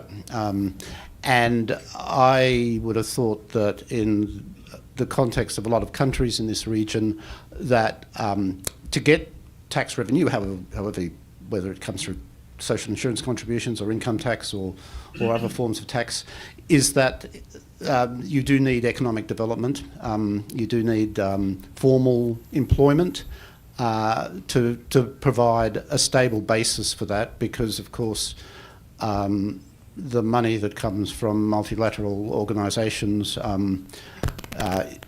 can't be that much. So I think that it is a matter of continuing the process of economic development. But you can start off in specific areas. So say, for example, many countries have universal payments for people over the age of 65 or have universal payments for children. So you can introduce that level of universality for specific population groups, rather and work out over time whether that will get you to something that you might think of as universal social protection. Okay. Sir? Huh? Yeah, I know. Hi. Is it? Hi. Okay. Ladies first. Grant, do you want to take this one? Somebody going to take it? Okay. Yeah. Thanks for the presentations. They were great. Grant Walton from the ANU. I've got a question about planning for these kinds of policies. One thing that struck me, particularly about the NDIS example, the 4P example, perhaps even, Peter, your comments on social welfare in Australia, is unanticipated and unintended consequences. And in particular, how do we need to be thinking about these anticipating monitoring and responding to these unanticipated consequences so that they don't blow out as it seems has happened in say the NDIS example. If we're having a look at the proportion of participants in that scheme being attracted because of the scheme itself, and then questions coming up about the financial stability of it, and that's one kind of example. So yeah, just wondering if there's ways that we can think about unanticipated consequences. Would you like to answer that? I can start it off if you want. Unintended consequences or downstream effects are a core area of economic study. It probably should have been included in the initial evaluation of the scheme or the projection of the costs. It didn't. The children got completely missed out of the NDIS example. So I think going back to my actuarial roots, we've got this control cycle method, which is where you sort of monitor, you look at the risks, you look at what's changed, then you redo, format it, and then you kind of go, and you kind of keep that cycle going. And that's just one approach we can do as more information comes to light. I don't know if that actually answers your question, Grant, but it's a really hard thing to do in terms of measuring the secondary and then ongoing consequences. Well, I was just going to say, just to re-emphasise what a couple of people have said and what's built into Pantalawood, is data. Now, I mean, data will not deal with things you haven't anticipated, but collecting data on an ongoing basis and monitoring it is fundamental to sustaining social programs, I think. So I think putting a lot of effort into collecting appropriate data and maintaining it over time is central. Okay. We'll have one more question, please. Hi, good afternoon, everyone. Thank you for those very enlightening presentations. My name is Nina Araneta Alana from the ANU. I'd like to ask a question and hear your thoughts on extending social protection to middle class. So in the Philippines, for example, there's been a study that says that the average household is one medical emergency away from being into poverty. And the thing is that there is not inadequate private insurance that will cover these emergencies. Now, I was wondering from a policy perspective, what are your thoughts on extending social protection to other sectors which may not, normally be covered, like such as middle class or other sectors of society? Thank you. Yeah, that's for you to answer. Right. I mean, one of the things about Australia is we have what, in a narrow sense, is the most target-efficient social security system in the world. But target efficiency is not the same as economic efficiency. Economic efficiency involves how people react to it, and also it means we spend less and therefore we don't achieve as much reduction in inequality and poverty as countries with more universal systems do. But again, I think it's about sort of thinking about how you can expand the tax base over time so that the middle class receive benefits and also have a stake in the system. Okay, we have 5 more minutes. Let me just wrap this up, if I may. There was in 1973 a short fiction written by Ursula Le Guin, The Ones Who Walked Away from Omelas. I don't know if you remember that story. Omelas is a city, in the story, Omelas was a city that was prosperous. Everybody had everything they wanted and everything they needed. Everybody's happy. They had all the infrastructure, they had all the social security, etc. Except that in that city, there was supposed to be a girl, a young girl, kept in a windowless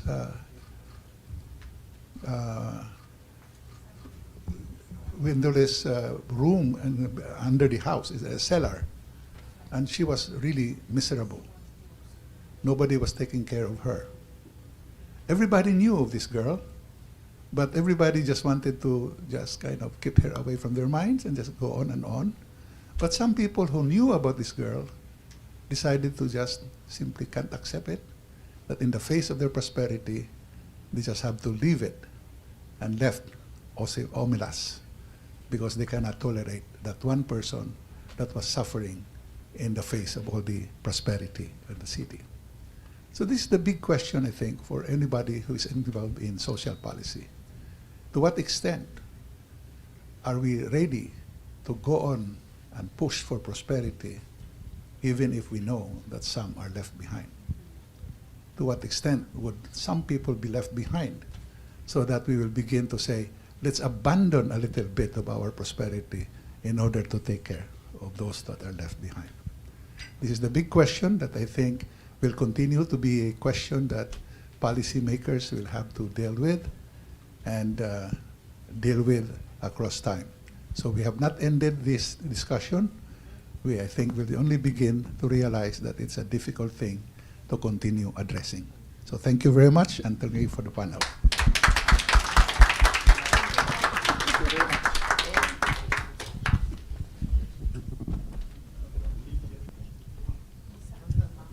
Yes. Thank you to our session 2 speakers and our amazing moderator as well who talked about these social realities that we experience. May I ask our speakers and moderator to stay here on stage as we present the plaque of appreciation. And may I also call on ANU Philippines Institute Director Bjorn Russell and GSPDM Dean Lizan Perante Calina.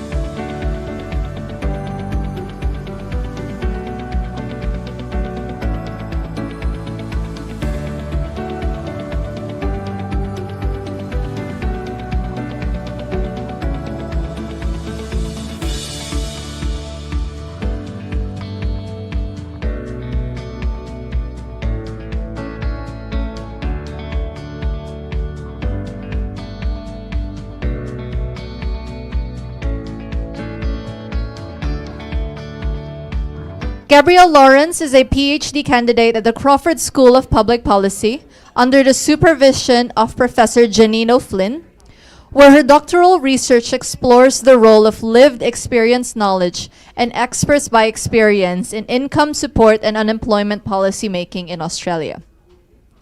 Prior to commencing her doctorate, Ms. Lawrence spent 18 years in the Australian Public Service, and her research responds directly to identified challenges facing the APS, including growing public expectations for inclusive policy processes and the need for deeper, more diversified forms of evidence to address complex policy problems. As a practitioner researcher, she prioritizes research for policy impact, generating practical insights to support governments in transforming how they engage with people affected by policy choices and in designing truly people-centered policies. Ms. Lawrence holds a Master of Philosophy and Public Policy from the London School of Economics and Political Science, a Bachelor of Social Work with Honours, and a Bachelor of Arts in Drama from the University of Queensland. She's an experienced mentor, coach, and facilitator who has designed and delivered policy capability initiatives for several Australian and international government agencies. Her focus on amplifying marginalized voices in policy circles makes her an ideal guide for today's session on building integrity systems that work. So everyone, please join me in welcoming Gabrielle Lawrence.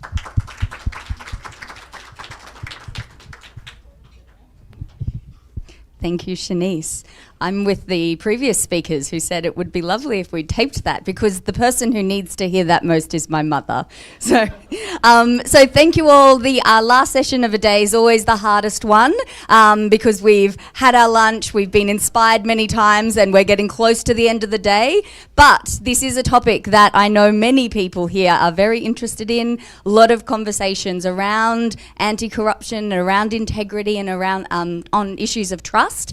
So I won't, because we're already delayed, I won't say anything further, but I will begin by saying that our first speaker today was intended to be Attorney Ernesto Perez, who serves as the Director General with the rank of Secretary of the Anti-Red Tape Authority, or ARTA. ARTA is an agency attached to the Office of the President, created by the Ease of Doing Business and Efficient Government Service Delivery Act. Today, he is going to be represented by the Director of the Anti-Red Tape Authority Compliance Monitoring and Evaluation Office. Everyone, please let us give our full attention to Director Grace Fernandez.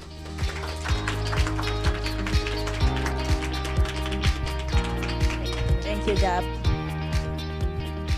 All right, good afternoon to everyone.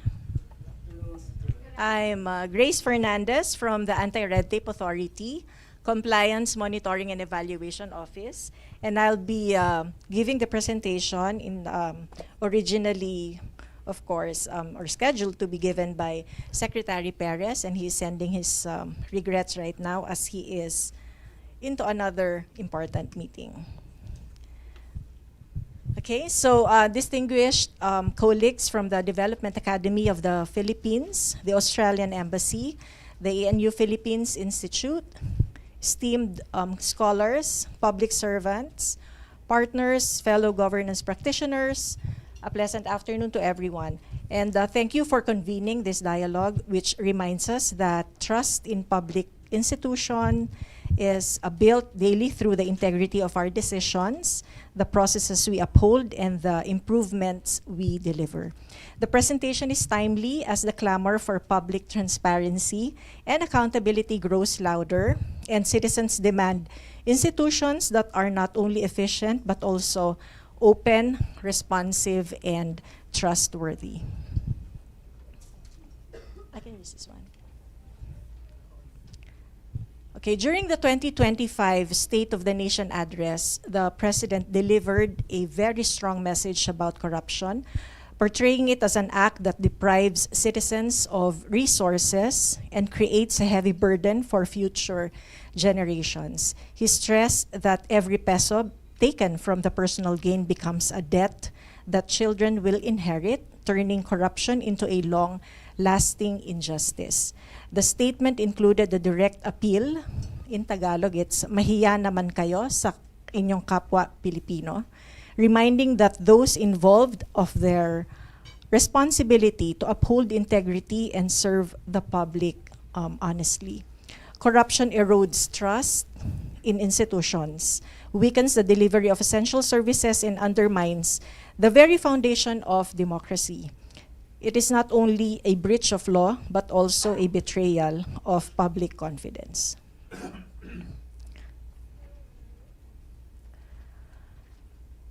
Red tape often coexists with corruption, and yet the Anti-Red Tape Authority remains steadfast in its mission despite political turmoil.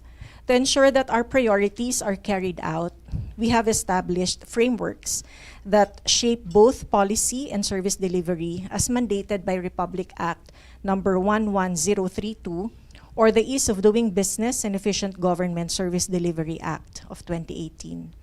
This law serves as ARTA's legal foundation and assigns two complementary mandates. The first mandate is empowerment, enables agencies and local government units to streamline and re-engineer processes while building regulatory management systems through capacity building and technical assistance in partnership with public and private stakeholders. The second mandate, enforcement, directly addresses red tape and EODB violations through investigation, case building, entrapment operations, and the filing of charges in coordination with the National Bureau of Investigation, the Criminal Investigation and Detection Group, the Department of the Interior and Local Government, and the Philippine National Police. Together, these mandates ensure that ARTA not only strengthens institutions against inefficiency and capture, but also builds a culture of integrity where transparency, accountability, and service excellence are the norm.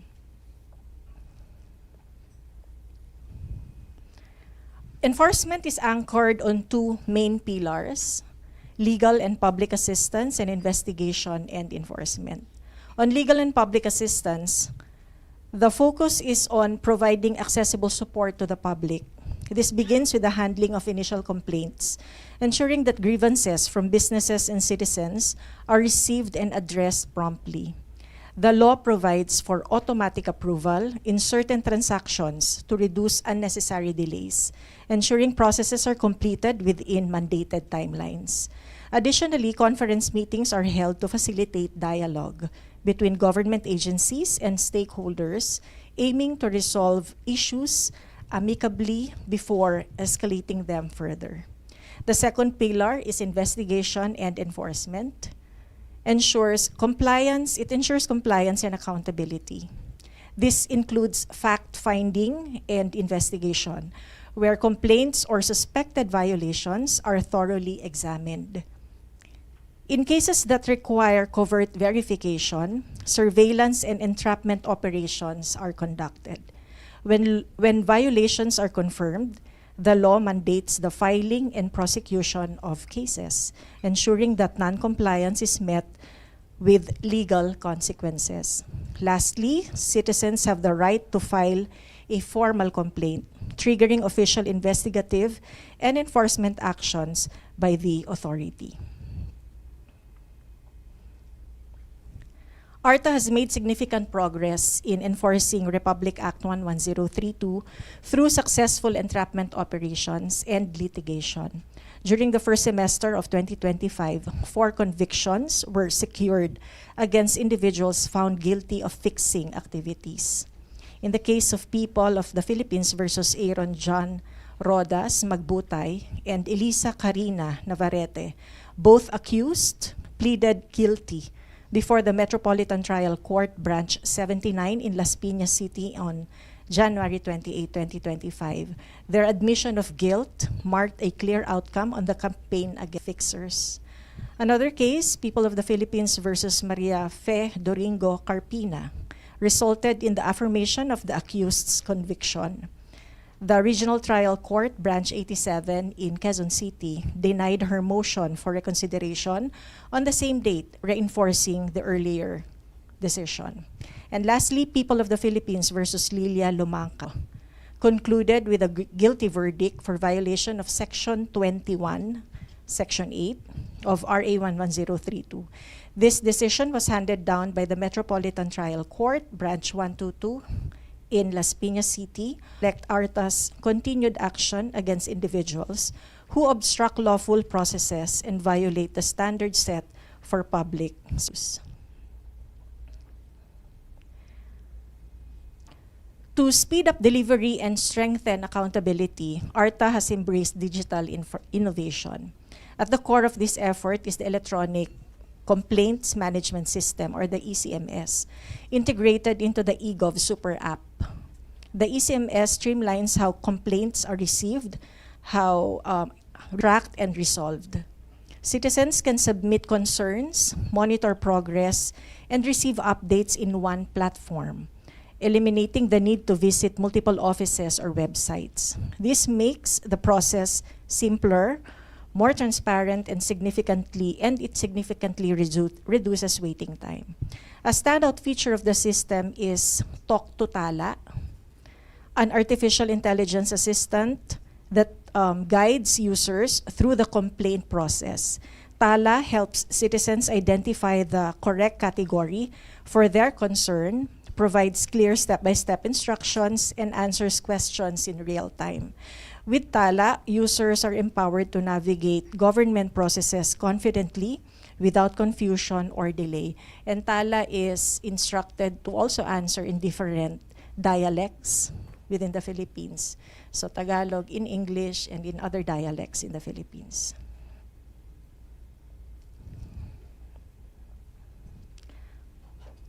Okay, as part of this continuing reform initiative, ARTA introduced the Anti-Red Tape Dashboard, a strategic centralized data and analytics platform designed to consolidate, monitor, and evaluate the performances of ARTA digital systems.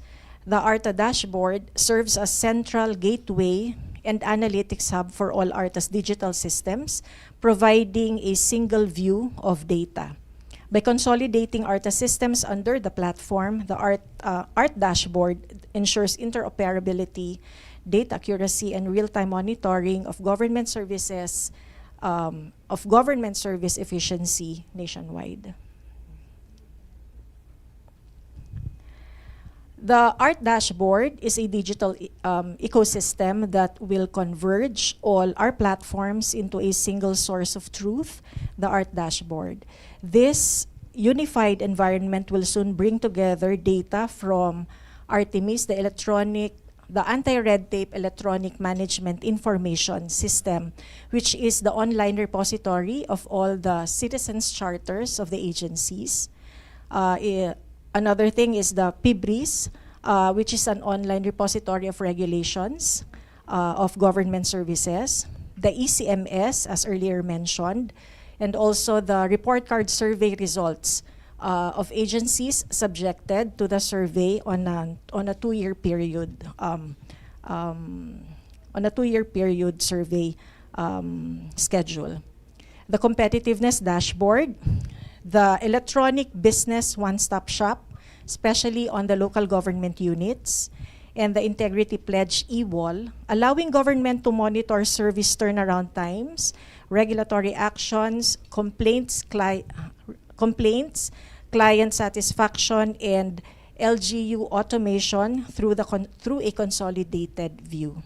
So once fully implemented, the dashboard will enable real-time analytics, giving government patterns, service level agreement compliance, citizen satisfaction trends, an agency or LGU performance. A nationwide interactive heat map will visualize compliance levels, helping us identify areas that need support or intervention, especially from the Anti-Red Tape Authority. This will be complemented by public service scorecards, which will generate performance rankings and highlight high-risk or high-performing agencies panel. A secure interface for the Office of the President, ARTA leadership, and oversight agencies to provide automated insights and national-level summaries that can inform swift policy decisions. And as part of our long-term vision, these tools will be integrated into the eGov app, into eGov PH, through the ARTA services module, ensuring that citizens can easily access transparency tools and service information within a single government super app. So how are we going to roll it out? The implementation roadmap spans 4 phases over 12 months. Phase 1 focuses on onboarding agencies and integrating ECMS into the dashboard. So that's where we are now, right now. We're trying to populate the dashboard. Phase 2 standardizes data and connects related systems. Phase 3 introduces AI analytics and mobile dashboards for national leadership. Phase 4 completes the nationwide rollout and establishes continuous governance and optimization mechanisms. Interagency engagement is necessary. The Office of the President will mobilize resources and oversee implementation. The DICT will provide cybersecurity and infrastructure assistance, while the Department of Budget and Management will allocate financial resources. National government agencies and LGUs will act as data providers, delivering uniform performance metrics. The ARTA dashboard serves the President, acts as performance mirror for agencies, and serves as a watchdog for the Filipino people. It allows individuals to observe the use of public funds, identify misconduct, and hold officials to justice. So as of October 31, 2025, ARTA received a total of 31,936 complaints and concerns from 2019. I think that's from 2019. 31,936 complaints and concerns, with 31,679 resolved or referred to other agencies, to the agencies concerned, those agencies that are supposed to act on the complaints received by our Public Assistance Division, achieving a closure rate from us at 99.19%. For those who encounter violations of the ease of doing business, ARTA is here to help, and you can report issues at 1287-12782 or the 888 Citizens Complaint Center, or email us at complaints@arta.gov.ph. So I think that's it. Thank you so much po for giving the opportunity to present to you one of ARTA's initiatives. Thank you.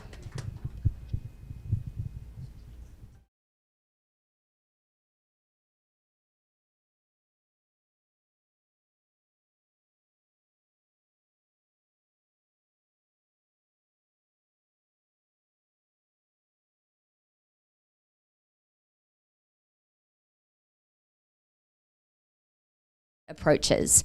Graham's a PhD candidate at the Crawford School of Public Policy at the Australian National University, where his research focuses on community-led approaches to anti-corruption. Mr. Gunn brings exceptional practical expertise, having most recently served as the officer in charge at the United Nations Office on Drugs and Crime in Port Moresby, Papua New Guinea, where he established and ran the office while implementing major law, justice, anti-corruption and gender-based violence projects for Papua New Guinea and the Solomon Islands. He currently works as a consultant to UNODC in Southeast Asia and the Pacific. His previous roles include Director of Legal and Policy at Australia's Office of the Special Investigator, Director in the Attorney General's Department covering criminal law and anti-corruption, and Principal Lawyer with the Australian Federal Police. Mr. Gunn also served as anti-corruption consultant to the World Bank and as analyst and manager for Asia Pacific at the OECD Anti-Corruption Division in Paris, where he worked on the OECD Working Group on Bribery.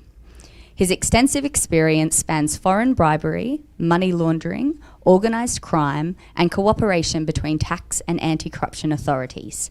This combination of legal expertise, policy development, and field implementation provides invaluable perspectives on what actually works in building integrity systems.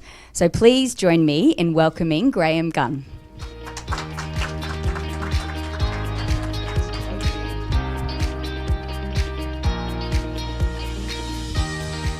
Thank you so much, Gabby. This whole day has been so enlightening to me. I spend a lot of time talking to people who I enjoy spending time with, but this is a much broader audience, and ordinarily I'd be speaking with investigators and prosecutors, lawyers and the like. I wanted to start with a short metaphor, which I think we can stretch to cover the policy goals of this entire discussion. But before I do, can someone just shout out what they're looking at here? What is on the picture? Your planet Earth, yes. In particular, we can see the little blue strip between the cloudier cover of the Earth and the deep unknown of outer space. Could you extend your knowledge and tell me how far it is from roughly where we are now to the edge of that blue rim? Where does space start and Earth's atmosphere end? Does anyone know? A light year? 5 light years? Really far. Really far? Hazard a guess?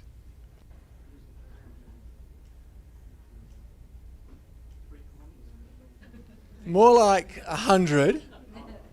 But you could drive, it's closer to Batangas, from here to Batangas, I think it's called, where you have the coffee growing region of the Philippines. It's 60 miles. It's a really thin wafer of gases that keep our world going and our capacity to inhabit it. And that, whenever I'm sitting in a plane or I think about these integrity, corruption, good governance issues, I'm just reminded that the essential, global and fragile nature of all of the work that we do is very much emblematic of our atmosphere. Because I say essential because I don't think we can live the quality of lives that we have without good governance, without frameworks for exercising our rights and treating each other humanely. We certainly can't have go-it-alone national policies in the age of globalisation. I'll come to some examples later. And the fragility of our environment and indeed our integrity ecosystems sometimes becomes so apparent it's scary, and I'll come to an example from Australia. I'll just start with a short foray into theory, which having Associate Professor Walton and Professor Dressel in the room is a little nerve-wracking for me. It's kind of like running a boxing class in front of Manny Pacquiao, but I'll have a go at just introducing what became popularized in the 1980s mostly in terms of anti-corruption theory by academics like Susan Rose Ackerman and Klitgaard and others, to identify a classic principal agent problem when we have corruption. So if you're the executive leadership of the Ombudsman Commission or let's say the police force, you're the principal and you rely on your agents, your officers in the field to carry out their work diligently, professionally and ethically in line with the rules that you've set.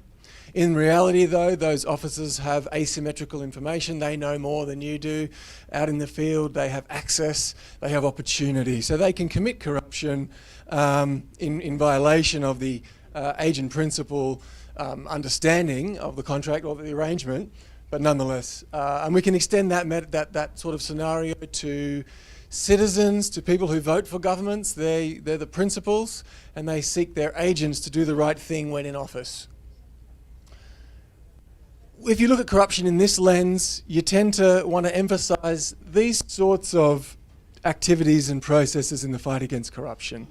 The previous presentation on the Red Tape Authority, classic example of a principal agent response. Investigations, legal frameworks, reporting, oversight. In the Australian context, if you're not aware, we took the Oprah Winfrey approach and gave everyone an anti-corruption agency across the board. There's now one in every province, or we call them states and territories in Australia, starting from the late 1980s, and today we have one at the national level as well, which is the newest. By and large, they all have the same core mandate in terms of corruption prevention and education.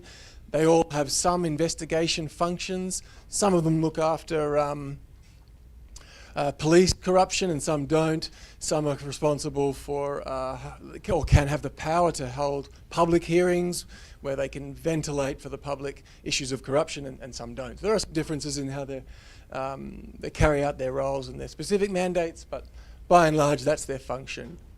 They don't replace police. Certainly at the federal level, in theory, the Australian Federal Police could investigate and prosecute, could investigate a serious corruption offence, but by and large nowadays it's done by the anti-corruption agencies themselves. In the Australian context, we've had some victories of late. Australia likes to look after that ecosystem through various measures like finally adopting what we call Tranche 2 in the anti-money laundering world. That is, we're not just worried about financial institutions laundering money, we're also worried about accountants, lawyers, insurance companies. They're dealing with their clients' money. They need to know who they're dealing with and are they at risk of laundering. The Australian legal community, to its shame, put up a huge fight against this change for many years, and Australia was one of the laggards in this space. Finally regulate money laundering in terms of what they call designated non-financial business lawyers' accountants. The bottom right is just an example, somewhat old now, but again, classic case of principal agent prosecution of a Labor politician in New South Wales. The New South Wales ICAC, I think, is sometimes held up internationally as maybe the strongest model in Australia. It has had some significant successes, and it's a little bit of a political football in terms of its powers and processes over time. Okay, so hopefully that concept is clear enough. A couple of other maybe memorable Australian initiatives that I've been involved with directly when I worked at the Department of the Attorney General. We worked on some pretty significant reforms to international bribery to modernise those laws, particularly in respect of the corporate liability concept. The old concept of saying, well, who's the guiding mind at will? What did the CEO or what did the board say about this corruption issue? What did they do? If we can prove that they were involved, we can get the company itself. Let's move away from that. Australia's now adopted, like the United Kingdom, a model where if they've failed to prevent the bribery, they haven't taken adequate compliance procedures, then the company is automatically liable unless they can prove they had adequate procedures. So it reverses the burden, the onus of proof, and it's quite innovative. So some steps there for Australia. A couple of points for Australia. I'll come back and talk about some not so happy moments. Okay, as time went on, researchers like Mungu Pipidi, I'm not sure if I'm pronouncing her name correctly, but it sounds a bit like that, and Bo Rothstein looked at this problem of principal agent application, particularly in the developing world, or maybe better to say in jurisdictions where there is a higher perception of corruption, greater corruption risks. Okay, they've got these institutions and frameworks that the UN Convention Against Corruption more or less recommends. They've got the ombudsman, they've got an anti-corruption agency. Why isn't corruption being reduced? And these people say, well, you're not looking at the right issue. This is a collective action problem. We're not going to fix it with more laws and more oversight, because there are really not many principals who are themselves with the requisite integrity to oversee these agents. And some of these academics take it quite far and sort of critique the principal agent approach. For me, I think they're just speaking at different levels. I think every corruption problem is sensibly understood as a principal agent problem, because communities globally don't accept corruption, don't want it. They don't vote for people to behave corruptly, or they don't intend for that. So anyway, the collective action sorts of responses, great to see in the Philippines, for example, large protests planned for this weekend. You know, that's a classic example of a collective action, getting people together, setting their voices out there. I think the Corruption Perceptions Index is one of the most well-recognised anti-corruption tools. It's designed as a measurement, I suppose, but I think it's most useful in its advocacy purposes. It's really is well known. It helps countries to talk about corruption, builds coalitions of ideas around the issue. Yeah, the United Nations supports an annual anti-corruption day activities in December, this year focused on youth, and of course the ultimate collective action response is at the ballot box. To what extent that is effective, we can think.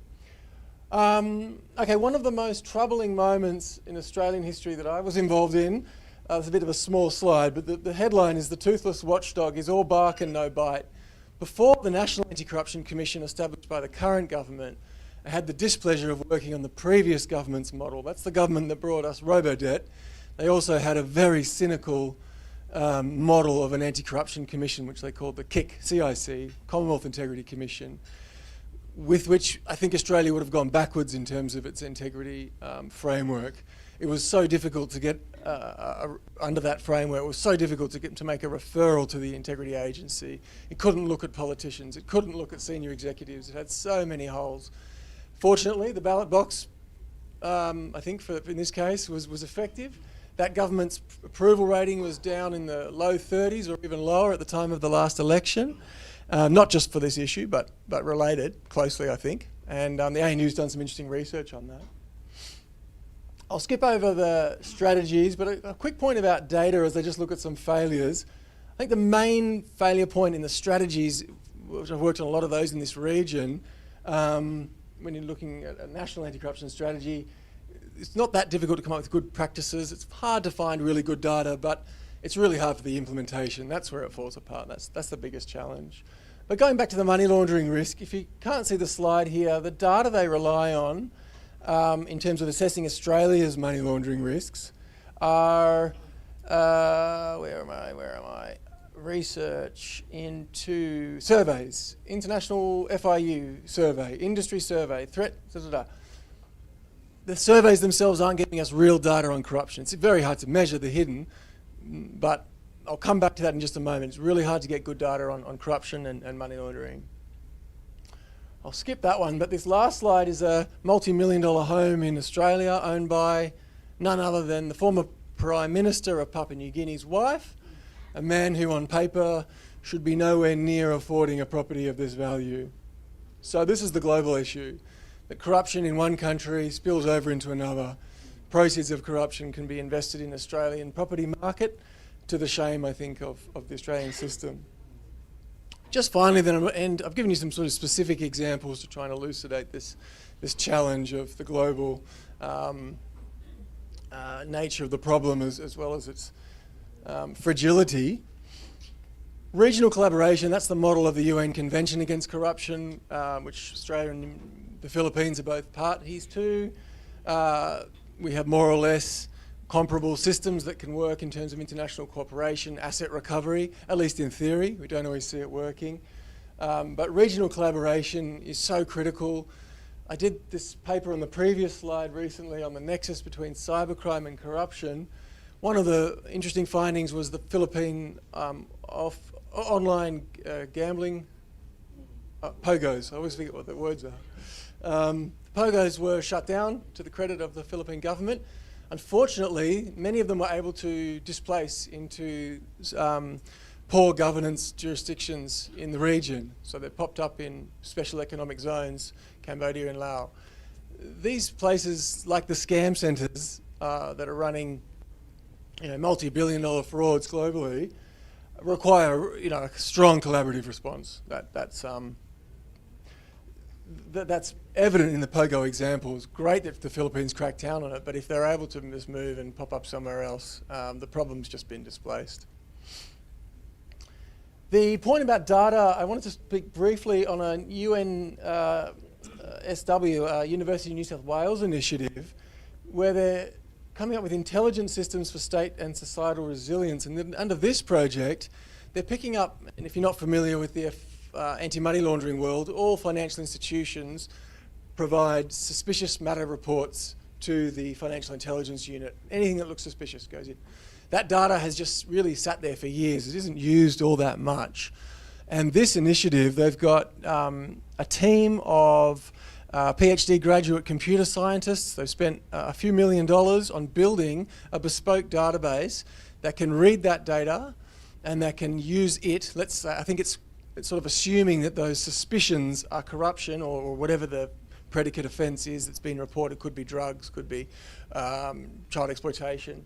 If they suspect that in those little reports that have just been sitting under someone's desk for all these years, by really chewing through that data, you can get a much clearer picture of what is actually happening. So if you want to say that, I was talking to Grant about this, about forestry in Papua New Guinea being a major source of money laundering, the data will not show that because there's no money in PNG for that offence. There is lots of criminal deforestation in Papua New Guinea.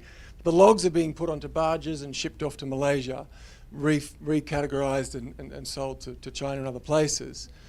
The money, you're not going to find the money in PNG, so you might assume it's there, but if you look through the detailed data, you're not going to find it. And I think that's really important to know, to have that quality of data. That could be a program, an initiative that countries like Australia and the Philippines may wish to take up in the future. Data-driven responses I've spoken about, so I'll just conclude on community-led collective action. So here we're talking about the success in the 2022 election. This is an ANU article and study that turfed out that previous government that I mentioned, that gave us Robodote, gave us this idea of an integrity commission that was really the kind of thing you'd have if you really didn't want to look at it, corruption. And then a quick segue into my own research area, which I'm just starting that journey now. In building on my experience in Papua New Guinea, I'm very interested in exploring community-led initiatives. So my working theory is that the way we talk about corruption matters, the way we demand action by our political class and leadership, the elites, is really a function of our discourse, and through that maybe better quality discourse and deeper understanding we can drive some reforms potentially in places like Papua New Guinea, which are entrenched in corruption. And the principal agent model, I agree, and in a context like that really isn't delivering what it ought to, and we need to look at these collective action type responses. So thank you so much for your attention.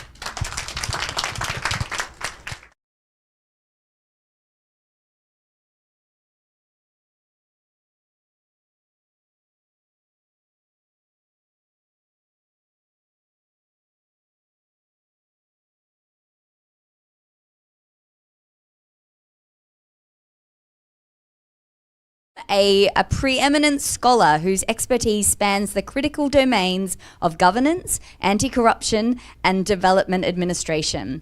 Professor Emeritus Alex Brilliantis is at the University of the Philippines, National College of Public Administration and Governance, where he previously served as Dean for 2 consecutive terms.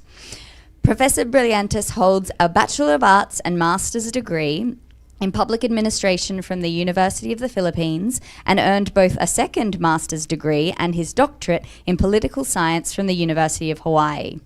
He has held distinguished visiting appointments, including visiting professor at Kobe University, visiting fellow at Queensland University of Technology, and guest professor at Meiji University.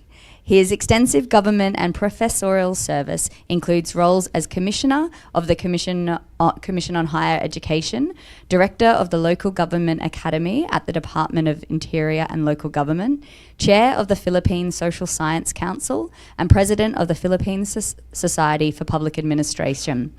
He's provided consultations on governance and development administration for major international institutions, including the Asian Development Bank, the World Bank, UNDP, USAID throughout the Asia-Pacific region. He's received numerous research awards, including the UP International Publications Award and the Centennial Achievement Award in Public Service and Law Enforcement. Please join me in welcoming Professor Alex Brilliant.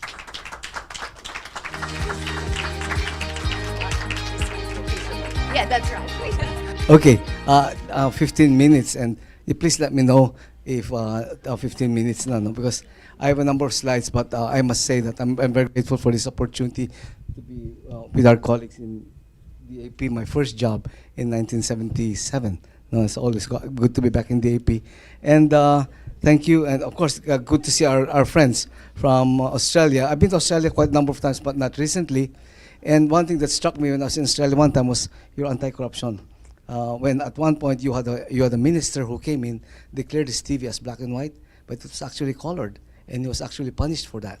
And I thought, God, look, I don't know if you remember that, but that really struck me about how strong some of your laws are. But you know, I've also been to Coombs Hall, and if you're inside Coombs Hall, you don't know how to get out of it.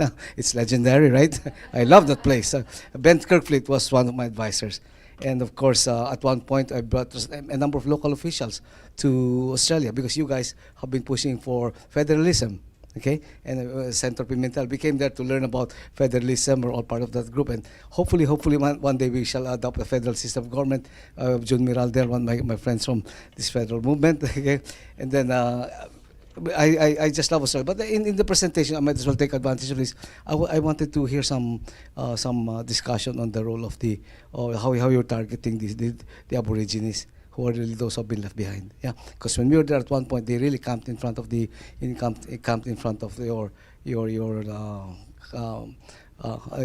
I thought that's very, very important. How are they being addressed right now? Because I also taught in QUT, Queensland University of Technology. So, but I have been there for some time. Anyway, I should shut up about that. Just to let you know that I'm very relatively at home with you folks who's in Hawaii. Are you kidding? There's so many Australians there too. What the University of Hawaii, where I was for a while. Okay, so please let me know kung 15 minutes. It's 3:55. I should be done. Okay, my experiences are informed by my own experience in working in government, including first-hand experiences of trying to be bribed. I can tell you stories about this, which is one reason why at one point I did leave my first job, the ILG. I was there for about 6 years. And I said, well, you know, if one can take it anymore, just leave. Okay, and number two, Chet, when some foreigners would come to you straight to your face, is that what you think of us? They give you a bunch of money, this much, dollars, because they wanted us to help get their degrees. So we just threw them out, literally. But what really made me so sad, is this what they think of us Filipinos, that we can be bought? And these were foreigners. And so instead of being angry, I was really, really sad. I'll talk about that in a while. And I'm still sad up to today because as I'll talk about the fact that at one point, we in the Philippines have been relatively high in the various indices. I think RC, who also graduated from the University of Hawaii, talked about that, where we are, the Philippines used to be relatively high in the region. But where are we today? And that, I think, should bother all of us in the room. You know, mga kaibigan, dati-rate, mataas tayo. Bakit tayo nandito ngayon? Serious self-examination is needed because public trust has really gone down.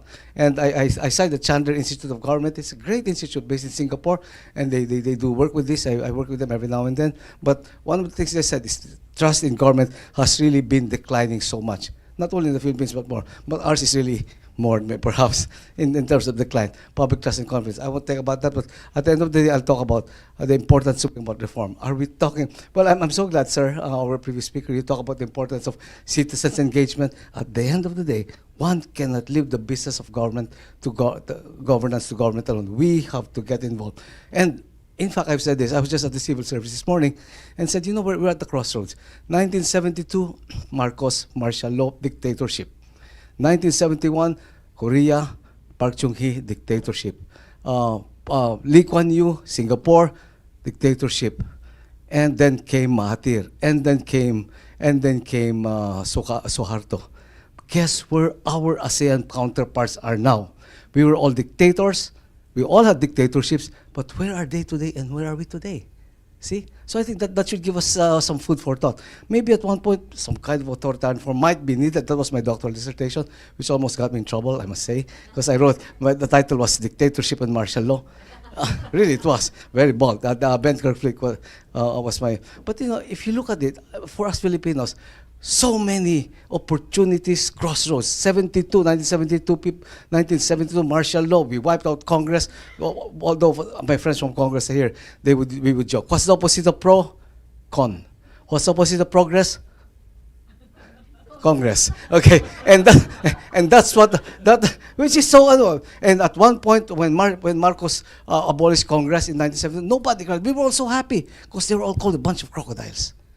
My friends and I, we would go to Thailand, and then my friend would see we would go to the crocodile farm. Then the other, oh, we have that also in the Philippines. Only they're wearing neckties. Okay. So, and that kind of joke has come out. No, my friends from Congress are here. I love them, no? Pam and all. No, and June, I know, we're all good friends. It's sometimes the leadership, perhaps. Okay, but the point is, 1972, Crossroads, we missed it. 10 minutes. Okay, 1992, 86, we missed it. People power. 2001, we missed it again. Are we going to miss it again now? We are at the crossroads. Okay, so public perception has gone down, and the lower compliance we have to take a hard look at ourselves. I might as well say this because DAP should do this at one point, because I remember getting involved in some kind of a study with Mario Taguiwalo. I don't know, those of you in DAP, I don't know Mario, and some self-examination. We did this in DAP. Mario Taguiwalo and the rest, and in UP with President Menso and Randy David. Why are we where we are? And that was some time back. We keep on looking at ourselves and why are we where we are? Okay, these are just some slides that show the very, very sad picture of where we are vis-a-vis the region, no? In terms of corruption, and we're way down, okay? And we used to be, and the big corruption, you have all this, the picture of the crocodiles, the picture of Congress and progress. And this, what happened to us? A fundamental question to me, we have bridges that lead to nowhere, right under our noses. Okay? And this one, kapag silang daan, ayusin. If the roads are okay, if the roads are broken, they won't fix it. But if they're fixed, they would break it down. What's going on here? You know? See? And then we create, as you know. Okay, so we have a number of our former presidents were indeed jailed. And a number of our senators were put to jail. But we re-elected them. Okay, and then I'd like to know something about this. Lee Kuan Yew, I love going to Singapore, and he talks about the fact that at the end of the day, guys, he says, where in the world can you see? No, we've Philippine professionals, okay, but where in the world can you see that a person who pillaged his country for over 20 years still be considered for national burial? Are we the problem? I won't play this anymore, but some of you have heard of the so-called damage culture. I suggest you guys read that, 1986, a great article that really. Let's just take a serious self-examination of ourselves by James Fallows. And then, of course, this was a nice video. You could watch it anyway, but he talks about how Singapore did it within the context of, at the end of the day, it's meritocracy. Wag na pare, we have no time. Meritocracy. At the end of the day, it's meritocracy. At the end of the day, we learn from you, which is why we're here. And at the end of the day, encourage honest leaders. Okay, it's like, I don't know if you know Jogenes. He was walking around town with a lighted lamp. And what are you doing? It's so bright. I'm looking for an honest leader. Maybe that's what we can do. And of course, where are we? My point is, I'm not saying, this is some basis, no? But if you look at that, we are not in the, I guess, we're not stellar anymore.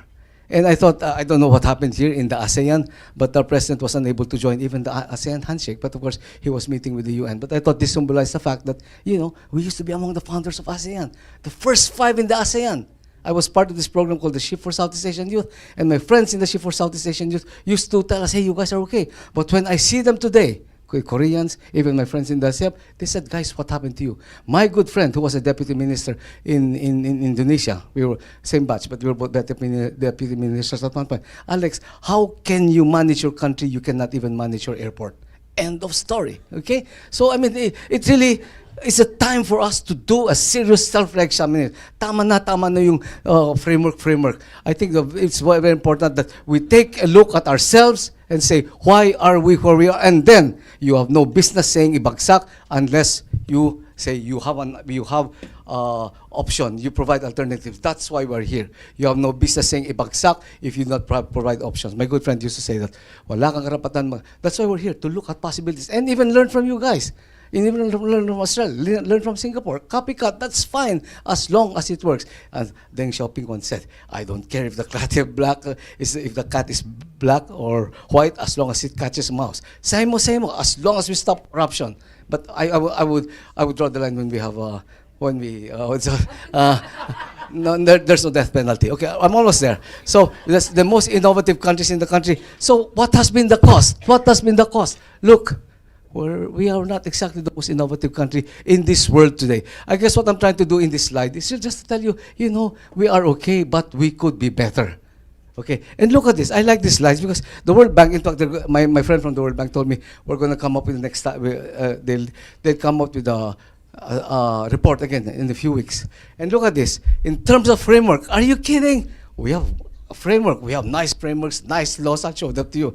But at the end of the day, magaling tayong, we sign all kinds of, but when it comes to public services, we're below. When it comes to operational efficiency, are you kidding? We're even below Cambodia. So in terms of laws, we have so many laws. We just have to implement this as far as this is concerned. And look at this. Because of this, we've fallen behind. Look at this slide. Thailand, Malaysia, and Singapore. Where is my beloved country? Currency change. I took this picture in Malaysia, I think 3 weeks ago. They even don't put the peso there. They don't put us in the whatever that is, GBGB. No, and one Asia, one pass. This, when I was teaching in Japan, I went there. One Asia, one pass.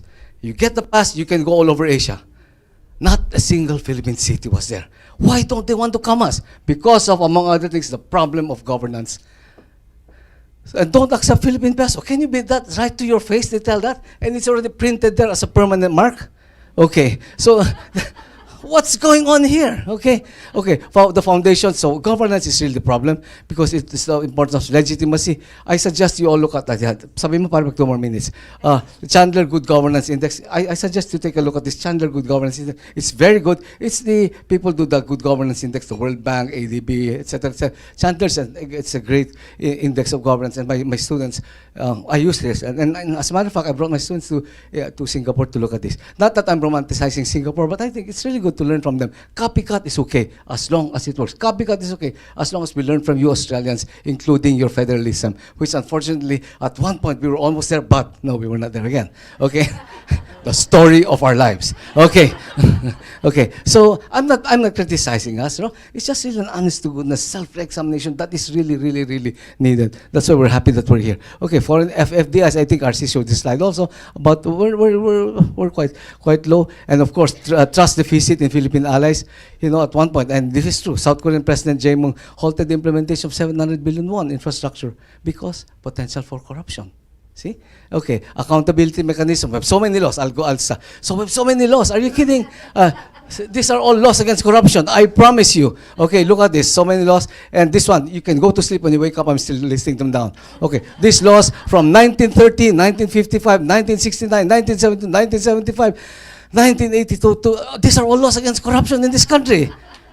And they're still making laws. Look at that. Now, with due respect to my friends in Congress, they know this. Pare, batas man kailangan natin o implementasyon. Okay? Do we need laws or do we need implementation? So we still make laws. But it's okay as long as the laws are implemented. Jun Miral, the SG of us, Congress is here. He's a good friend, and by the way, he's also trained in Australia. Okay, my deepest respect to Australia, to June. Okay, so laws on graft and corruption. I should not anti-corruption strategies, detection oversight. We mentioned this also, but I must say ARTA is great. Our friends from ARTA is here. I super duper respect ARTA because that's really one super good side that's happened. At one point, even in my life, I brought my own university to ARTA, and it worked. I can tell you that story, but really that's when my confidence in government, because they brought, as I told them, I wrote ARTA, and I asked my colleagues in UP, I think I should bring UP to ARTA, because they weren't doing something. And something that they didn't do for the past 4 years, they did it in 2 months through ARTA's intervention. So it works. So the importance of promoting transparency and accountability is important. And empowering citizens, this is what I mentioned, and I think you also mentioned that we as a people should get involved. But let's not go as far as Nepal, where they threw the minister into the river. I won't do that. It was Miriam Defensor Santiago, a joke also in Indonesia. When the politicians speak, that is pollution. But when you throw them into the river, that's the solution. Okay, and that's what they did in Nepal. Okay, and Miriam, I'm quoting Miriam Defensor Santiago here. So this one I just cited. I just came from 2 minutes. I just came from Iligan last night, and I love Iligan. They have their own SDG, and one of their SDGs, contra against corruption. Point is, let's localize it at the local level because that is where it matters. So Iligan City is about an hour and a half flight downwards from here. But my point is localizing is very, very important. Okay, so we took right sizing. Ma'am Pam, she was my boss when we did right sizing study for government. And look at this again, guys. We always do right sizing. Are you kidding? So many laws against right sizing. This one, Marcos. Quezon, 1953, already started organizing. The 1956, Magsaysay, Ferdinand Marcos, 1970, Corazon Aquino, etc., Fidel Ramos, all of us did right sides. Point is, maybe we should stop.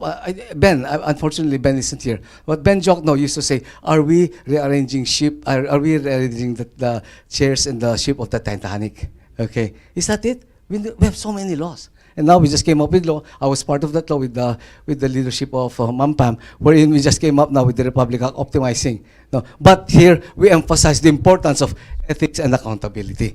And I think that's very good. Pam and June were my bosses when we worked in Congress. So it's a good law. So presidential reform initiatives, there's still a number of laws from Quezon to Marcos. And at the end of the day, I like this slide because my good friend Adrian Alberti says, you know what? What you need is really look at the iceberg. Sometimes we just change what we see. But what's important is we change what is in us. Tayo, we ourselves. An opportunity to, and this is, by the way, a global perspective. The public servant's mindset, values, and attitudes, it's us within. Okay, I will wrap up in 1 minute. Okay, so I'm sure you've seen the books on this, on nudge theory. You've seen this. How do we change the behavior of people? And of course, there's this book that's very nice by my good friend. Her name is Chief Justice Sereno. She came to the framework for national development. And at the end of the day, it's not only Christians, it's also Muslims. I was, like I said, I was in Iligan yesterday. Allah will not change those who don't change themselves. The Buddhist says, when you stop trying to change others and work on changing yourself, and of course, it's in the Bible. We talk about the world is transformed by the renewing of your mind. So conclusion, at the end of the day, it's implementation. Corruption discourages investment. And at the end of the day, who are the ones who suffer the most? It's the poor, the vulnerable, and those who have been left behind. Okay, in the meantime, they built houses like the one you just showed in PNG. And of course, we have our own version of that. Okay, so corruption, this is John Kwa, another Singaporean. He's with us in this group called EROPA, Eastern Regional Organization for Public Health. And of course, you also cited Bob Klitgard. Bob Klitgard was here one time and he taught a course with us at College of Public Health. And he talks about corruption because monopoly plus discretion minus accountability. Accountability is important. Accountability through implementation. So I'll end with this, a framework that we've been developing. Framework, since you're an academic of a framework. Okay, so my one center says, you in the academe, you love, he was in this one center, you in the academe, you like to develop framework, you like to develop approach, but are you arriving? Does it work? So at the end of the day, our framework should really be implemented. So yes, guys, we have more laws, but at the end of the day, it's really ourselves, metanoia we say, it's also leadership and citizen engagement. And this is something that was done, that has been done. Thank you for this. As I said, I go back to this because sometime back, I think it was maybe 20 years ago, where Mario Tagiwalo and DAP gathered a group of academics for Nemenso, former president of UP, and Randy David. They all gathered. Maybe we as social scientists come together and then, hey, what happened to us? This is what we have. How do we move on?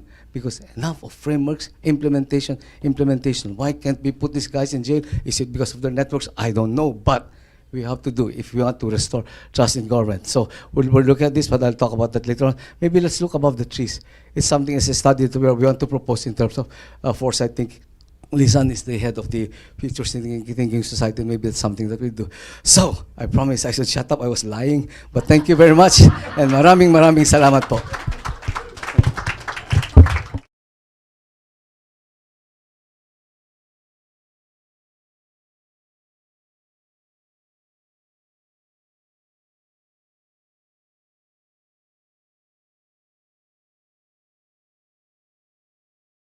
Talk. And Grant, are you ready to follow that up? So our final speaker of today is Dr. Grant Walton.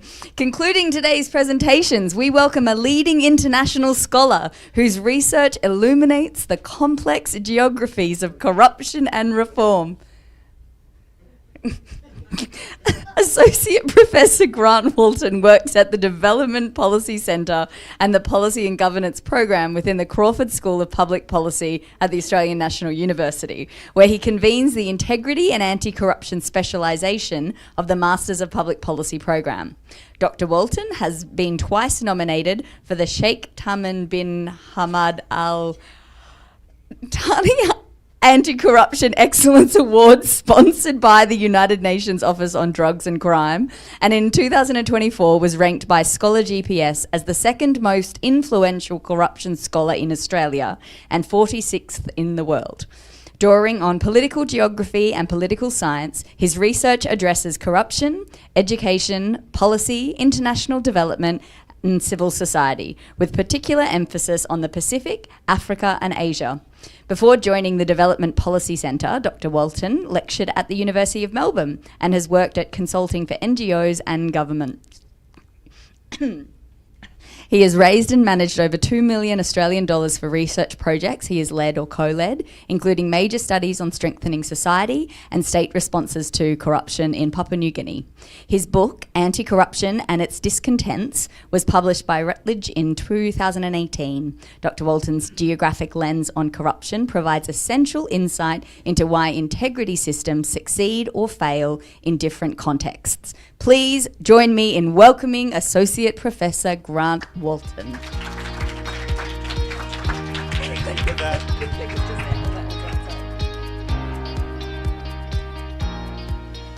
Thank you, everybody. What a tough gig to follow. That was such an impassioned speech. I'll do my best to take us through to the next session. Okay, so I'm going to be presenting on a fellowship project that I've been working on this year about improving responses to the geographies of corruption in Australia and beyond. Now, as our learned professor has illuminated, as academics, we love a framework. And the central argument that I'm going to be put forward today is how we understand and respond to corruption really does depend on the frameworks we use. And there are two key frameworks for understanding how we respond to corruption. I'm going to argue today that there's a traditional framework that looks at institutions and countries, and there's another framework, which I call the relational place framework, that looks at more around the places, networks, and scales of corruption. And that this second framework is not being used enough when it comes to responding to corruption, but is absolutely critical to addressing some of the increasingly complex and interjurisdictional nature that we face in the fight against corruption. All right. So this is generally how we think about, how many people think about corruption. We think about it based on indices and metrics at the scale of the nation state. This is the Transparency International's Corruption Perceptions Index, and it shows what you probably think it shows. We've got countries like Canada, Northern Europe, even Australia, which is actually bettered by New Zealand in this index, and even the US, that is shown to be less corrupt than most countries in the global south, right? So keep this in mind. So the Philippines ranks 114 out of 180 countries. So the lower down the index, the more you are perceived to be struggling from corruption. Australia is ranked 10. Right? It's ranked pretty highly.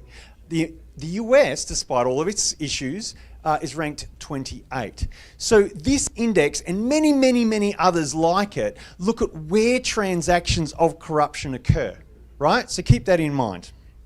So the second part of this framework, this traditional framework, is we look at the separate institutions of corruption. We have a look at this, and this is Transparency International's National Integrity Systems Framework. There are many like it. I'm picking on Transparency International a little bit here.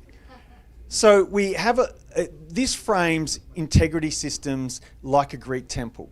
The idea is that there are separate institutions like the judiciary, like the executive, like the legislature, and they're holding up the roof of national integrity. And if these institutions start to crumble and fall, the roof of integrity starts to tilt and the balls of sustainable development, rule of law, quality of life fall off. We get corruption and chaos, fragility, and many different problems. Now I want to bring this to the case of Australia. Now Australia, as Graham has mentioned, has a number of different integrity agencies at the local, state and territory level and at the national level. Each state and territory has its own anti-corruption commission, and we now have, over the last couple of years, the establishment of a new federal anti-corruption commission, looks at Commonwealth employees and politicians. So a lot of the discussion in Australia is about the mandate of these agencies, about the funding to them, about how well they are doing individually to address corruption, right? In other words, in the media, in academia, and a lot of public policy discourse, there's a focus on this traditional viewpoint about how Australia is going in terms of its response to corruption. However, we know, as our previous speakers have highlighted, that corruption doesn't stay within national boundaries. It moves, it weaves, it ducks its way across and around the world and across state and territory boundaries, and is connected throughout the globe. So one of the things that I've been working on is to thinking about how we can frame better responses to corruption that is networked beyond the scale of the nation state. So I've been looking at the political geography literature, I've been looking at some of the emergent anti-corruption literature that suggests that there's a relational place framework for thinking about how corruption occurs and how we can respond to it. And there's three parts of this framework. The first is we need to understand and respond to the cross-jurisdictional networks that enable corruption. The second is that we have to understand the political, economic, cultural, social relationships that shape corruption risk within particular places, and that these places have got their own unique risk factors, right, that drive corruption. And finally, we need to understand and respond to the multiple and internet-connected scales in which threats to integrity systems take place. We shouldn't just focus on the national scale. We shouldn't just say that the Philippines is this corrupt and Australia is that corrupt. That's not the end of the story anyway. It's the start of the conversation. We need to understand how subnational, national, regional and international factors play a role, and actors play a role in perpetuating corruption and critically responding to it, right? When we do this, the countries that are responsible for corruption change. Do you remember that map? It was the good guys, you know, the rich countries that were seen to be not corrupt. When we have a relational place view of the world, when we look at the networks and where the money and resources of corruption go, where does it go mostly in the world? Our friends in the United States. Number one on the Tax Justice Network's Financial Secrecy Index in 2025. Now, we don't 100% know, but this is where the biggest risk is in the world. In the Asia-Pacific region, Australia also plays a pretty poor role in terms of monitoring illicit and corrupt money. Now, this is about quantum of money, not percentage.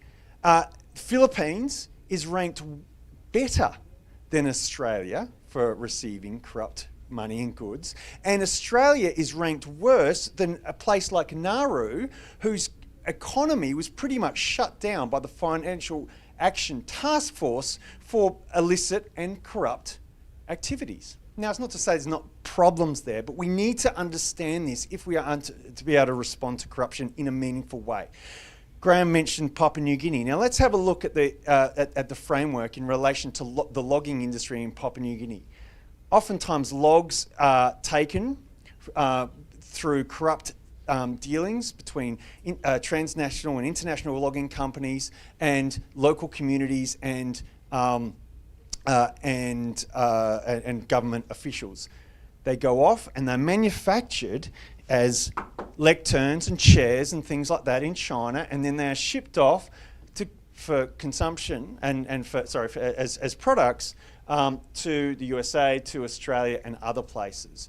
So what we're seeing is that corruption risk might take place at particular places, and then it is the production of that corruption, products that coming out of that corrupt activity is a part of an international supply chains. In Australia, when we think about corruption in particular places, let's say a hospital, there are a range of different mechanisms that oversee the regulation of that particular place, that particular hospital, and a number of different local, state-based, national and international processes that determine the nature of corruption risk and how we respond to it. So the question is, and this is where we're getting to in the literature, is that how do we better respond to these geographies of corruption in an increasingly globalised and interconnected world, where we're connected increasingly by technology and other factors? This is the question that I posed 3 weeks ago to colleagues at the National Anti-Corruption Commission and other integrity agencies working at the Commonwealth level and at the state level in Australia. And I said, how do we better respond to these geographies of corruption, given the limitations that I've outlined? And what I did is I presented this relational place framework, and I asked, how do you already engage with network scales and places in your anti-corruption integrity work? What challenges do you face in addressing the geographies of corruption? And what needs to be done to overcome these challenges and build networks of integrity across scales and sectors?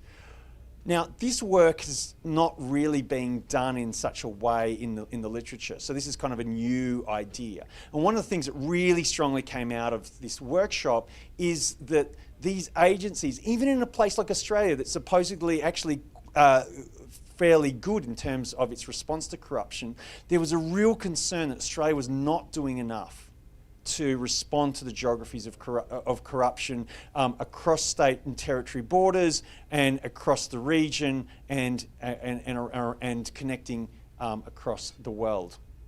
So there were a lot of challenges that came out, and these are some of there are many recommendations that respondents suggested that Australian integrity agencies should take to better respond to these geographies of corruption. I'm not going to go through all of them. I'm just going to focus on 4.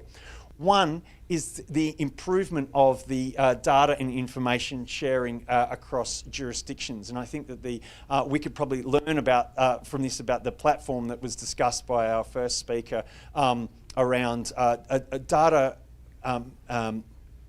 management. But the thing that is happening in Australia is that we've got these state and territory agencies, we've got Commonwealth agencies, and they're all monitoring corruption in different ways. They're all defining kind of corruption acts in different ways, and they are unable to look at trends effectively between different jurisdictions and between different administrative scales. And they wanted to do more of that. The second was to develop this clearinghouse, which again was alluded to earlier, a single front door, a single front door for reporting corruption, so that if I'm concerned about corruption, don't know who to go to, then there's an option to be put onto a phone line, a website, or what have you. The third was to better engage with technology. There was a critical concern that technology was enabling networks of corrupt actors to move resources across boundaries, and there was an inability, there's a concern that Australia was not effectively able to respond to it because of legislation in particular, and that there was not enough technical capacity to respond.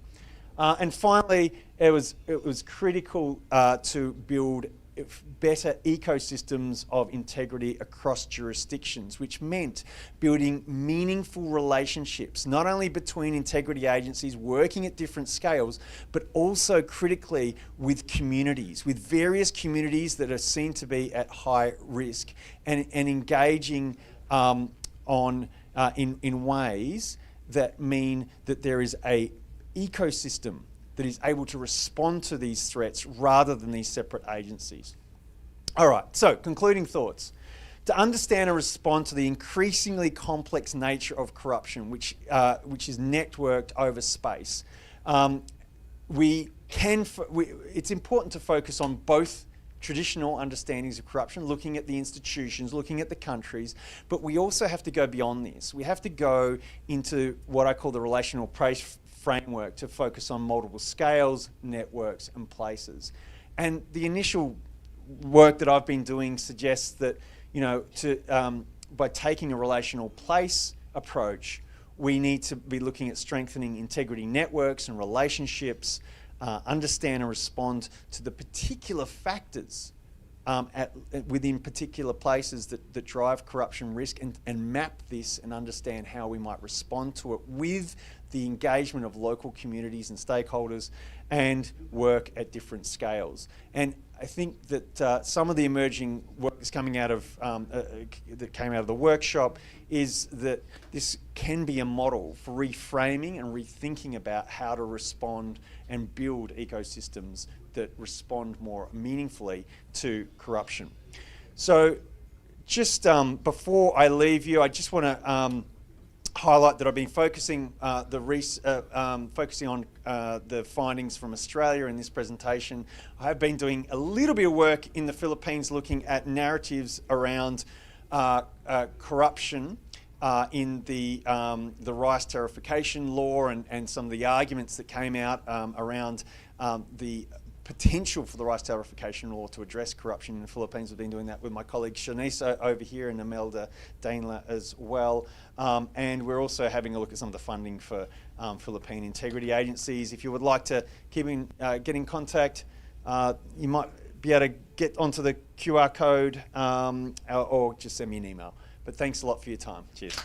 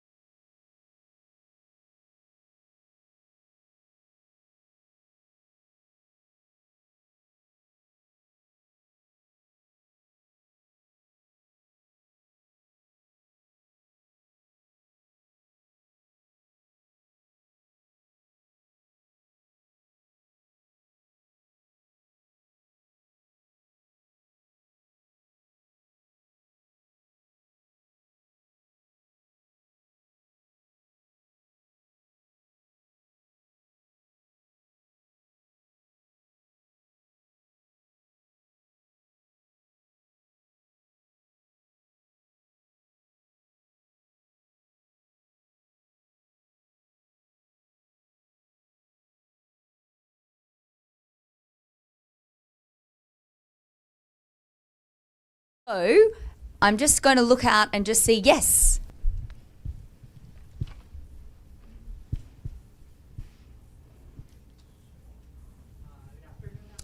It's not a...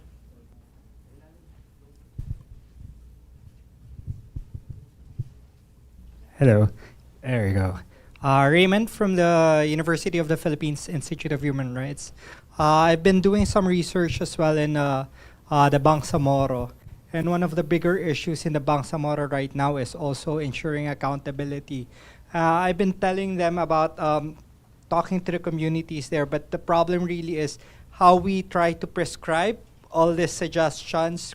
How does it translate to these communities? Because in one instance, for example, somebody would say that file cases, but in the Bangsamoro, filing cases isn't really possible for most, because they die if they file cases against these politicians. Just this day, another gunning incident happened with somebody related to the Ministry of Basic Education there, where it was reported that 1.7 billion was spent in a day in the Bangsamoro. So how do we suggest all these things if we can't really make sure that there's accountability in these areas where the corruption is really this big? Talking about billions now. Thank you. Who would like to?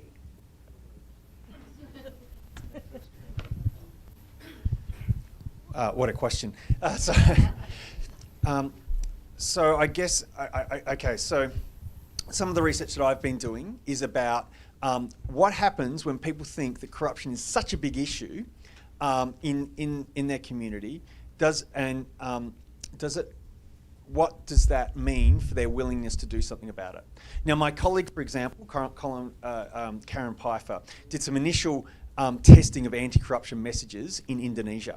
Now, she gave a number of different messages. Some of them were corruption is bad, you should do something about it, corruption is reducing, you should do something about it, etc.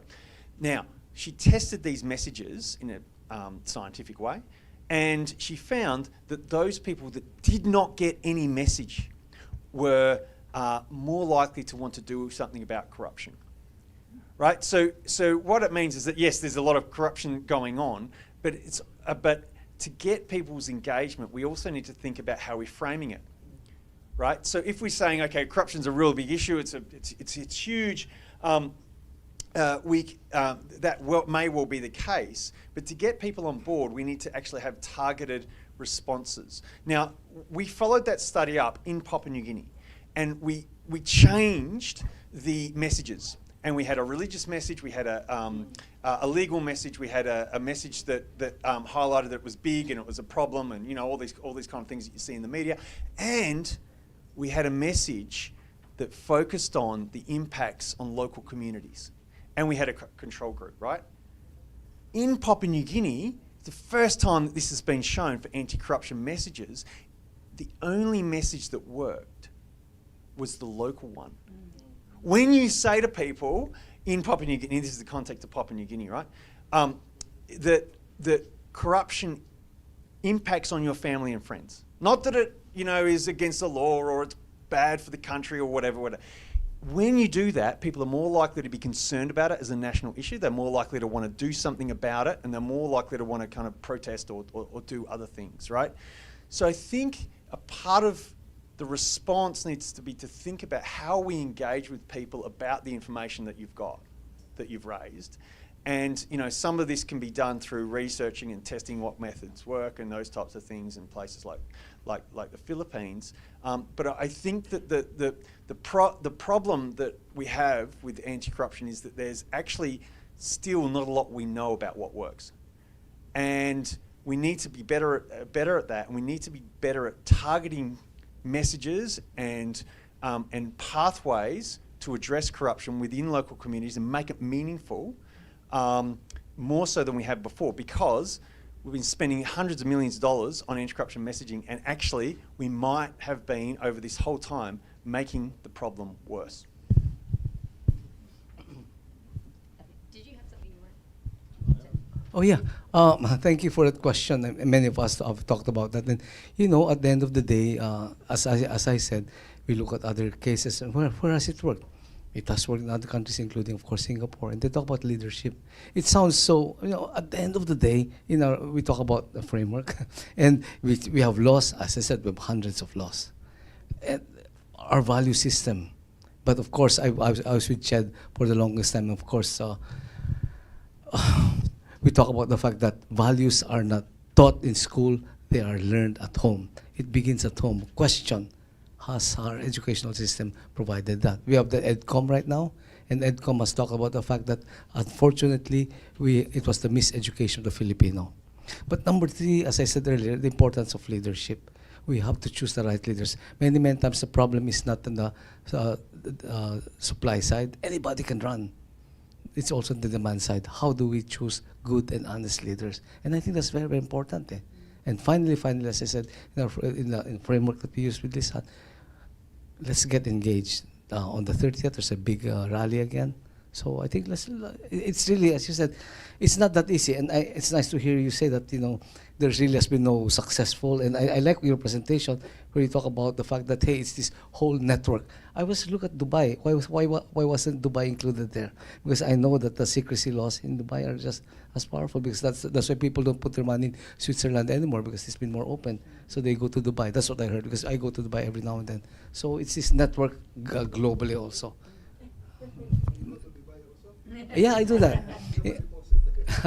No, I can count my money.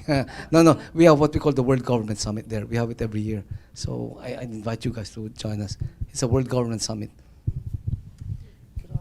Could I respond on Raymond's question, if it's all right? It's a really interesting, insightful observation, Raymond, and I'll just draw back the curtain briefly of how international development work sometimes operates, and I think there's some big problems there. It's often the case that a project is cooked up between development partners, the ones who are delivering and the ones who are funding. And the beneficiary comes in later in the process. And so you may well have a project that is designed to enhance reporting or upskill a group of people who are working on corruption issues, say for the government or civil society. And you're right, journalists who report on corruption face risk of death and other retaliation in Southeast Asia. There are numerous cases. Investigators themselves have their lives threatened or taken for the work that they do. And it's really, there is a really important task for, I think, development agencies like the ones I've worked for to take the time to really understand the context. I was fortunate in Papua New Guinea to have a really experienced mentor, and we had, simple things like let's modernise the complaints mechanism at the National Police. Okay, it's a good idea, but before we do that, what's the risk of doing that? They've used a A3 binder for 30 years. They record things in pen. If we wanted to digitalise that, who understands how to use a computer? Who knows who's got software on their computers if they do have them? How are they going to update them? You could very quickly mount an argument that it's better to do nothing than to do something. Can I also add something? Yes, it may also work if, like in the Anti-Red Tape Authority, we mandate government agencies that we cover, making the list of services available posted in their offices, like in the ministries there. We have this, what we call the Citizens Charter. It's a listing of the services being offered by that government service. It specifically states the step-by-step process, the requirements, the fees to be paid, and even the accountable person. So it's posted there. So I think it's a good approach also that people are well informed of the step-by-step process of the services that they are about to avail. So by informing them, they're aware of it, they're informed, they're knowledgeable about it. It will be easy for them now to transact with the ministries there. So I think that's a good approach also. Thank you. Here? I have a framework. This is the framework. Corruption is both the inhalation and exhalation of self-serving power. These play out in different levels of finesse or grossness in different countries and different societies. But nonetheless, corruption is really rooted on and is an expression and an articulation of the self-serving nature when power is used for self-serving interests. And so addressing corruption is not to address the manifestations of corruption, but rather the root cause, and that is the self-serving nature of power. When power becomes parasitic and becomes kind of Draculian, vampirous power and exploits society, corruption is the way it expresses itself.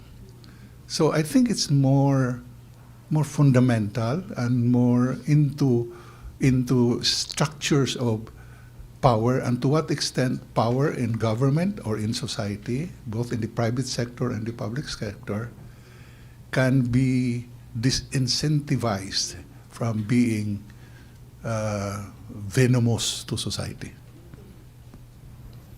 Because corruption is just simply that manifestation of the venomous nature of self-serving power. Now, I'm very clear, self-serving power, because there are power that is also not self-serving.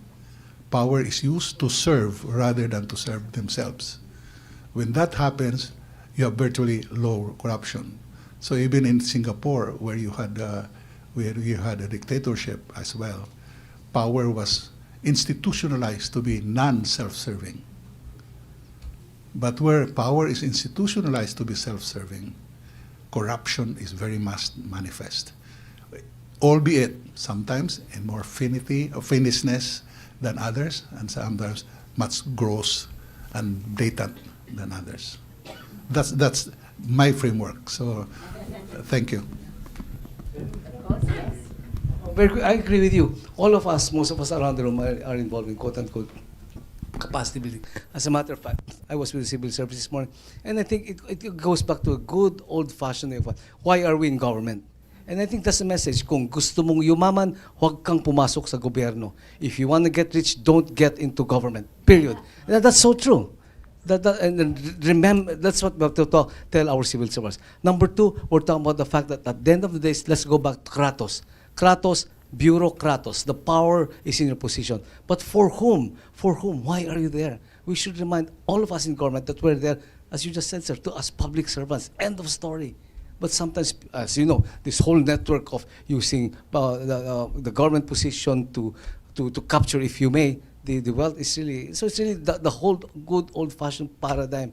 That's why I put in that sense values. It sounds romantic, but we have to really go back to that. And like I said, at the AP, we did that with Sina Mario Tagiwalo, with an honest self-examination of ourselves that, hey, this is too much already. And we have to think of our children, the next generation. For whom are we there? And lahat tayo, we're all in government.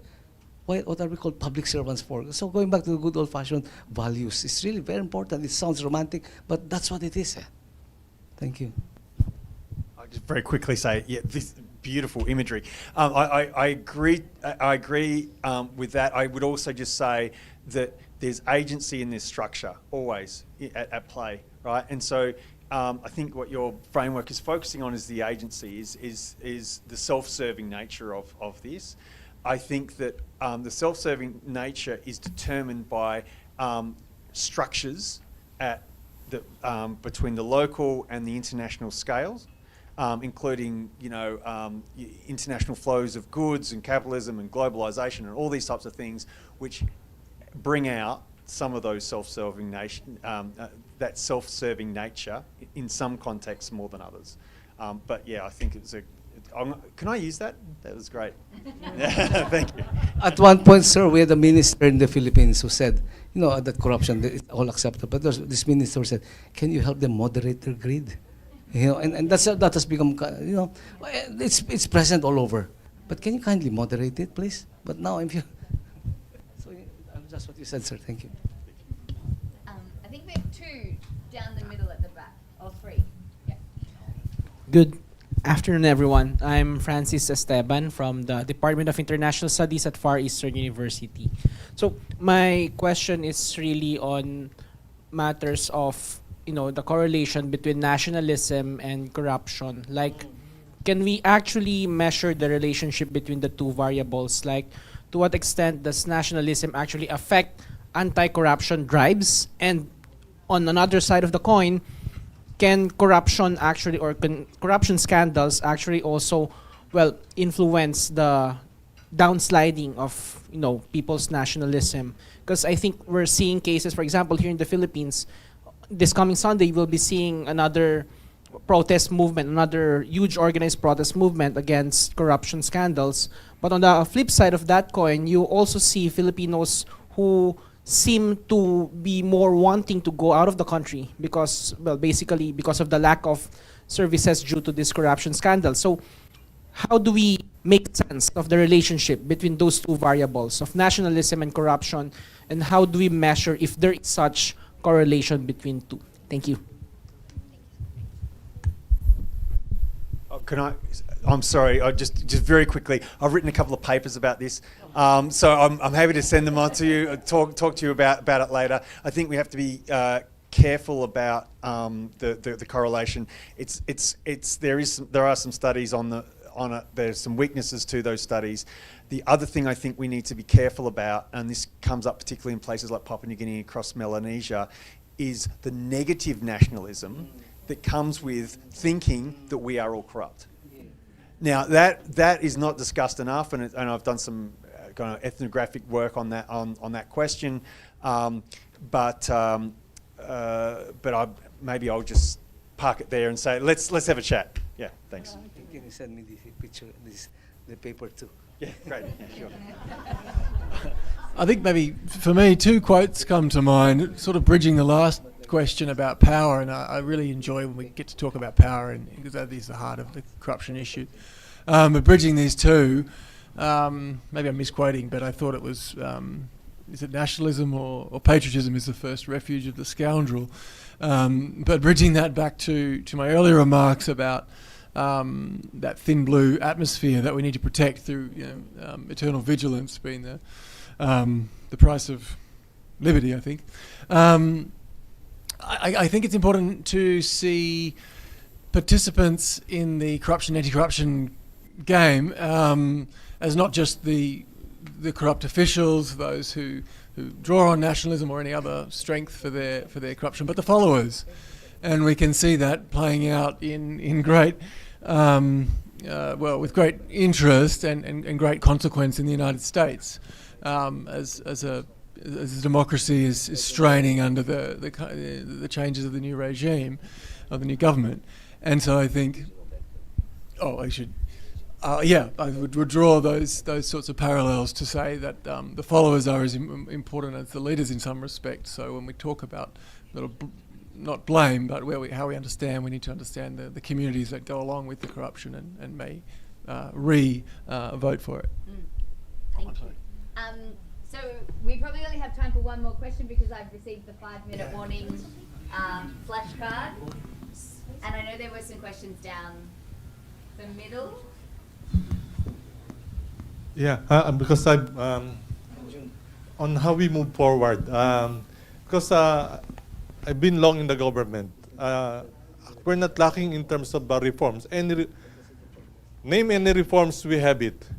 But the problem is its implementation. Many of these reforms actually is inspired by like development partners. But we've been talking about the whole of government, whole of society approach. But when you look at when we design this program, when we design these reforms, basically where it's just limited to the agency that you are engaged in. Very seldom that we engage all the stakeholders involved from the very beginning and see what are their stake in that reform effort. And so that every change in administration, we keep on again repeating this new as if we're just repackaging it actually. And so we're again at this crossroad, and I'm really, I don't know that how do we move forward. That we have to talk about the politicians, but it's the easiest excuse. When something goes wrong in the country, we point to the politicians, and that's the end of the story. But the problem is also within ourselves. We're not actually working together to really pursue these reforms, and we're just concentrated on our short-term goals of getting this recognition, and that's it. So I'm just really, I don't know how do we move this forward so that we really have the results that we would like to achieve. And if we continue on the same mode that we're doing, I'm afraid that again we'll end up we end up with nothing actually. How we move forward is probably a really good way for each panelist here to reflect on that as our last contribution for the day. So, the question to each of you: how do we move forward? Okay. As someone who's been in government also for the past many years, I think the best advice would be not to stop, not to give up, but just to continue. Best practices are still there. There's no limit to how many benchmark practices we can adopt, but to take a look at the risks. And I think it's very important also that as someone who is the more senior one in the organization, that you create the environment for the young generation, to create that environment where they can, really learn from you, for you to set the good example as someone who has authority over them. The simple things like attendance, coming to office early, punching out the correct time, those things. These are little practices that can actually be, transferred to them. And if they're exposed to that kind of work environment, they're going to bring that for as many years as they could in government. It's the same thing for me. That's how lucky I was that I was exposed to the different offices in government. I've never been to the private sector, but public service ever since. And I'm glad that I was exposed to those leaders who gave me that kind of environment, who exposed me to that kind of environment. And I brought that up to now. So I think that's one thing that I can share. I think I would emphasize the concepts of trust and cooperation, perhaps above all else. We've talked about crises of trust for at least a decade in international, the OECD when I was there, and other international circles. It's sort of the magic ingredient in bull markets and in societies with our leadership and governance frameworks. We have to rebuild that trust, or we have to maintain it and nurture it.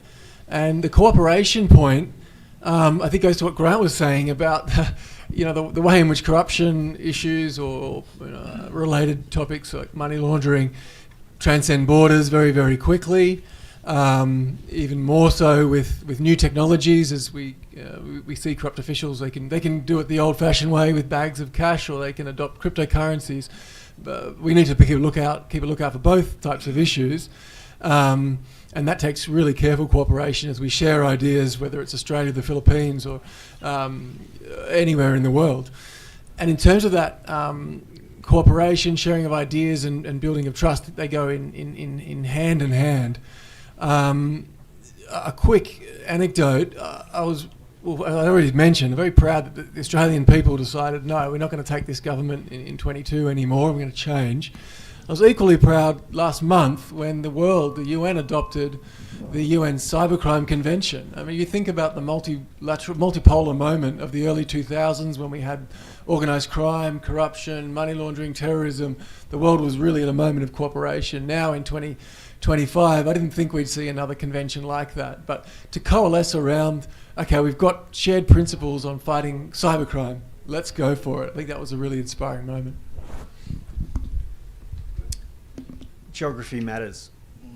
Geography matters a lot, and there is corruption going on in the Philippines. There's corruption going on in Australia, but there is a link between countries and locations and places that mean that what's going on in the Philippines or what's going on in Australia is not the responsibility alone of those countries, and we need to, I think a bit more about the interconnected nature of the problem and how we respond to it.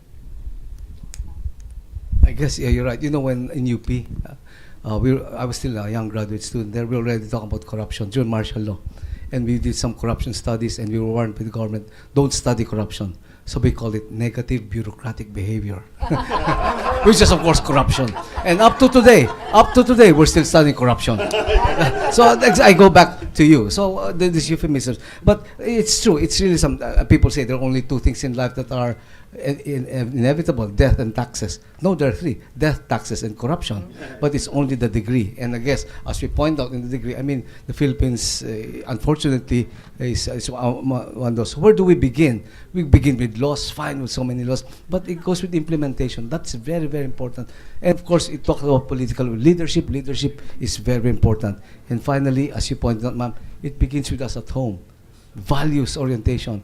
And everything we learned in life, we learned it in kindergarten. Don't bully others. Don't take the ball pen from school. That kind of thing. How do you bring this? How do you practice this even at the level of offices? So going back to the good old-fashioned way of why are we in government? Why are we? And of course, the private sector would do that. Of course, they would do the bribey and the briber, as we would always say. But it's a good old-fashioned. It sounds so romantic, but it's that. That's why I use that framework of Chief Justice Sereno, and also the Allah doesn't change those who don't change themselves. It's really something. How can we go back to the nature of man? Okay. All right. Thank you. Thank you. Could you join me in thanking our panel, Grace, Graham, Grant, and Alex? Oh. Sorry.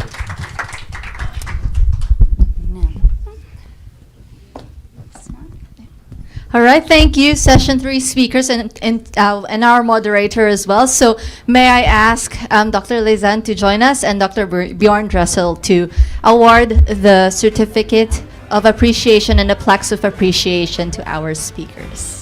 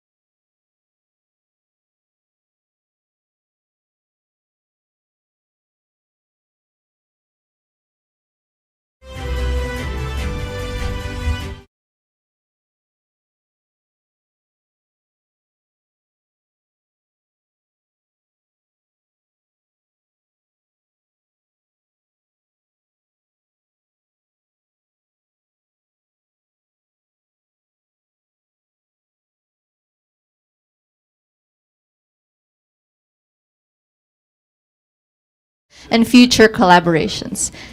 To synthesize today's rich dialogue and chart pathways for future collaboration, we are honored to welcome a distinguished scholar whose career has bridged rigorous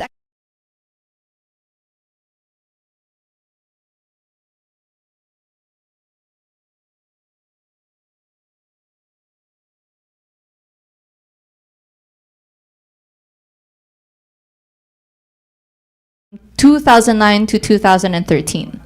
Between 2013 and 2017, Professor Hutchcroft served on secondment as lead governance specialist with the Australian Embassy in Manila.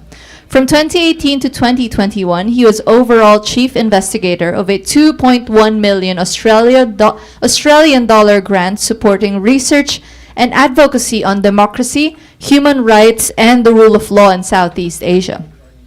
And he played a key role in establishing the ANU Philippines Institute, launched in 2023.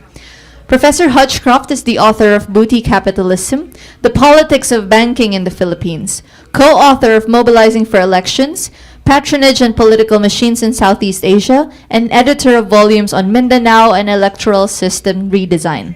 He has published in leading journals including World Politics, Journal of Asian Studies, and Journal of Democracy. He completed his doctorate at Yale University and held faculty positions at Harvard Academy for International and Area Studies and the University of Wisconsin-Madison before joining the ANU in 2008. Professor Hutchcroft's deep engagement with Philippine politics and governance makes him ideally positioned to distill today's insights. Please join me all in welcoming Professor Paul Hutchcroft.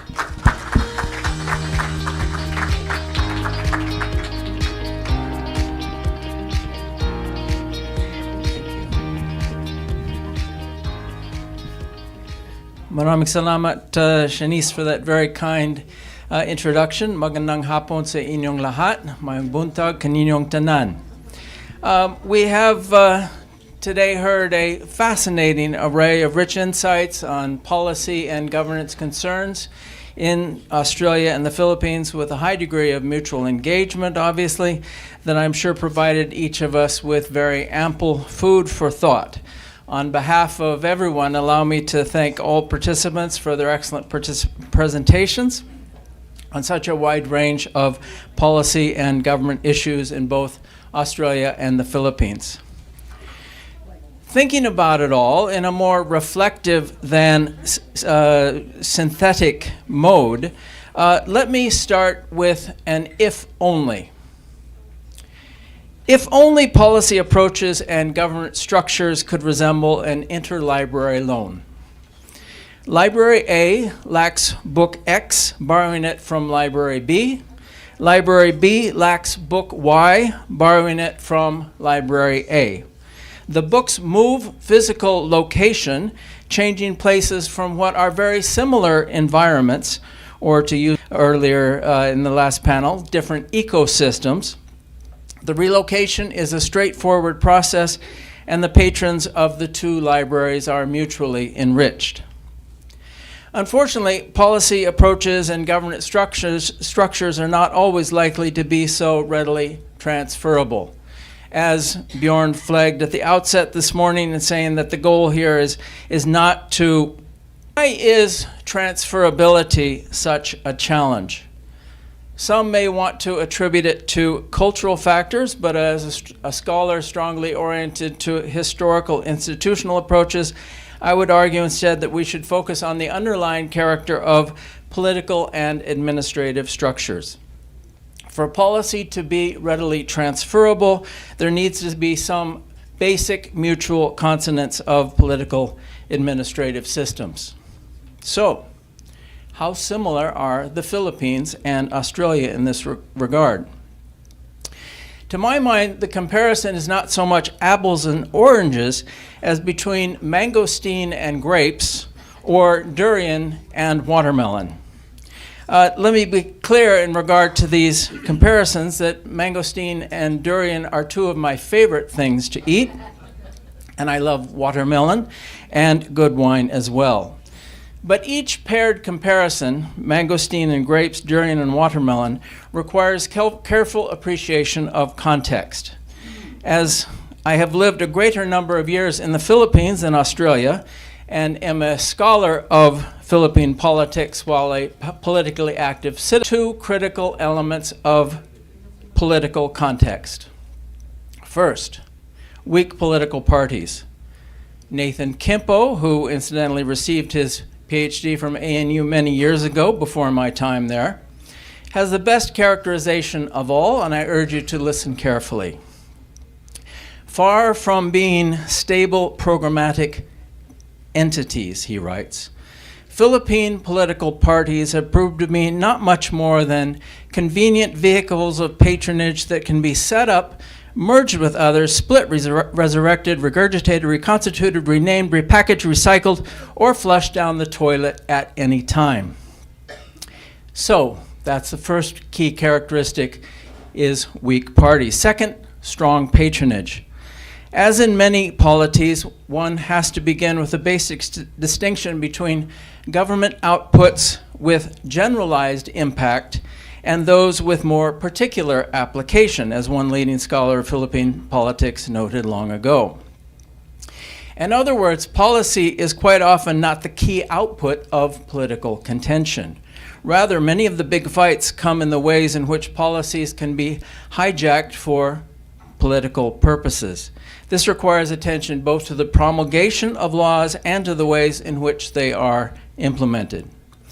This involved, in a past administration a couple of decades back, membership cards for the National Health Care System, PhilHealth, emblazoned with the photo of the president and given out to political supporters of allied congresspersons. Political discretion, in other words, won out over universality. And scholarship programs, whereby scholarships are given out to campaign supporters rather than via processes that reward those with greatest merit. What is meant to be a programmatic scheme, in other words, gets morselized, to use a term in the political science literature, into a particularistic scheme.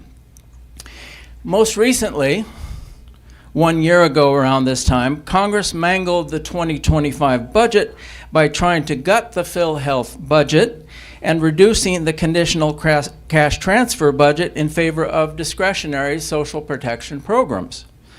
We heard earlier from Dr. Diokno Sikat about the conditional cash transfer program, or 4Ps, as a program with strict eligibility criteria, in contrast to other programs with greater degrees of discretion by politicians. So the Congress, in its deliberations, showed a preference for discretion, political discretion, most of all. Most famously, Congress favored the gray infrastructure projects, flood control projects in particular, that have led into the country's current political crisis. Many of these are the congressional insertions that Yusek Capuno mentioned in his talk this morning. A particular genius for political patronage can be seen in the so-called ghost projects, which exist on paper but not on the ground. In other words, if in the past congresspersons might walk away with a 15% or a 25% or maybe a 40% cut on a project, those with ghost projects walk away with a cool 100% cut. Sarah, in her presentation this morning, noted the role of politics with an exclamation point in its role in infrastructure planning and implementation, and this was later echoed by both Asek Rokote and Bjorn. Political considerations and indeed corruption are found throughout the world in public works projects, but a 100% cut quite obviously presents a bigger problem than a 5% or a 10% cut. As explained in a 2022 book that a group of us co-authored examining patronage politics in 3 countries with high levels of particularism, Indonesia, Malaysia, and the Philippines won the overall prize in terms of how various types of particularism tend to be deployed throughout the electoral cycles, both before and during the elections. And I should say that it's not just political scientists that highlight the strength of patronage politics in the Philippines. Just last Sunday, joining my wife at Mass at her Catholic church in Cebu, a city, of course, that experienced devastating floods just 3 weeks ago, a collective prayer beseeched the Almighty to save us from sinking in the flood of patronage politics. So if there might be an analogous prayer heard in Australian churches, I have yet to hear it. So let me discuss the centrality of patronage in the Philippines in 2 critically important realms. First, executive-legislative relations, and secondly, in electoral campaigns. First, in executive-legislative relations. In the absence of effective political parties, the only way a visionary president can get anything passed in the legislature is by dispensing pork barrel goodies. Patronage thus serves as the critical grease of legislative proceedings. That's kind of the good news story of patronage. In other cases, a president not long ago used patronage to fend off pressures for impeachment, that is, pork allocations for the purposes of regime maintenance. Second, because patronage very often dominates electoral campaigns, the cost of getting elected involves lots and lots of vote buying. The high cost of elections then fuels high levels of corruption, as political machines need to raise huge quantities of resources to put and keep their candidates in office.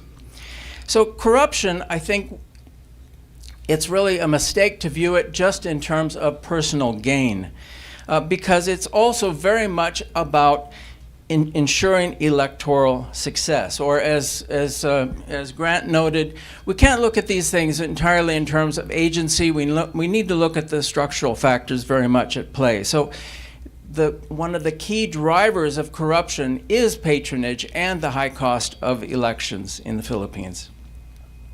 These 2 common features of Philippine politics in the executive legislative realm as well as in electoral campaigns contrast sharply with Australian politics, where legislative achievement depends very heavily on party cohesion and party discipline, and where elections are largely contested on the basis of policies and programs. In the US, by the way, and by way of contrast, siguro napansin ko yun ang punto ko, kahit matagal na sa Australia.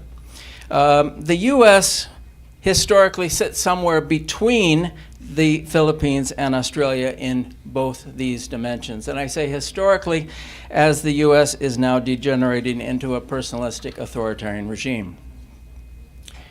So let me then return to today's earlier discussion and provide my own thoughts. One cannot build a viable integrity ecosystem in the Philippines, or, to go back earlier in the day, infrastructural programs focus more on development gains than on political advantage, or social protection scheme whose beneficiaries are chosen on the basis of universal rather than discretionary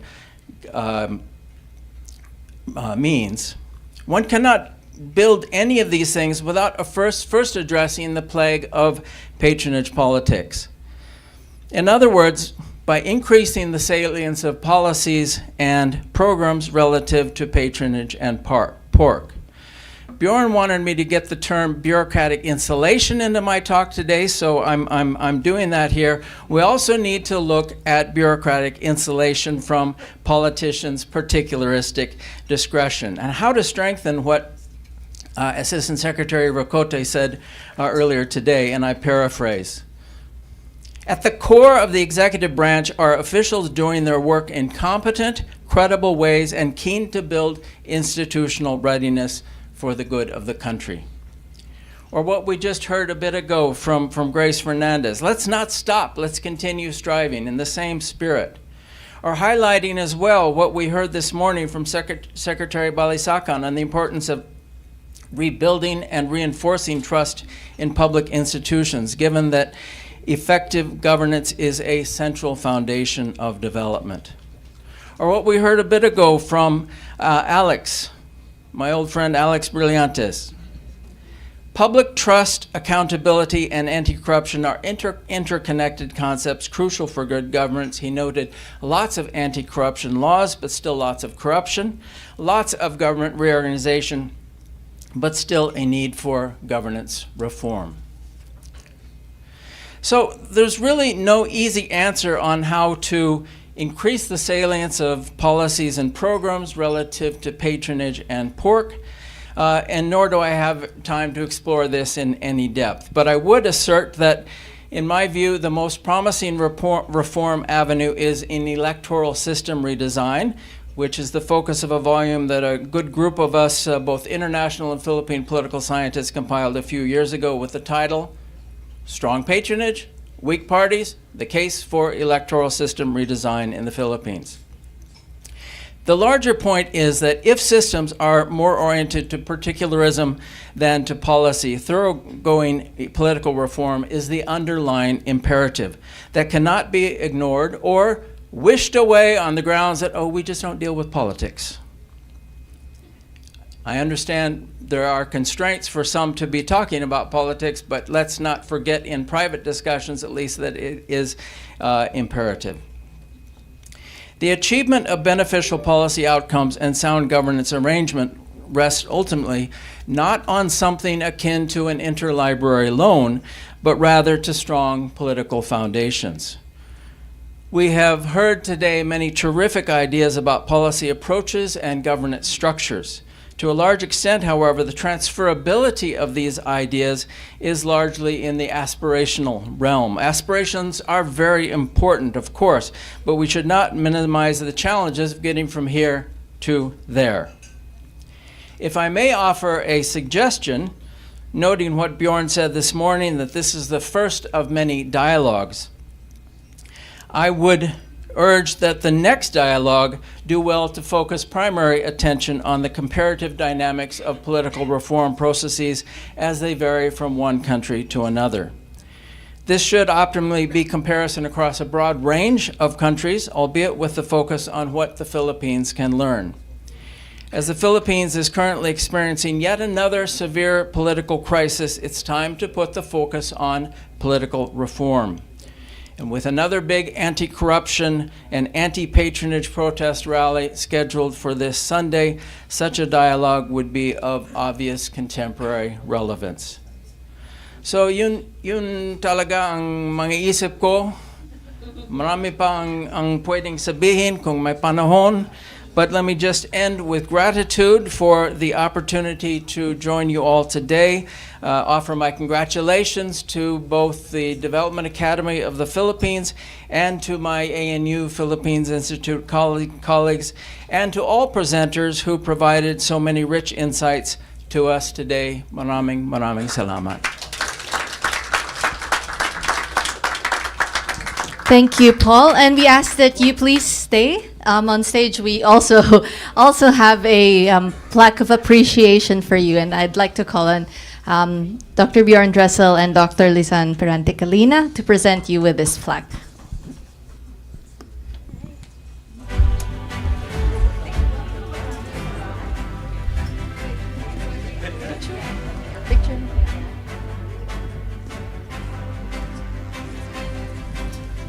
So don't go away. We have our last closing remarks, and we have a surprise for all of you at the end of the program.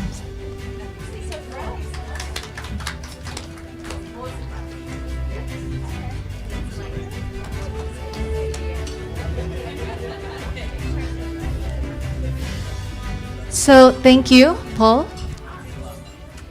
So to give our closing remarks, and as I mentioned, please stay after the closing remarks because we have a short surprise for you.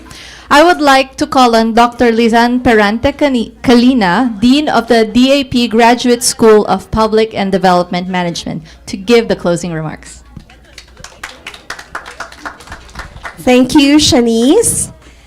So today gave us another edifying and enriching discussions, and with this, it's really a benchmark for what we can achieve together. Dr. Bjorn, is this the first, right? This is the inaugural session, so it means that there will be another session next year. So we would like to see you next year. And what stood out most throughout this symposium was the spirit of openness and optimism. Each presentation, question, and conversation affirmed a shared belief that dialogue and cooperation are powerful tools for addressing the challenges and gaps of our time. As the academic arm of the Development Academy of the Philippines, we at the Graduate School of Public and Development Management continue to be the bridge of knowledge-based policy, innovation, collaboration, and development, which both the Graduate School and the Australian National University Philippines Institute have in common. So with this, my role is really to extend our deepest appreciation, first to our counterpart of this event, the ANU Philippines Institute. Thank you, Dr. Bjorn, for this gathering and for collaborating with us in making this successful event possible. We believe that this symposium has reinforced our partnerships, enabling richer conversations and impactful joint ventures for research and policy development. Secondly, to our speakers and moderators, thank you for your dedication to sharing your expertise with such clarity and passion. Third, to our organizers and support teams, our teams over there, your hard work behind the scenes ensured the smooth flow of today's program. And lastly, to our guests here online and on site. By the way, we are live streamed, so we have hundreds of participants, and your engagement gave this event its vibrancy and purpose, ensuring that academic gatherings such as these remain vital for advancing policy, strengthening ties, and fostering lasting relationships. And just let me share another framework to all of you. Very quickly, this is a combination of the framework from Robert Klitgard, 1997, and our framework, Dr. Alex and myself. And this is about corruption. So corruption equals to monopoly plus power plus discretion plus opportunity minus accountability and ethics. So with that, maraming salamat. Long live and may your hopes and dreams come true, or shall I say in Filipino, mabuhay at hiraya manawari.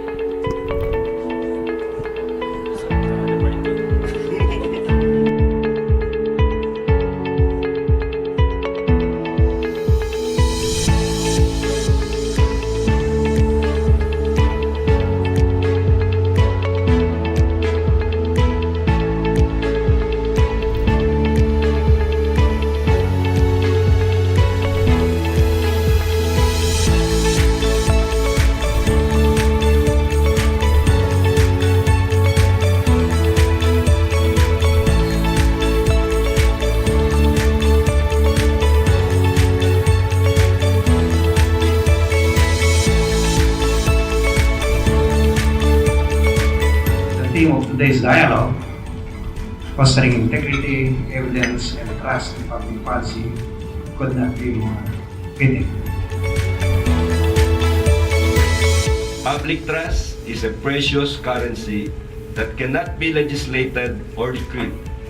It must be earned through transparency, accountability, and truth-telling.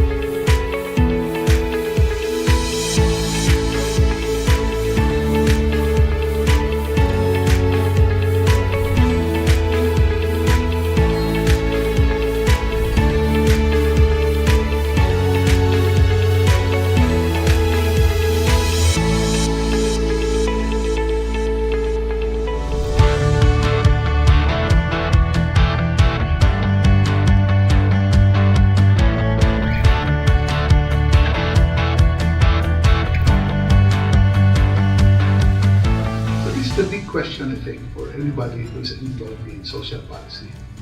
To what extent are we ready to go on and push for prosperity, even if we know that some are left behind?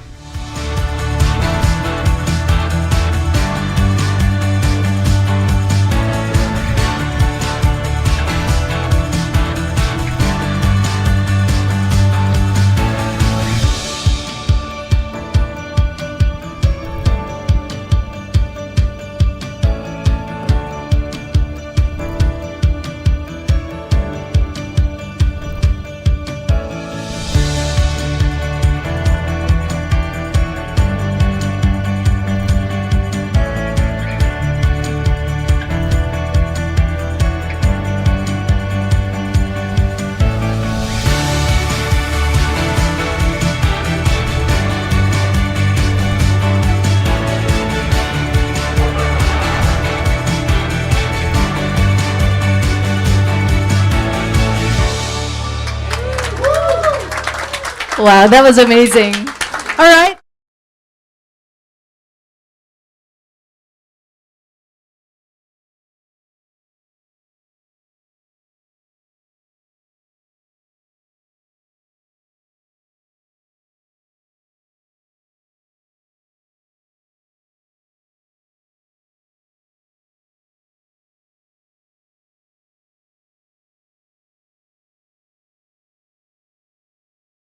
Thank you, everyone.